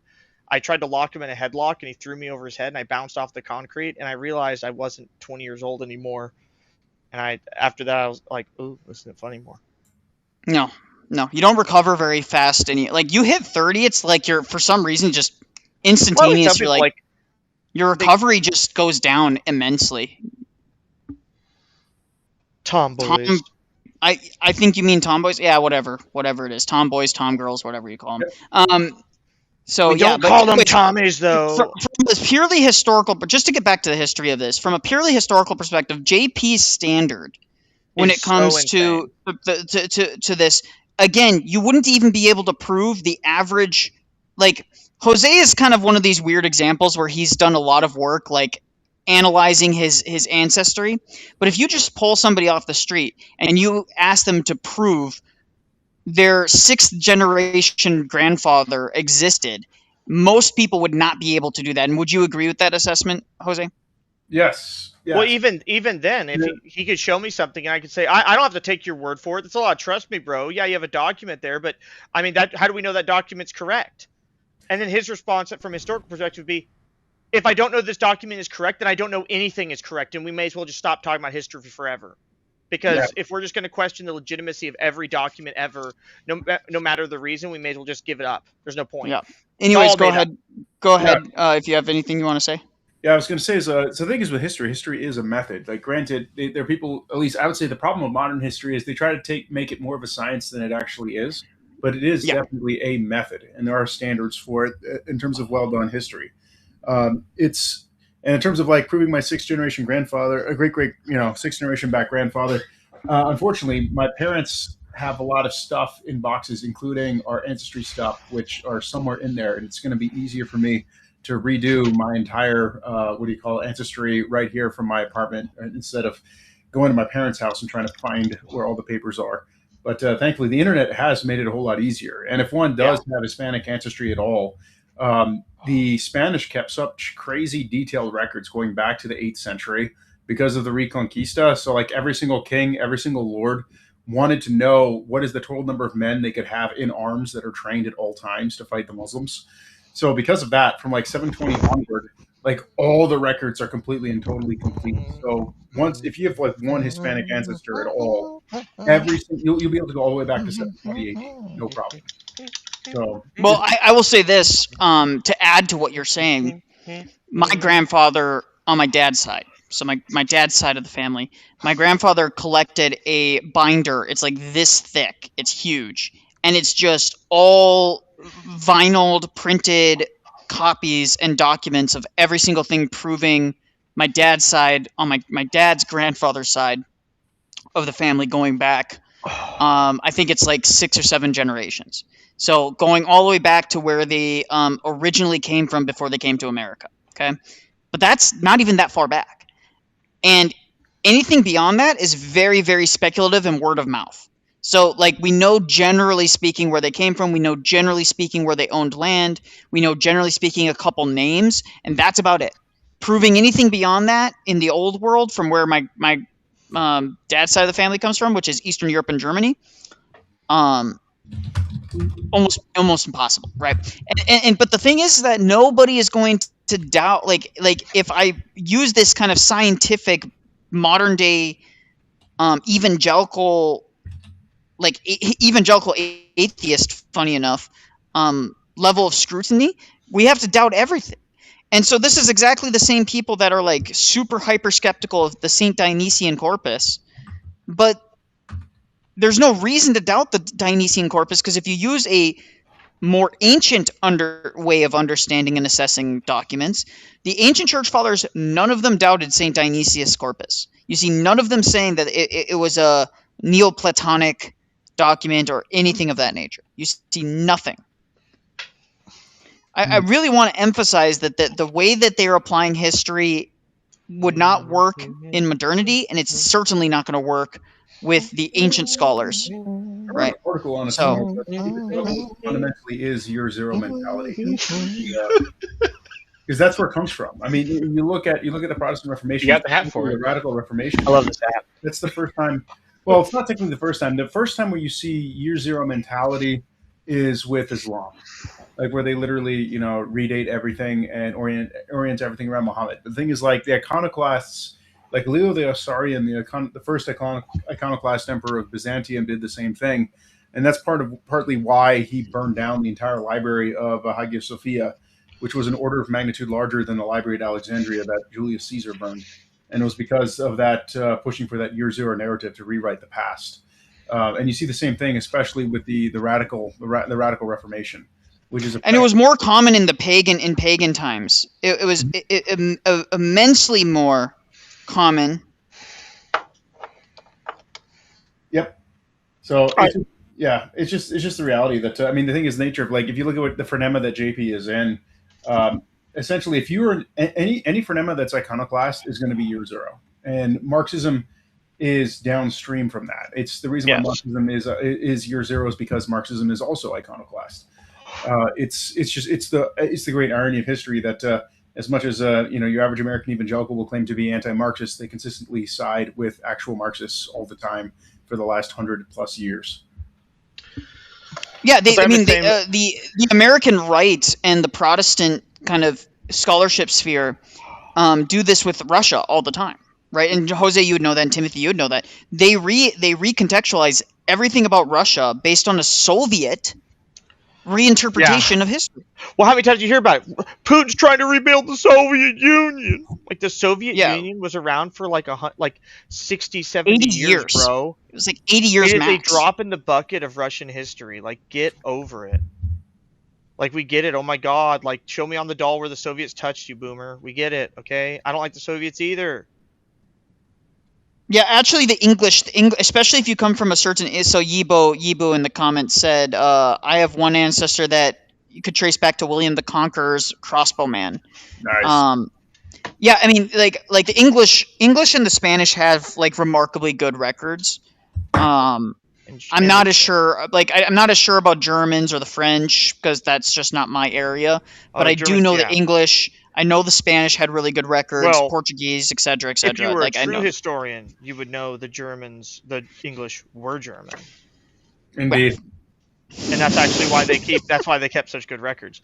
Well, so Fun are fact the of French. the day, curse words. Well, no, the French are a little different, but when you talk about like curse words, right? The reason why we today make certain 4-letter words bad and other 4-letter words good was because the Norman nobility, which were actually Vikings, but were also French. The old saying goes, if you ask a Norman if he's French, he will say no, but he will say it in French. So, but the thing about it, the point being, when they showed up and took over the German lands in England, they had all these commoners and they said shit instead of for poop. And they would say like that was just the word they used to poop. Cause scheisse was shit, right? And all these words were just regular words. And they're like, that sounds vulgar. Stop saying them. And that's why they're curse words today. Well, let's be real. German is like one of the funniest languages out there. It just like if you read like just like straight up like traditional High German or even Low German, frankly, but High German, it's the funniest language in the like. It's so funny. It's such a funny language. Russian is a more like. It's funny because Russian is it sounds. I'm going to be real here, and this is going to be controversial, and maybe you guys can correct me here, but I think that Russian has a stronger claim to being rooted in classical Greek and Latin than German. Yes. I might agree, but I would say Russian to me sounds a lot more barbarous in how it speaks. And I can explain why, right? So like take Japanese is like this too. Like you don't walk up to someone and say, hey, I'm hungry. You're like, onaka ga peko peko desu. My stomach rumbles. And Russian's like that too, right? Like you don't say they're more literal. I'll grant you that they're more literal. Well, like Russian's interesting because it doesn't matter where the adjective and the noun is. It can be either way, and nobody cares. It drives me insane. So I'm trying to learn Russian. I'm like, stop it. Which one does it go? Like, you don't say in Japanese you say, the adjective. You don't say the car is red. You say the red is car, right? In Japanese and a lot of language. In Spanish is that way too. Right, the description of the item comes before the item itself. Mm-hmm. So in Russian though, like it's just like it reminds you of like caveman, like yeah, Timothy, etosuka, and you're like you don't say like I am Timothy, you're just I Timothy, you Nikolai. Yeah. Well, I'll say this, Timothy. I'll say this. The reason I say that yes, Russian can sound that way, but the reason I'm saying Russian is actually closer to Greek is precisely because it's more directly rooted from those languages, right? Russian was by necessity a developed language by. Church Slavonic, for example, is in the language. This Cyrillic is rooted from those things. It was influenced heavily by them, and then just through liturgics alone, it permeated the culture. Now, don't get me wrong; they still have that more guttural way of assessing language because of their roots. But German was much more, in my opinion, for a longer period of time, isolated linguistically from the Latins and the Greeks, right? I would agree. I think most people don't understand. What do you have any thoughts on that, Jose? All I know is that when it comes to Russian and Japanese, I mostly heard the languages spoken by beautiful women, so I like the sound of both of them. Why? It's pleasant. I will say one thing. In the way that liturgics influence Russian, liturgics will eventually influence English. Well, and I'll also point out that in Russian, they like everything, and I don't remember exactly all the words, but like they don't really bother kind of shifting around. So it's like it's not Sunday is not just Sunday, it's the Lord's Day. Resurrection Day is what they call it in Russian. That's just what it is. They don't Well, call in it in Spanish, it's Domingo. Domingo. Yep. Yep. And it's La Lunes is Monday, right? Yeah. So my point is like there's a lot of weird connections, but with Russian specifically, it's like they don't like. I was playing a Tarkov one time with a buddy of mine, and the guy started screaming, pederast.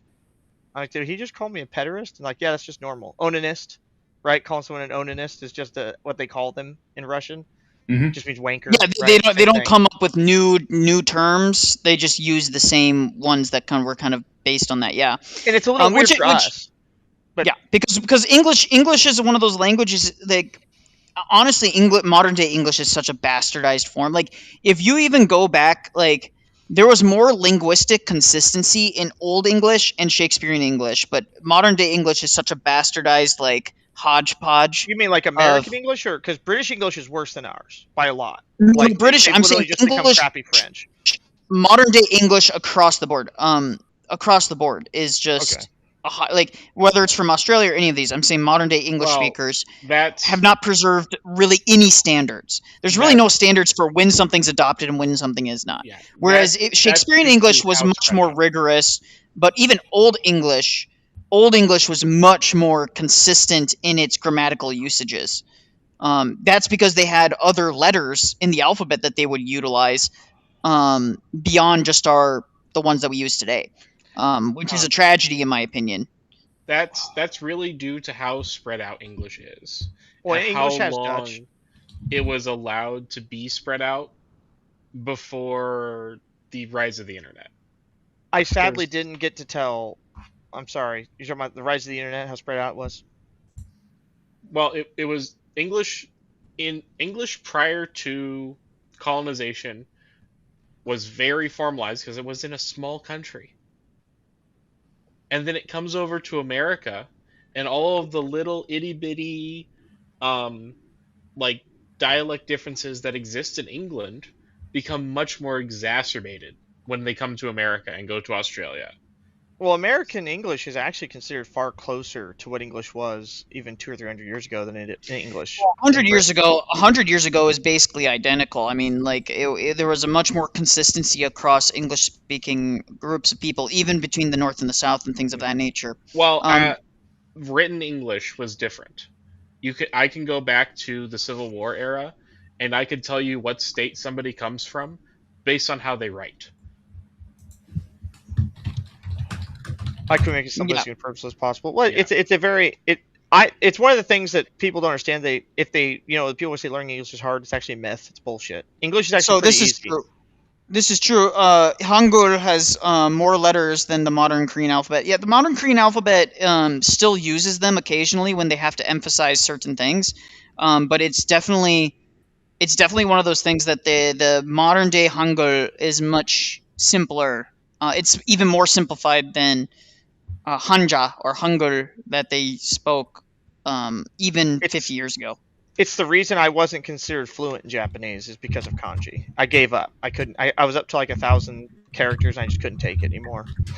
I can give you funny ways to remember characters. Like if you ever want to remember what 6 looks like, it looks like an upside down ghost with his tongue out. Yeah, it's like the Chinese and Japanese. Again, we've talked about this on this channel before. There's a reason why they'll never be widespread used languages for business or anything like that. It's simply because of. I'll also point out you can learn. By the way, English is a difficult language insofar of grammatical rules and trying to remember all the like little nuances. But when push comes to shove, it's not like push Vietnamese. comes to shove, no, yeah. Well, Vietnamese just sounds. No, the Vietnamese will tell you it's a hard language to learn. It's insane. No, it's very difficult. Well, and they've Latinized the alphabet. It's not. That's not why it's difficult. The Vietnamese, your inflection affects what word it is. Well, but even Chinese isn't that difficult because Chinese, yes, they have different tones, but you can kind of like contextually understand something even if you get a tone wrong. But with Vietnamese, it's just it's like mumble. It just comes right. I've tried. I've listened to 3 Vietnamese people speak together, and I can't make heads or tails. I cannot make heads or tails. Why What's did going he on? just why did he just flash the Spurs They're game probably about score? sports right now. I don't Yeah, like sports. I don't know. We might listen to what they're saying now, I but have this to this suffer was through one of this sports was if I want a alcohol. terrible debate, guys. We can talk about I will say this: Gaelic and Celtic languages, and like Welsh and Irish Gaelic and Scottish Gaelic. Those languages are actually really fascinating because they're so like. I really hope that the church in England actually does its due diligence and actually preserves those languages, at least liturgically in some fashion. Shout out to Rocor and the Antiochian Archdiocese of the British Isles and Ireland. Gaelic is on the official rolls as a language that can be used in liturgy. Nice. I will That's say amazing. also, just because of government funding, the government's giving them money because they're poor. Well, for posterity also, like, just so everyone understands this too, like the American in England Let me never see if I can really, find it. there was never really an argument if they were German or not until after the First World War, and that's where you start seeing the name Frederick popping up from Friedrich and stuff like that, because it was them trying to say, look, we're not like the Germans. It's like, bro, you are German. What are you talking about? So I was just No, looking. I know that Ichthus. I'm just pointing out that like all these languages have like modernity has really bastardized a lot of languages, but thankfully there are some that are. This is why liturgics is so important. So actually, this is maybe controversial opinion. I'm glad the Japanese Orthodox Church uses Old Japanese. Yes, in their I think Old liturgics. Japanese is cool, honestly.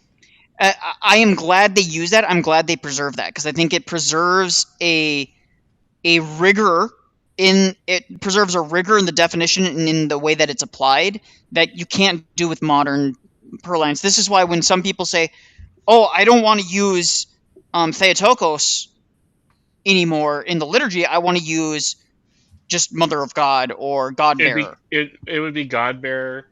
And there are arguments for why it should be used and why it shouldn't be used. My opinion is that no, don't use it. Well, I think if you're in the OCA or Rocor and you're doing an English service, you should say Bogoritza. Because that's your tradition.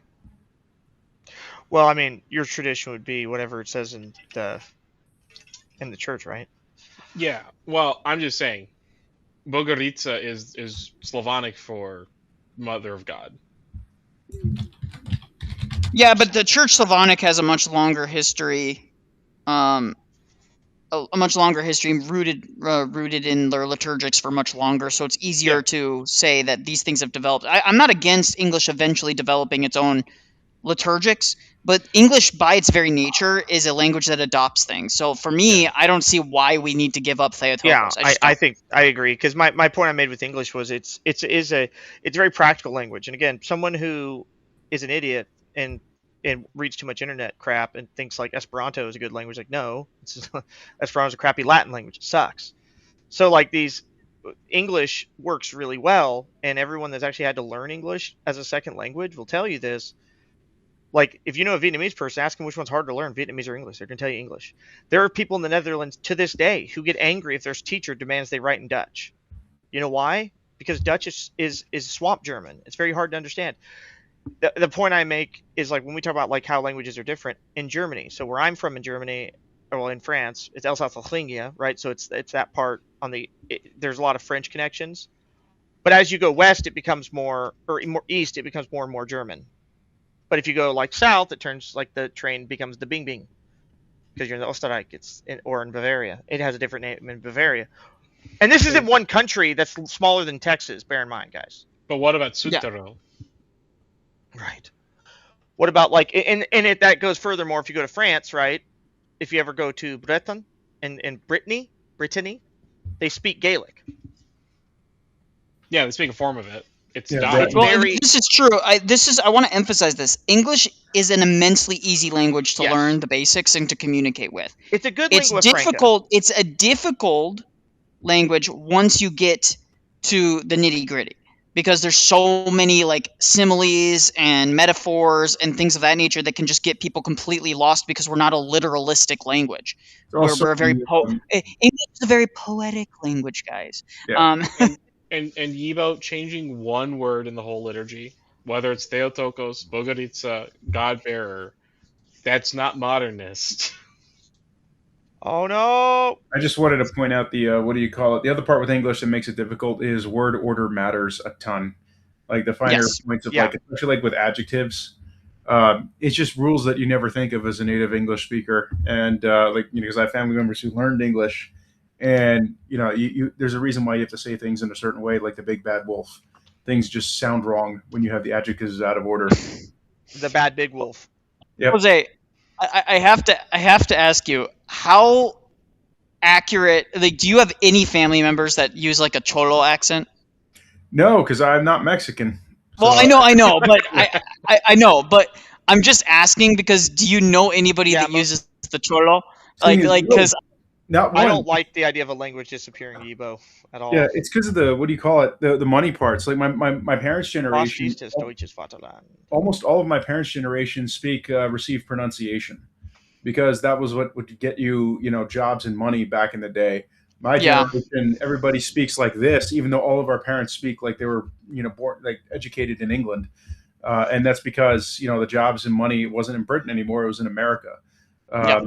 And so even today, like I got cousins who've never set foot in the United States, and they speak English like this, which I find to be very interesting, because like even like if you're gonna like on my mother's side of the family, the ones who are like in Colombia, if you're gonna stay there, you still want to know English, because you can you make 3 times your salary doing the same exact work just because you know English.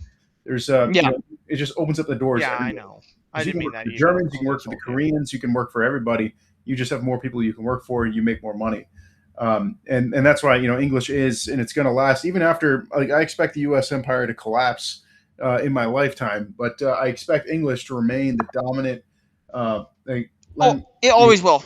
Yeah. In business, yeah, Because it's always going it's good to. language. It's good lingua franca. It's way better easy than because French. and I've pointed this out. Koreans, when they're speaking, when Chinese business people come over, if they don't have a Chinese translator, and the Chinese don't have a Korean translator, they'll almost always just ask each other if, oh, you speak English? Yeah. Yeah, Right? no, They'll it's try and common, negotiate in right? English. It's been that way for forever in history. People freak out about it all the time. Like, yeah, but there was a point in history where almost all nobility spoke Latin at some point, Yep. and that was how they talked. That's how they spoke to each other. Not because Latin was a magical language. It was because it's actually because of Charlemagne, the genius he was like, this is a dead language, so I'm just going to take it, calcify it, and believe it or not, one of the things people don't know about Charlemagne is he's the one who destroyed all the extra Latin languages. Because Yep. he was really angry that there's like 8 bajillion different versions of Latin. He destroyed them all and demanded that they standardize Latin. So that's why like Latin is used in medicine and stuff, because it was calcified by Charlemagne. But the point being, is like Latin still wasn't as easy to learn as English is today. And as you go around the world, someone like Yibo is saying, yeah, in Germany you don't even need to know German. It's true. Like if you live in Germany, that's why people make fun of France. And I always tell them I have a soft spot for France, because I kind of respect that France respects and loves their language enough that they pretend to not know English sometimes, okay? I understand where they're coming from a little bit. Because it's like, I don't want you to lose French. I don't want you to lose German.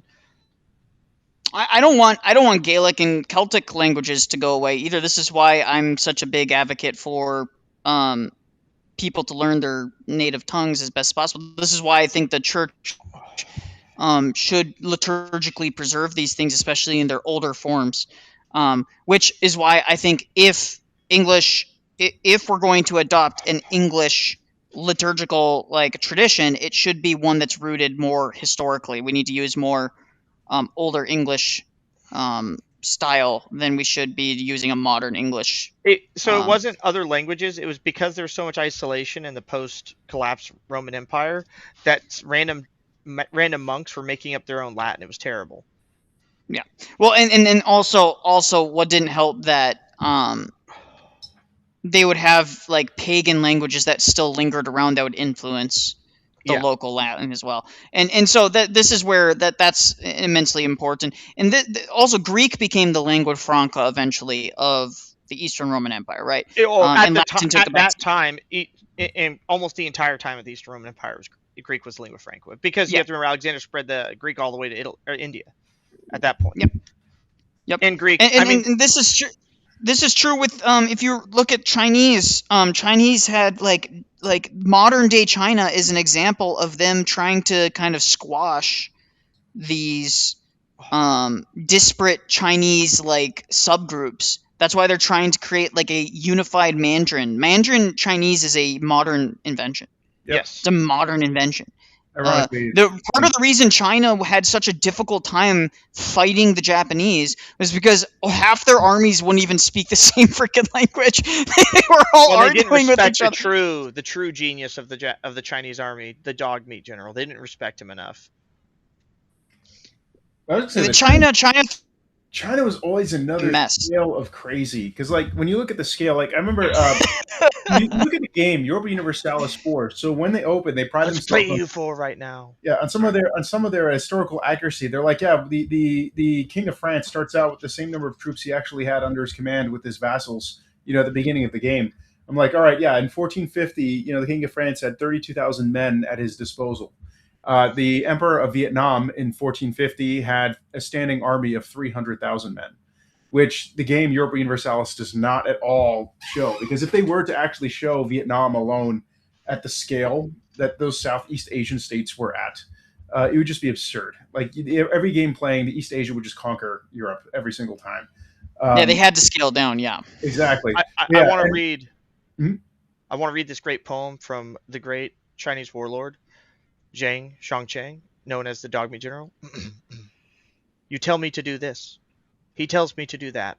You're all bastards. Go fuck your mother. Truly, the enlightened man of China. Truly. Yeah. Well, no, that's pretty standard. But no, China. But again, China is just China is a whole nother level of just insanity and chaos. In fact, the best thing that ever happened to China, and I just say this funny enough because it offends the right people, is the Mongols taking over China, and because a foreign power bloc took over the Chinese and said, "You guys are a mess."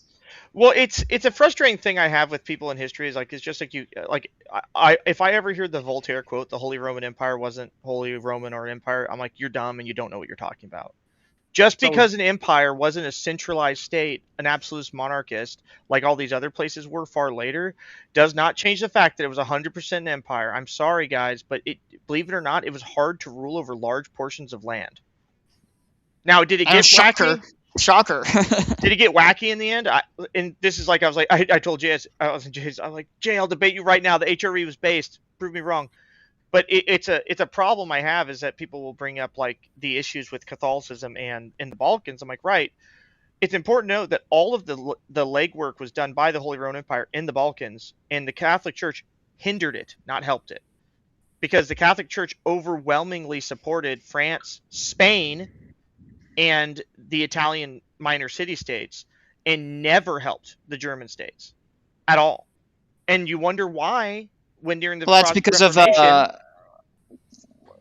let's just say the Latins were not always the biggest. I mean, historical grievances and all. Well, it's also the issue of the, what do you call it? So a lot of Italy was part of the Holy Roman Empire, and you had the conflict between the Pope and the Emperor over who would be supreme, because the Pope was not satisfied with something like Symphonia. He wanted, actual control. Exactly, of everything. Even more than that, remember, the issue was that he demanded the great Kaiser Heinrich, who had to humiliate himself for the Pope to excommunicate him, which is just a terrible tragedy, because the Pope was saying, no, I get to pick all the bishops everywhere. Mm-hmm. And then he's like, why can't I have a German church that handles my things, and you have that church like essentially like the Orthodox do? And the Pope was like, no, I'm the world bishop. And the story of Western Europe is that. The story of Western Europe is, I would argue, kings that tried their best to be faithful to a bishop, a singular bishop, who did not want that to be faithful. So they were trying to be faithful to the original kind of vision of Christianity. And Jose, we talked about this before, where you said like the Spanish church was essentially independent for a long period of time. A lot of other secular kingdoms were doing that too. The Germans, the French, the British, for a very long period of time, had essentially de facto autonomy under the Pope. And the Pope, the history of the West is that the errors of the Pope seeped into the West over time, and their politics became more important to the Vatican than actually preserving the faith, and so that they just continued to drift. Yep, And it's the great irony of the push of the end state of Ultramontanism was the Great Western Schism, and out of the Great Western Schism, essentially all the geopolitical gains that the Vatican had made were effectively all lost, because when you look at the actual costs, the Spanish Church ended up with total autonomy. The Germans, you ended up with the Protestant Reformation. And in the French, you had the king became an absolutist. So the Vatican essentially became a nothing burger until the collapse of the Spanish Empire. And it really sucks, because you have to think about it from the perspective of like and that's what I always point out. I'm like, the Holy Roman Empire was holy, it was Roman, it was an empire. I'm sorry to tell you guys this, but being Roman at that point was not what you think it means.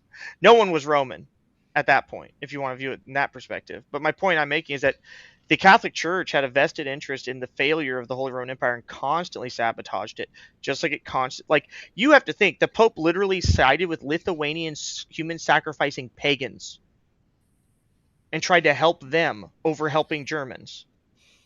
And then you wonder why the Protestant Reformation happened, when they're like, yeah, you literally have treated us like dogs. There's a reason Jesuits were not liked anywhere, by the way. Like, Jesuits weren't even liked, from my understanding, they weren't even well regarded within there was a lot of controversy even within the Spanish Empire, where a lot of Jesuits were centralized. Jesuits were not liked in a lot of places they went to, because they often served at the pleasure of political interests and the Vatican directly, rather than answering to the local authorities. Which is why do you think the Russians, when St. Peter the Alouette was tortured, why do you think they immediately thought of Jesuits? Did you get to read my article in the Chinese Business concerning that, the role of the Jesuits in the Spanish Empire? Yeah. I don't think I've read that one yet. I've gone through and read a couple of your Substacks so far, and they're really, really well done. Just everyone should go listen to Jose's or watch Jose's read Substacks. Read them. I know that you're planning on doing some audio, like podcasting stuff based on those. So yeah, I mean, just remember, well, like even what happened with Japan, right? Where the issue with Japanese Christians, while the Japanese Christians were based and red-pilled, and we love them, the reason why the Japanese Christians were so persecuted was because of the Catholic Church being effectively a spy organization that was selling secrets between daimyos and all sorts of stuff. It was a real mess, and it's really a shame.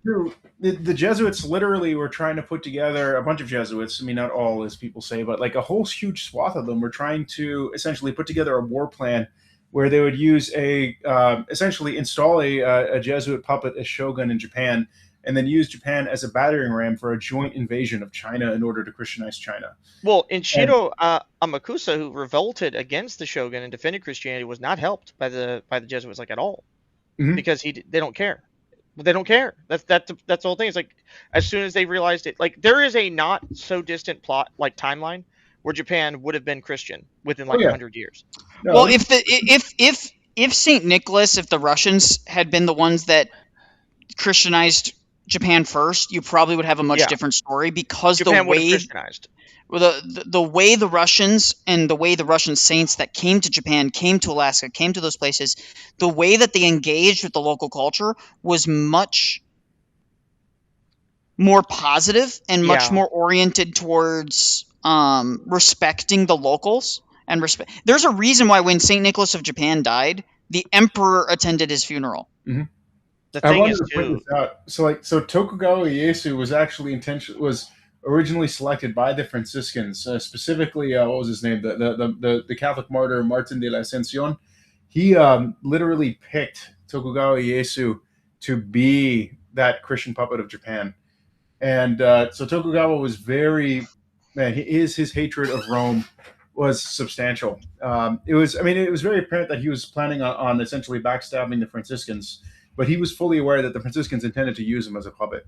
Well, So, and you could go further than that and just point out, like, take for instance the I was gonna say regarding the just how the Spanish Empire did most of its stuff. Anyways, it had a lot of revulsion towards other Europeans. I mean, it treated freaking the Germans like they were garbage, even though the Germans did all the work in Europe basically all the time. You know what I mean? Like, so it's just like it's ridiculous because it's. Well, there was no reason.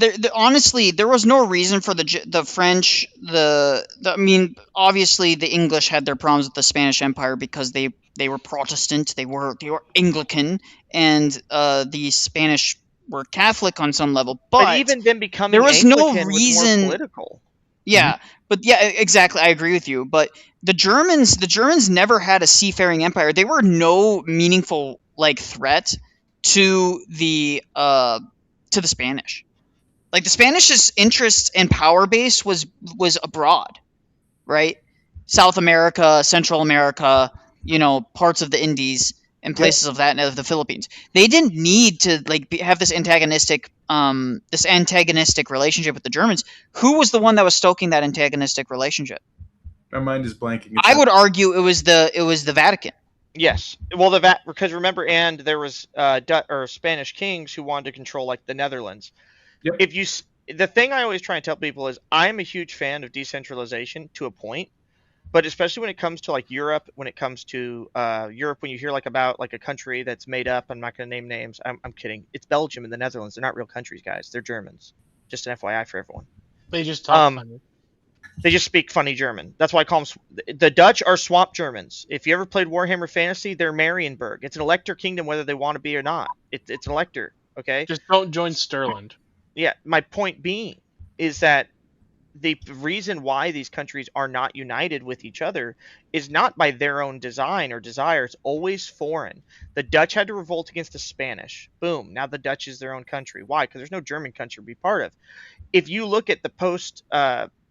When the German Empire was founded, then both Denmark and Sweden wanted to be part of it because they considered themselves Germans. Fun fact.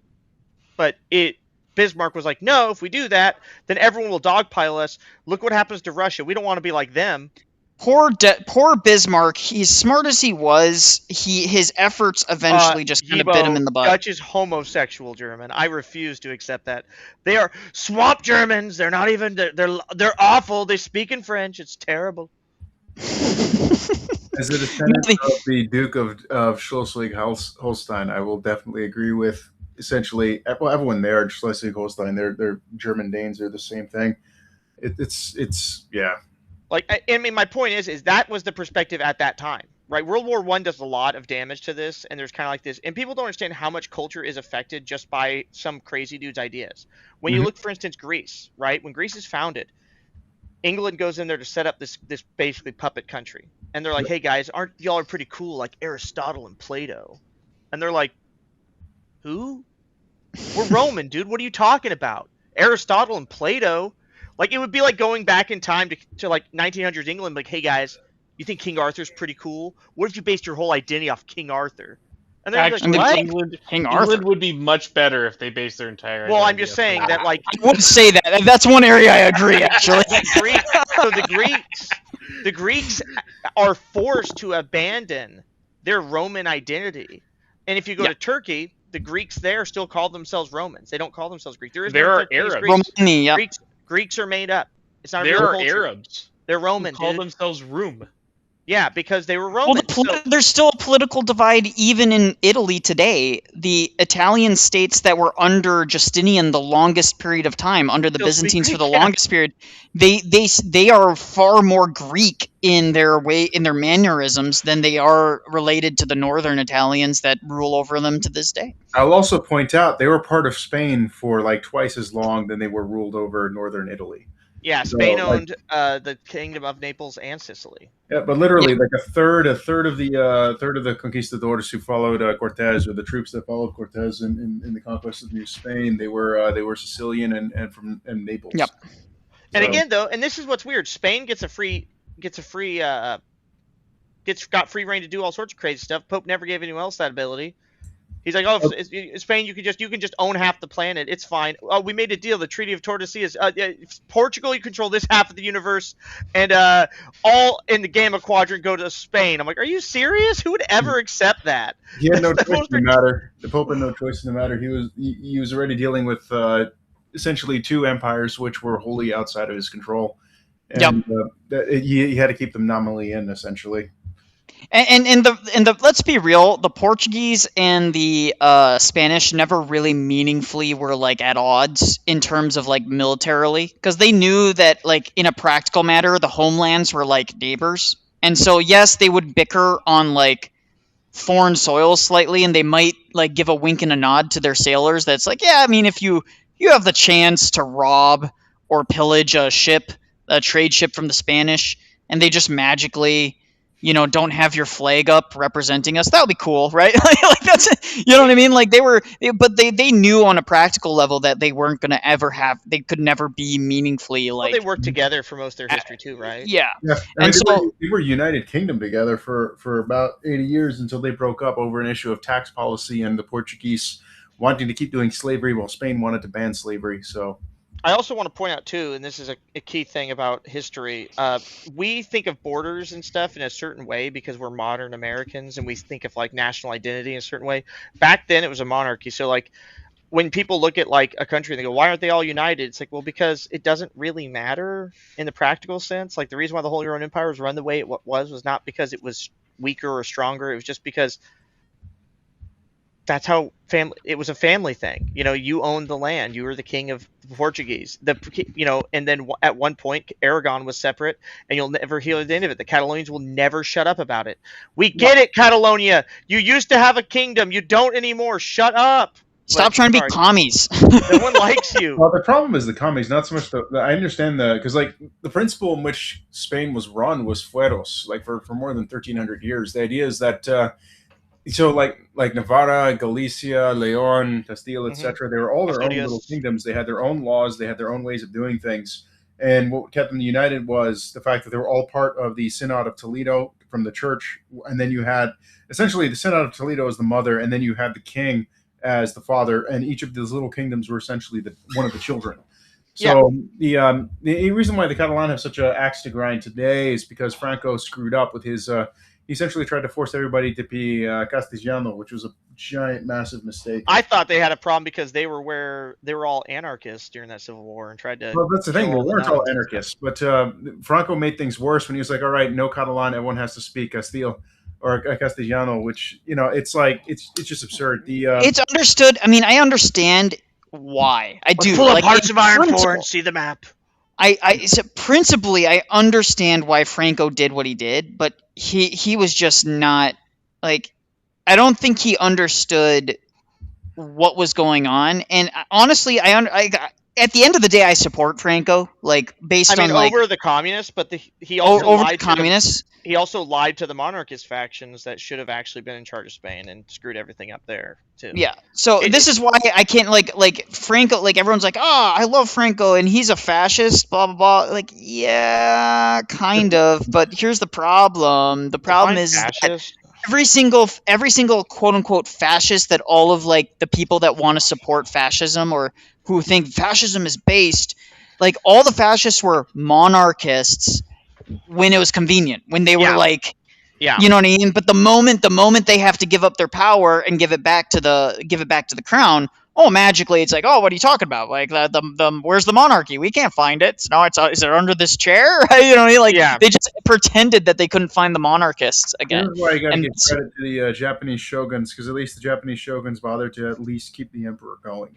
Yeah, at least they're like completely uninterrupted. It's uninterrupted for all this time. It's cool. Like I think it's awesome, but like, I mean, especially when you talk about like Germany. Germany had a lot of problems where there was a very large monarchist faction in Germany, and it just kind of got consumed by the. The biggest mistake that ever happened was not bringing back the Kaiser. And just like don't get me wrong, I totally understand why the Germans went the route they did in World War I and World War II. I do. But the Nazis were not the answer to the solution. Considering Kaiser Wilhelm II married my first cousin 4 times removed, I definitely approve of. They should have brought the Kaiser back. I just love that he was like, everyone's have. like, he was awful. I'm like, no, he was just based, dude. Like, he was awesome because he's like me, where he's abrasive by accident because he just says the truth. Like, he's out hunting with his homie, Archduke Franz Ferdinand. He says, I loved Austria so much. I love it so much. And he's like, you think you really do, buddy? He's like, I do. I can't wait till your empire collapses and we can just be one empire. It'd be great. Yeah. Well, here's my thing. Monarchism has a proven track record in modernity, that's more consistent and better for the people than almost any other system. Yes. And people just pretend that it doesn't. Here, I'll give you an example. Brazil was way better under the monarchy. Brazil was actually absurd. It's a common misconception. Brazil, because I know you know more about this than me, but I know you know more about the Brazilian monarchy than I do. But just give us the long and short of how much better the king was for Brazil than modern day Brazil is. And see, Brazil was Brazil was going faster than the United States. That's literally it was a huge threat to U.S. dominance of the Western Hemisphere, which is why you had that massive Masonic push to get the emperor to step down, which is just the greatest tragedy. Frankly, the greatest tragedy of the what do you call it? I don't think it was because they want America to be strong. I think they just wanted to get rid of another monarchy that was doing well. It's just they just hated monarchy altogether. I think. Yeah, I think it was America did the same thing in World War I, where we destroyed a bunch of monarchies for no reason. It's not like it doesn't help us because we're not a monarchy either. We suck. We can't even have a cool monarchy. Yep. Yeah, that was what do you call it, Pedro II. That was an absolute disaster. The irony is, so this is the great era of the Spanish Empire, not moving the capital to Mexico City. If they had done that, if the crown had moved to Mexico City, it would not have mattered when Napoleon crossed over into Spain. And the fact is, when you look at where industrial capacity for the empire was, there was no industry in the Iberian Peninsula. It was all in New Spain, from essentially all the way down to Veracruz. All of the industry was there. If they had moved the crown over, they could have just abandoned the Iberian Peninsula for however long until the Napoleonic stuff got resolved. Blew over, yeah. The empire would have held together. That's what happened for Portugal. The Portuguese moved the crown to Brazil. That's why Pedro II got to rule Brazil and made it flourish for 60 years.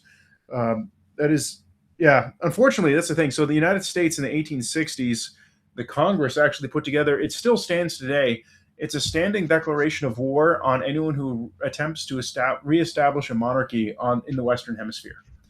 Well, because remember, they tried to establish a monarchy in Mexico 5 times. They just kept killing them. Yep. We didn't do it. The Mexicans did it. Yep. Yeah, although that gets into interesting stuff too, because in that case, that was Maximilian in the 60s. But that was part of the French-British aims to try to conquer the United States and bring it back into the European orbit, which I'm amazed that no one teaches that about in the American Civil War history. That's why there's so many big deal spies running around. But it is important to know, it wasn't because of genius strategy from the Americans and British or the Americans stopping it. It was just because Mexicans like to kill their leaders for no reason. Yeah, well, the irony is, because the Mexicans had so much trouble with the Americans when the Americans invaded, but when the French invaded, when the Mexicans won on Cinco de Mayo, it was the Americans who were celebrating Cinco de Mayo, not the Mexicans, because it meant that Mexico not being a cakewalk for France meant that it would delay the French-British planned invasion of the United States, so the Americans could spend their time shooting each other to resolve their own internal differences in the meantime. So, I point this out too, just to point out the West did not do anything to help the Korean Empire. The Korean Empire every year had a surplus under its rule. The king of and it was an increasing surplus. So it wasn't just we had a tiny surplus each year.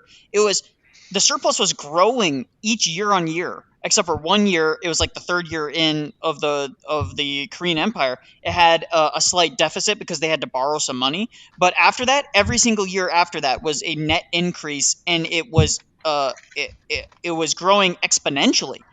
And it was only because of the Japanese saw that as a threat to their dominance of the region that they decided to force the king to abdicate and kill the queen. They literally assassinated the queen with help by the Americans, by the way. The queen went to America to ask for them to try and help them, and the Americans sided with the Japanese. Oh, I would definitely say with Spain, for the record, what I would say Spain's big mistake was the same that Brazil's was actually. You have a lot of these natural resources. America has a lot of natural resources, but really in a lot of ways not in comparison to like Brazil or Mexico, even in a lot of ways because of the gold and everything else. They become like this. They become stupid and obsessed with only their natural resource production, and they stop thinking about the fact that they should actually make industries. Like think of something like Taiwan, which has no natural resources, which realizes, hold on, guys, wait a minute. If I make myself make something that other people want to buy, I can make myself have an economy even though I have no resources. And that's kind of where I think England did so well, because England didn't have any natural resources. So it goes, hey, I'm going to start being an industrial powerhouse instead. And you see that in Europe, but it's like Spain was like, I'm fine, I just have gold. And I'm like, yo, dude, don't you think you should start like building an industry? And you're the richest country in Europe by like a big amount, dude. Maybe you should build a factory. And they're like, nah, it's fine. Dude, please. Yeah, the British had one natural resource, and it was the one that was worthless up until the 18th century. Yeah, the coal. It was coal, baby. Coal. Like what do you call the Orbe Universalis? Like, don't worry, dear, I'm not getting you a dress made of silk. Peat and coal is the only thing that England and Ireland had ever. Now, you made me think of a bit since we mentioned Franco earlier, but there actually is a Francoist still ruling a country, and that's Equatorial Guinea. Equatorial Guinea, of course, the dictator there, he gets accused as having the worst human rights abuses in all of Africa. But Equatorial Guinea also has the lowest crime rates of all of Africa. And it's also a Bantu state that has a purchasing power equivalent of like 20-something thousand bucks per capita. So yeah, people boo-hoo at all they want, but it's just they did the same thing. Well, look at it's all those African states need essentially a monarchist type leader in order to actually get anything done. Look at what's happening look at how much Burkina Faso with their new dictator. He comes in and he just says, we're building our own industry, we're building our own roads. All we want is heavy equipment. We'll purchase the heavy equipment and we want to own it. And we're going to do all of our own industry. And that's what he's doing. And look at how much it's improved that country massively since he's taken over. Massively. It's like completely 180 in that country, the direction of that country. Other than the fact that they have to deal with Islamists. You know, that's their biggest problem, you know. But well, yeah, guys, I got to go. On the note of Islamist? Blessed fast. Why about Islamists? Why are Islamists making you on that note? No, it's I gotta go to bed. Africa, the U.S., and the French both fund Wahhabis. Well, I mean that gets more complicated because you see the same thing with Russia, where Russia supports Muslim terrorists in Nigeria, which is not usually what Russia does. It's kind of an odd situation. It may come as a shock, but what if I told you that everyone just sides with whoever the other person doesn't side with? That's why Russia's stuck on the short bus even today. They're not the short people, okay? They're not Venezuela. They're not a country that should be insanely rich but can't figure out how to do basic math, okay? But Russia's stuck with them. Yeah. I mean, look at Iran, dude. Look at their AI slop fucking videos they put out for propaganda. I'm like, bro, that is so bad. The Iran videos? Or who are you talking about? Iran does. Iran makes a bunch of AI slop videos where they'll be like, look at this. This is us shooting down that helicopter. And it's AI, so it doesn't know how else to show a guy with a rocket launcher, except it's an American wearing a Marine uniform with an American flag on his arm. And I'm like, bro, guys, come on. Like, did no one even look to make sure? No, they don't care. And by the way, Iran is like one of those countries where it's like, how far have they fallen in terms of their ability to like they're just not an impressive country. Their leadership is not impressive. Like, people always say, like, I'm not a fan of the conflict in Iran. I'm not. Like, no. I'll go on record and say I'm not. But Iran is a crapshoot in terms of, like, its leadership, its ability to negotiate, its ability to know where it stands. Like, there's a reason the rest of the Arab countries and their leadership have kind of acknowledged and said, yeah, we're kind of, like, done. Like, helping you, yeah, we're gonna well, also they're like, we're kind of done constantly like causing destabilization in the region by fighting Israel. We're done. Like, everyone thinks, America's in Israel's pocket, dude. All of the Arab world supports Israel now. Like, they're all like they don't want to go fight over Israel anymore. Like that. you know Why what do you think happens- none of them go and back Palestinian or Hamas or any of these places? Because they know that these are crapshoots. They're like, if we support them, we're gonna have to deal with more Wahhabists, and they're like, we want to get rid of our Wahhabists and send them to Europe. That's what they've been doing. Yep. Right, but Iran can't get that out of their head. They're like, "Oh no, we still need to be these like death to Israel." It's like, listen, Well, it's more like I Iranians don't- don't have a choice in the matter because, unfortunately for them, there are factions both within Israel but also the United States who genuinely do want to completely and totally destroy Iran. And I mean, that's true, but they wanna Iran also had so many opportunities that they've just dropped the ball. Like they've had so many opportunities where they could have made Israel the bad guy in the region, and they've just been like, "Oh, we're going to retaliate by sending a bunch of missiles back." It's like Israel strikes one location, doesn't have any wounded people, doesn't actually hurt any of their leadership, and they're like, "We're going to send terror down on the sides." It's like it would be kind of the equivalent of like North Korea. North Korea has competent leaders. This is how you know it, because North Korea could have been like, "Oh, Donald Trump insult us and threaten us. We are going to send artillery shells into Seoul." Into Seoul. So yeah, that's a great idea, guys. That's essentially what Iran keeps on doing. Is every time they get even the slightest amount of provocation, they're like, "We are going to burn down everybody," right? And it's We're like, gonna no, arm North. everybody. But I We're point gonna out arm- it's a lot like with Russia though, where they are in a similar situation where it's like it's not so much that they like these guys, but they have to team up with somebody. You know, Yeah, it's they like have to have. Yeah. no one hates Why do you think China? communists No one more than Russia. Russia and China do not Hate each like. other. They hate each other. Well, I wouldn't go that far, but Russia and No, China do not like Iran. They ally Iran out of convenience because it's a Yeah. convenient like. But why do you think neither of them have said much or have done much to support Iran in this conflict? Because they know at the end of the day, Iran is a crapshoot of a country. It's like, we're not Well, going to support this crapshoot. Russia is rather sign a defensive alliance with North Korea. Yeah. Well, because North Korea, the thing about North Korea has been a puppet for so long that's used to taking China's direction, and Russia's like, hey, can you not antagonize your neighbor and you can just stay in charge there? They're like, yeah, we can do that. Yeah, we can do that because unlike like the problem with Iran is like it's true, but it's important to remember America is stupid and we overthrew their. I mean, you got to think World War II.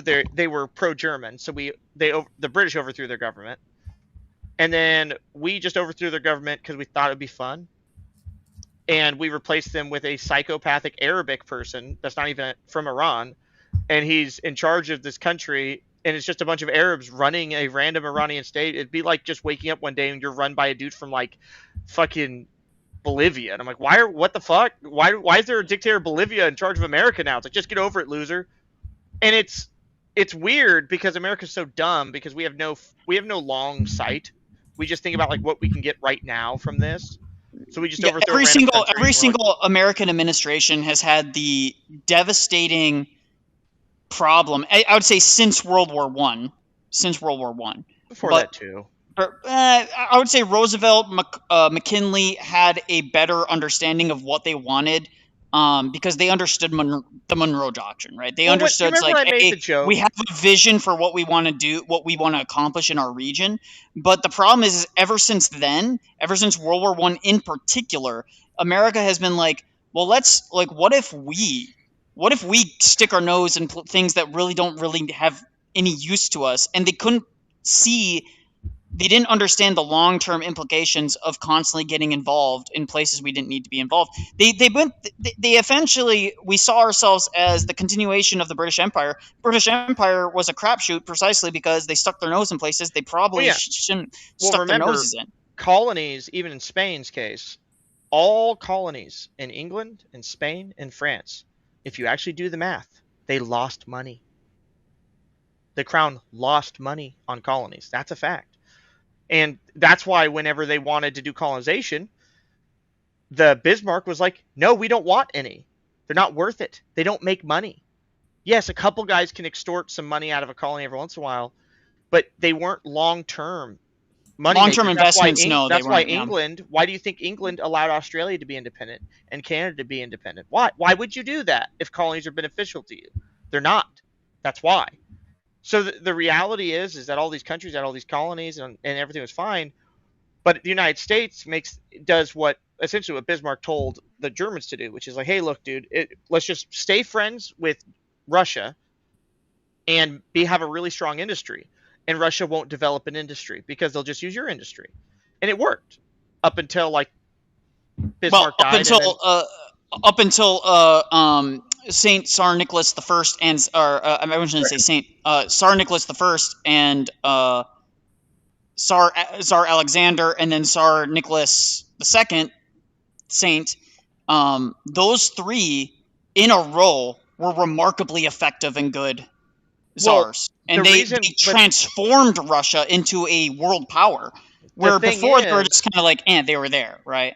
The thing is, you could think that, but the reality is that it was by design of the British that they put them at odds with Germany, because what they wanted the British wanted was Russia to be in a position where it had a neighbor next to it that could actually fight it, and it spent all its time going to Afghanistan, going to Japan and arming Japan and giving Japan a navy, and then reneging when the Russian Navy was passing through the Suez. They just stopped them in the middle of it and go, nah, never mind, you'll have to turn around, y'all can't come through here, go around. And it over and over again, and the reason why was because they were trying to get Britain in debt or Russia in debt to British banks, so that Russia would have to do what Britain told it to. And so it's like, it was in Russia, like, it's not that Russia wouldn't eventually industrialize, it was just that it would have been fine if it didn't, as long as it had a good friend in Germany, which it did for a very long time, because that was Bismarck's, like, his whole strategy was like, make friends with Russia. It's like, what else should I do? It's like, nothing else. Russia has the manpower, and there's the only threat to you on the continent. You can beat France, no problem. Germany spanked France over and over again. Germany could spank France right now, but the reality is Russia will always be. That's why even if you look at actual documents, if you ever go into like a top secret vault, obviously stuff isn't top secret anymore, I can talk about it. Putin's plan was published long ago, where he's like, his whole strategy in Europe is, if it really comes to war, is anything to be Germany's friend. That's why they still hold Kaliningrad, because they want to give Königsberg back to be friends. Well, they wanted to. The Germans kept on refusing, but that's because the modern German elite are not German. No, they're from another country. Interesting. Well, several other countries, one of them being a country that is also subverted equally, which is one that shouldn't exist, like we talked about earlier. Belgium. Yeah. Well, and Belgium, again, it's like, that's why people, like, when they talk about World War I, my ex-wife wasn't stupid all the time, but she would randomly get really obsessed with like random propaganda things she read. And she's like, why were Germans playing catch with Belgian children on bayonets? Like, Emily, what if I told you that never happened? The British made that up. And she's like, never happened. Well, the amount people forget, like, Photoshop was literally invented in World War II and World War I to just like propagandize like the British civilians to hate the Germans. Yeah. Like, and it's funny because even like people don't, like, you can look this up. I know that like this is a little spicy of a topic, so we're not going to go too deep into it. But like, even the Holocaust and like a lot of the narratives around that did not develop until like the 70s and 80s. Mm-hmm. Yep. Like, well, look into the Rape of Nanking. That's another one too. Yeah, don't even, dude. The Chinese are super sensitive. Like, if you imply even a little bit that the Japanese were not the worst thing that ever happened on the Chinese, like to the Chinese in World War II, and the worst thing that ever happened to them, they'll lose their minds at you. It's like, well, we know back. Go ahead, Jose. Sorry. I'm sorry. Just quick, sorry, Jose.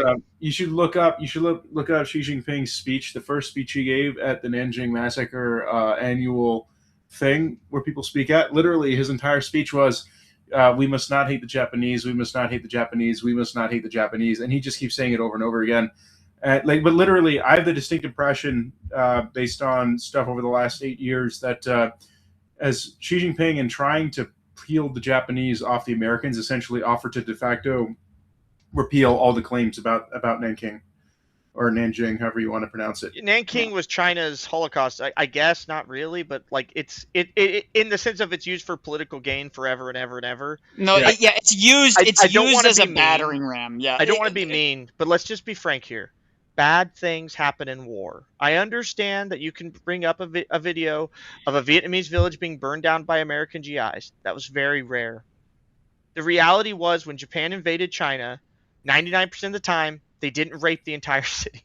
Yep. No, It happened one time, and I understand it's Supposedly. awful. well, it's not. But by the way, even the one time is exaggerated. It was like one Yeah. battalion that went around and like to a section of the city and just like went chaos. Now, The if way you that compare commander, that- I just want to mention this. That commander was punished by Yeah. the Japanese. I was gonna say, if And you I want to compare also that- the Tiger General in Southeast Asia, and Timothy, you go right after this. But the Tiger General who was executed by the Americans, he said, point to me one soldier that did these crimes, and if you can demonstrate to me that they did these crimes, I will have them personally executed and punished. But you can't show me any of them that did these crimes.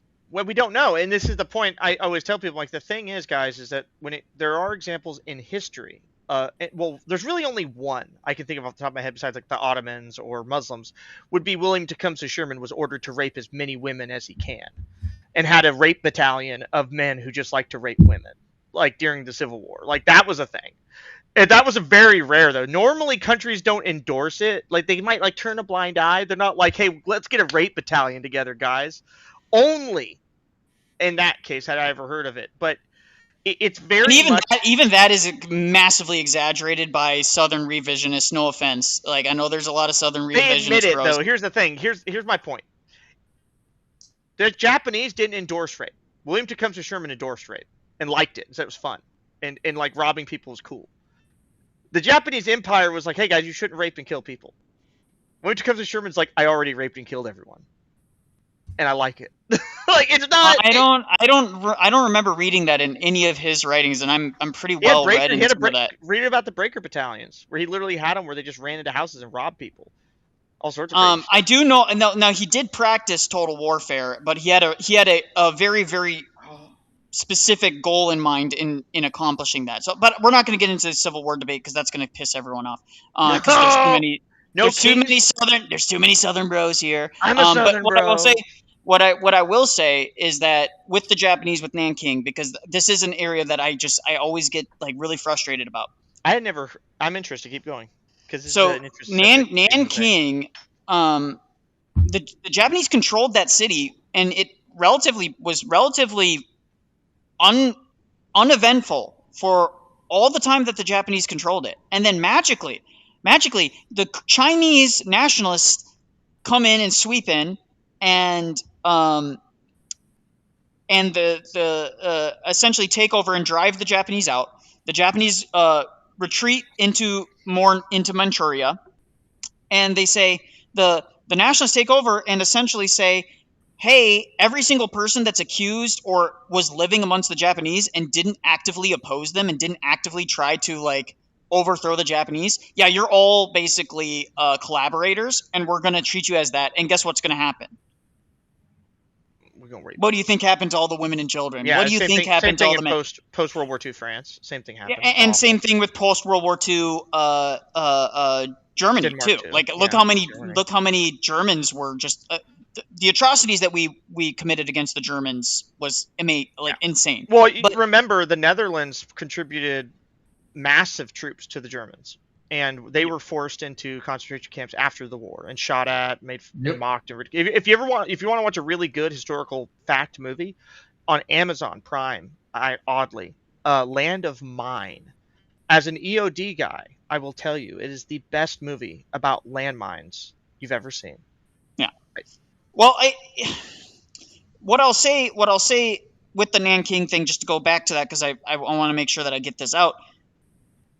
Nanking got the double whammy, because after the nationalists were pushed out by the communists, what do you think the communists did to all the nationalist supporters, right? Well, and let's be frank. Nanking, guess what the Chinese do historically? This is what the Chinese government does, and I'm convinced of this. I've seen the data. I've seen I got the documents right here. It's right here. Let me look at it. I've seen it. I've seen the Japanese said Japanese did not treat them well, but they certainly did not commit the amount of numbers that the Chinese claim. The Chinese are intentionally lumping in both those other events with the Japanese, and then saying all of those are Japanese atrocities when that is not the case. There's simply no evidence for it. Yeah. Anyways, go ahead, Jose. At some point, I'm getting around to it on my Substack. But yeah, the irony is the Americans were the origin of the Nanking story, because the whole point was to make sure there'll be a wedge driven between Japan and China. But the thing is, I mean, I just love the whole official story of like essentially within the span of 6 weeks. So the Japanese take over Nanking, they exterminate the entire city, they bring in Chinese from the countryside, repopulate the whole city, wipe it out completely again, bring in more people, wipe out 100,000 of them, and then bring in more people, so that and plus an extra 50,000 to replace all those the original starting population of the city. And they essentially handed out all of the now empty buildings of all the people they slaughtered, essentially twice over and then some, to random Chinese people they just brought in from the countryside. And then they did that all in 6 weeks, and the bodies were not there. So that's the official story, and that's why Japan denies it. Like, don't get me wrong, Japan did other messed up stuff, but they did. I point out to people, but the thing about Japan that's sad is Japan really was in a good position if it was just nice to people to actually dominate Asia. But it's like, no, I'm too busy being a dick. I'm like, great, thanks. No, they were pretty nice to like. There were a lot of people who were huge fans of them. Like I grew up in a Filipino neighborhood. Plenty of Filipinos have told me like, yeah, Philippines would have been way better off had Japan won. Every single one of the guys who had fought for Philippine independence volunteered to fight for the Japanese against the Americans. So like the Filipinos had a very high opinion of them. Every Indonesian I've met had a high opinion of them, as did every Malaysian. So like the bicycle charge across Malaysia to get down to Singapore. The reason why that was successful wasn't simply because of the technology of the bicycle, but because the Japanese army was actively helped by all the Malaysians. Yeah. Well, the Thais loved the Japanese. Yep. I would argue though that's the same thing you see in like Eastern Europe, right? Where like the Estonia, Latvia, Lithuania, I mean Greece. Yep. Overwhelmingly pro-German. Yep. Even like now. Like you can just go to a bar in Estonia and you're like, why is there swastikas everywhere? And they're like, yes, because we've contributed more people to the SS than anyone else. Like they'll tell you how awesome it is. This is how it is. And the reason my point being is that it is by nature, Japan's going to be nicer to those countries that were ruled by foreigners. But like Korea, they treat very poorly for no reason really, because Korea and Japan, as far as like like how close they are together related, is far closer than like them and Siam. But for some reason, they treated Korea like absolute garbage. And it's because Korea wasn't under anyone's rule. Japan wasn't competing to convince them, I'm not as bad as the other guys who ruled you before, because the people who ruled them before were themselves. So when Japan takes it, they have no motivation to be like, hey, I'm not like Philippines, I'm not like those mean Americans who make you do work and get a job. They're like, oh, thank you. The Americans are doing sex trafficking. It's what they did to the Philippines was absolutely atrocious. But that's a whole different story. Yeah, and we're not even gonna we conveniently always ignore the crimes of Americans in wars. And this is one area where leftists sometimes have a point where they're like, why do we always ignore the war crimes of Americans? Listen, I disagree though on that. Not all the time. No, you have to learn how to agree with them like a Southern boy. You gotta be like, yes, I agree. Sherman was terrible. That's how you gotta approach it. Well, my problem with it is my problem with that argument is it's just like when people say it's a horseshoe theory. It's not a horseshoe theory, dum-dum. I don't agree. The left and the right don't agree on anything. The reality is we just notice the same problems. The left wants to control the banks. The right hates the banks. You see the difference here. It's like I said, like you listen to like the Red Army is the strongest, and he says, I'm going to burn all the banks and prisons to the ground. I agree. We burn all the banks and prisons to the ground with the people still inside, though. They want to let them out. So it's like, the thing is, my point being is like, they're like, oh, American war crimes. And you're like, like what? And they're like, remember this one time where someone shot somebody? And I'm like, yeah. And they're like, well, this one time. I'll give you an example. So you mentioned the one time the GIs burned down a village, which correct is very rare. What was not rare was literally firebombing every single North Vietnamese city. Or every German city. Yeah, every German city, every Korean city, like that's where like most American war crimes are carried out by the Air Force. It's not even just that. It's that they don't view it as war crimes, because acknowledging it as a war crime would be acknowledging what we did in World War II as a war crime. We won't do it. World War II, never forget what I think it was at Lejeune. Who was it? During the Nuremberg trials, who stood up in the middle of it screaming and said, if you're going to declare any of these Germans war criminals, you may as well put a noose on all of us. Because he was saying that, like, essentially that the crimes that they were accusing Germany of of German military. And like people, and this is like the Derlevanger Brigade is a good example of this. When you look at German war crimes in World War II, they're almost all isolated to the crazy Derlevanger Brigade, right? And everyone's obsessed with it. And I'm like, y'all ever see the Arnold Schwarzenegger skit where he's talking about smoking stogies? Where he's like, I like to smoke stogies. I know what you're thinking. What does my wife think? Let me ask you something. When her father was the one who introduced me to smoking stogies, what's she gonna do? Tell me her father's wrong? Of course not. Her father's never wrong. Therefore, it's okay. I smoke stogies when I want to. Do you know why? Because I'm a stud. I do whatever the fuck I want, whenever the fuck I want to. I don't have to find a hiding place to smoke a stogie like you. That's literally what Derlevanger did. And he was arrested by the SS for war crimes against Jews. That's how bad it was. They were like, dude, okay. They listen, again, I don't want to get caught up in the Holocaust stuff, but what you I don't would have to get in the Holocaust stuff. but war crimes. I know, but like the biggest thing with the Japanese, and this is the mistake the Americans made, is the Americans thought, oh, we can just conquer all of Japan, we can force them total surrender. We didn't need to do that. We could have just left them Manchuria. Because people forget, most of their armed forces were still in Manchuria. And they still had well-supplied armies there. If we had basically just taken a conditional surrender, or a negotiated peace, after because they sued for peace 3 different times. I think the second time for sure was after Midway. Their navy was beaten. We didn't need to we didn't need to do any more. Their navy was beaten, but their land army was still significant. And so by allowing them to be pushed out of Manchuria by the Russians and the Soviets, big mistake on our part. Huge mistake on our part. We made it. Yeah. The thing is, do you ever want to see a fun if you Jose will get this think this funny too. If you ever want to see like a funny thing about how Americans and Japanese people see the world, if you ever watch, there's an anime called The Cockpit, and if you ever look up the Turbo Killer remix of it, it's awesome, by the way. But in the show, the whole premise is he's a German pilot, and the love of his life invents the nuclear bomb, and they're flying to drop the nuclear bomb on the British, and she tells him that if Germany drops this bomb, it will prove that they had sold their soul to the devil, and that it will forever be remembered throughout all of history as this great atrocity, right?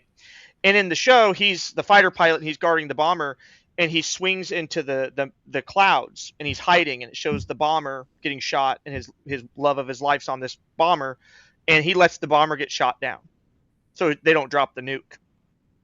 And then he smokes all the British Spitfires with the sickest scene ever. But he's flying away, and he says, from that moment on, I'll be remembered as a coward, but I will forever know that I'm not afraid, for I didn't sell my soul to the devil, is what he says, because he didn't let that nuke be dropped. If you watch in English, he says, I wouldn't let a madman take over the world, which chases the whole message of the show, right? Which is showing you this really sad situation where he's dropping this nuclear bomb would just be an atrocity that would be evil and wrong. And the United States still defends it to this day as a necessity. I'm like, look, dude, Japan offered surrender, but it wasn't total surrender. Yeah, asking for a total surrender from Germany was fucked up too. Germany offered numerous good deals. Same in World War I. Same in World War I. The only request Hitler made, and his last request, was let us stop the Russians, the Soviets, from raping all our women. And America's like, no deal. Basically, we stopped directly outside of Berlin and waited months so that the Soviets could actually show up to take Berlin. Are you serious? Why? Well, why did we level? I'm blanking on the name. You're talking about Danzig? Dresden? No, Dresden. What? Yeah. Completely non-threatening, non-military city. They had essentially no troops there. There's no reason for it. It was just there was genocide. We just leveled it. And so the point is that whenever people this is where in modernity people say Gaza is a genocide. I'm like, guys, if you're going to hold that to that standard, look what we did in Vietnam. Look what we did in Germany. Look what we did to the Japanese. Like, Yep. like no offense, if we're gonna Well, hold I would that actually argue standard, with the Japanese and the Germans, it's far more comparable. With Yep. Vietnam, to this day, the South Vietnamese wish America would have stayed and love America. well, I don't mean We're like. here. What I mean is that we bombed met ones indiscriminately from there as North well. Vietnam. We bombed indiscriminately North Vietnam and Laos with essentially no game plan on what we were actually going to try and do. Like, if we were actually trying to defeat North Korea, we would have land invaded North Korea. But instead, we're just like, let's just arbitrarily just literally pile hundreds of thousands of bombs into Laos and North Vietnam with like literally no strategic purpose at all. It was just like basically a complete like let's just Cruelty, it level feels like. entire city. It was completely like whoever made that plan was stupid because it didn't do anything. It wasn't stupid. It was by design, just to make the war last as long as possible. The goal wasn't to win. Korea, I mean, you got to remember, MacArthur already had a plan to win in Korea. And he said, you know what we're going to do? We're going to fight the Chinese instead of letting them take over North Korea, which is what really happened. Remember, because the Chinese ran hundreds of miles and attacked the Americans for no reason. And we let it happen. Why? Oh, because it's okay for China to do that. Why is it okay for China to do that? Oh, right, because we built the communist Chinese. So, we armed the communist Chinese. This is the great irony of it. So, I mean, the fact that Mao was a Rockefeller man, but the CFR actually reached out to the general who's in charge of overseeing the Chinese army, or the PLA, whatever they call themselves, to go into Korea. And he didn't want to because, you know, he had no air coverage. So his forces would be completely, his entire logistical supply chain would be vulnerable to American aircraft. The Council on Foreign Relations promised him that they would make sure that the United States Air Force would not strike their logistics chains. And so they were actually promised safe passage into Korea. And they abandoned the Marines that were there who just happened to be so gangster they could get out. Like, that's where you famously get the quotes from, like, like Chesty Puller, you know, he says, you know, your first Marines, and it doesn't matter if all the Chinese communists of hell come out, none of them could surround you. Shit like that. Mao, by the way, Mao is a far more, if you read Mao and read the Chinese communists, they're far, and me and Jose have talked about this, they're far more radical than anything that's coming out of Juche philosophy. Like, Juche philosophy is like Mao was not also even a pedophile. that controversial. Very bad pedophile. Hundreds of children. Like, he was borderlining on the head of the NKVD levels. Yep. Yeah. Well, that's Why pretty does common. all these commies do pedophiles? That's what I don't understand. Well, it goes back to Engels. Engels literally explicitly said that you know, one of the goals for their Marxist stateless utopia was that everybody would be able to have intercourse with everyone without any rules governing. Well, they believe that because Marxist, there's a string of Marxist theory that believes that yes, even children can consent. Yep. Yeah. Well, yeah. I mean, it's if you line up their arguments, they can't argue why it doesn't count. You remember whenever they made the movie Sound of Freedom and they said that it was offensive because what it's really saying is sex workers are slaves, and I'm like, they're children, and they're like, yeah, but what? But they need money. Yep. And I'm like, what the fuck are you talking about? And they argued that with a straight face. The reality is that, like, I mean, I always joke, I'm like, if anyone ever reads the Communist Manifesto, it's a funny book because it's hilariously just like, it's just Karl Marx raging that he's not like an ancient medieval nobleman. That's all it is. Mm-hmm. Yeah, I mean, he's just bitching. He's just bitching about that the noble class was successful and he wasn't. I mean, no, that's all no. it is. So he talks about it more clearly. He says capitalism destroyed the noble class. His issue is he was saying, like, okay, as an example, he says if you became a doctor in medieval Europe, it proved you really wanted to be a doctor. But today, just like in America and anywhere else, if you want to be a doctor, it's really a question of money. If you have enough money, you can become a doctor, right? You can go to college, you can pay for it.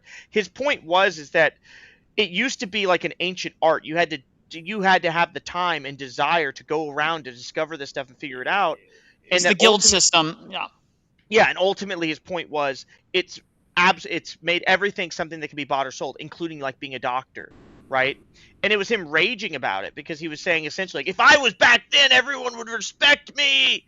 They'd respect me. And I'm like, nah, dude, you'd be a nobody. He's like, no, like, but it was him. He was like a chud. He never even figured out how to bathe. Like that's dude. Yeah, I know he's a weirdo. Yeah. But he's just like a modern chud, like where they're like, no, dude, if it was ancient medieval Europe, I'd be famous. I'm like, dude, you don't even know how to shoot a gun. They're like, ah. No, Like- if it was medieval Europe, when people, because I say I'm a monarchist and people say, oh, so you think you'd be a nobleman? I'm like, no, I probably would just end up being the son of a blacksmith or something. It's but I'm totally fine with that because I understand that not everyone's place is to be in those positions, right? Yep. And I understand that my place isn't to rule. I'm not a ruler. I'm, and literally every single king of every single medieval king effectively had about 3,000 cousins fifth cousins who all happened to be some form of working class man. That's just reality. That's what the numbers come out to. Because it's something I know my grandmother and my dad's mom would talk about, related, fifth cousins with the king of Spain, cousins with, I forget how many with the king of Denmark and the other people, etc.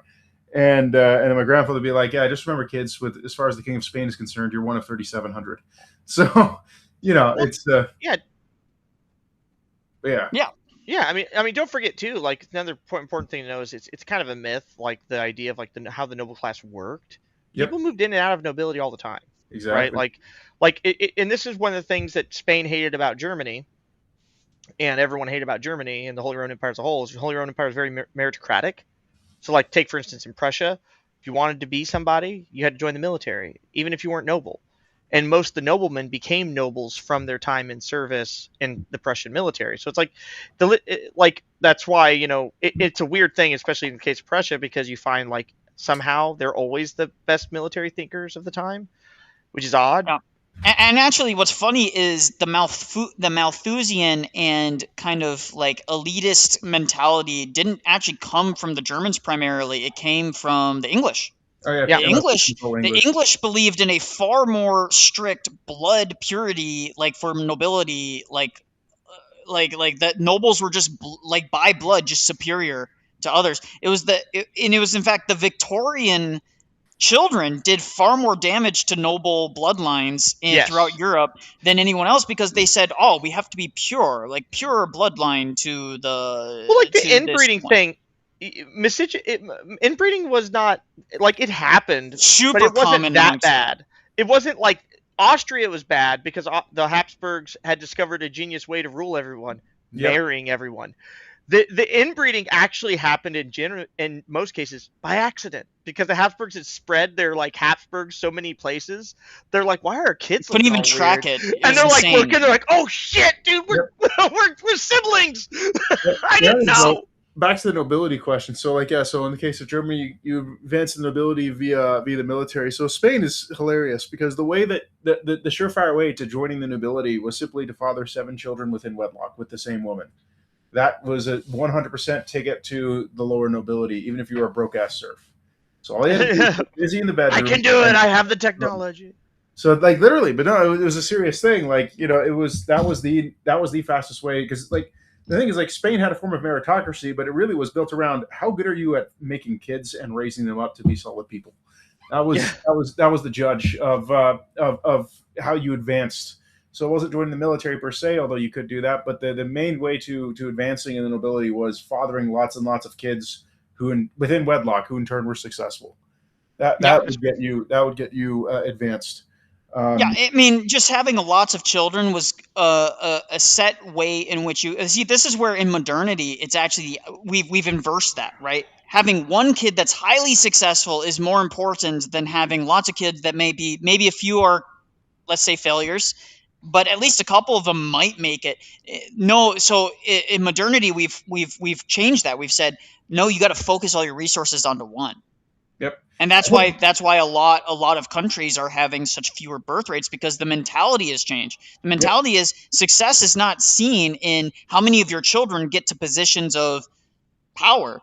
The question is, how high can you get this one child? Yeah. The thing is, people don't underestimate what you can achieve with numbers. My wife has about 72 cousins she knows by name, and Exarch of the Jews. Yep, Exarch of the Jews, indeed.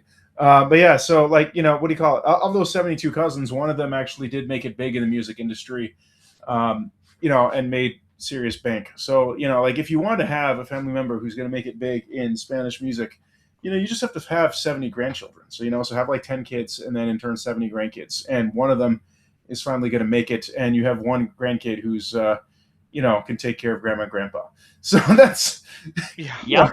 And then that's the reality of the situation. I think that's one of the things that people don't understand is that you just need to have one kid that's going to be, well off enough to be able to take care of you when you get what old. culture though? Any culture, but the reality is in America we've inversed that. We've completely inversed that. Oh, so yeah, and that's one thing I remember at a friend of mine, we were chatting, and he lives in America, he's a carpenter, but he's Mexican, and I was joking one time, and he's like, I like you, man. I said, why? He goes, you love your kids. I said, yeah. He goes, it's weird. He's like, Americans are weird. Like they want their kids to move out like the day they turn 18. He's like, and it's odd because he's like, my son's a journeyman carpenter. He still lives with me. And I love seeing my son. Every time I come home from wherever I'm working or something, I get to see my son. He goes, I don't want him to leave.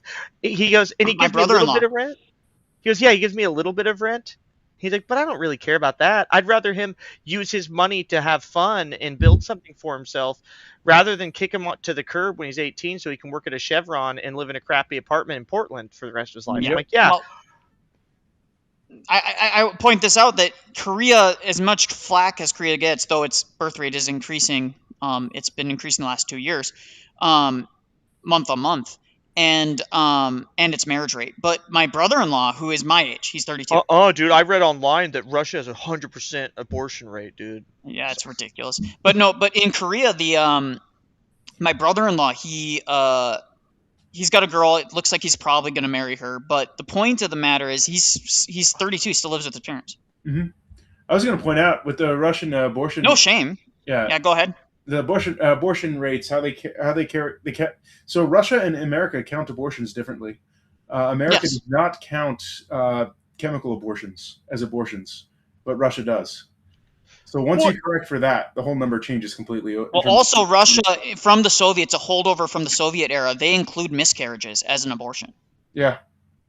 Well, I mean, so yeah. If a woman comes to the hospital and says, I had a miscarriage, that is included in the statistics. Yeah. Like I said, I remember all these people who were, so I sat there for years in dusty basements in the vault. Nikolai knows about the vault. You have to go in there to get any intelligence and stuff.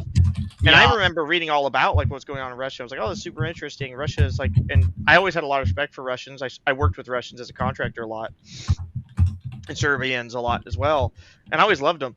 And then you kind of see this like mentality where they're like, no, they suck at warfare, and I'm like, guys, that's not true, like at all. I don't know who's lying to you about this, but don't you listen, like. And it's just the modern world.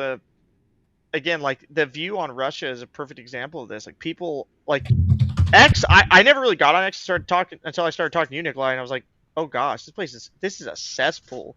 It's so bad. Like if I have to see one more Ukrainian dude being like, dude, this is what Russia looks like versus what Ukraine looks like. I'm like, Ukraine was a shithole. What are you talking about?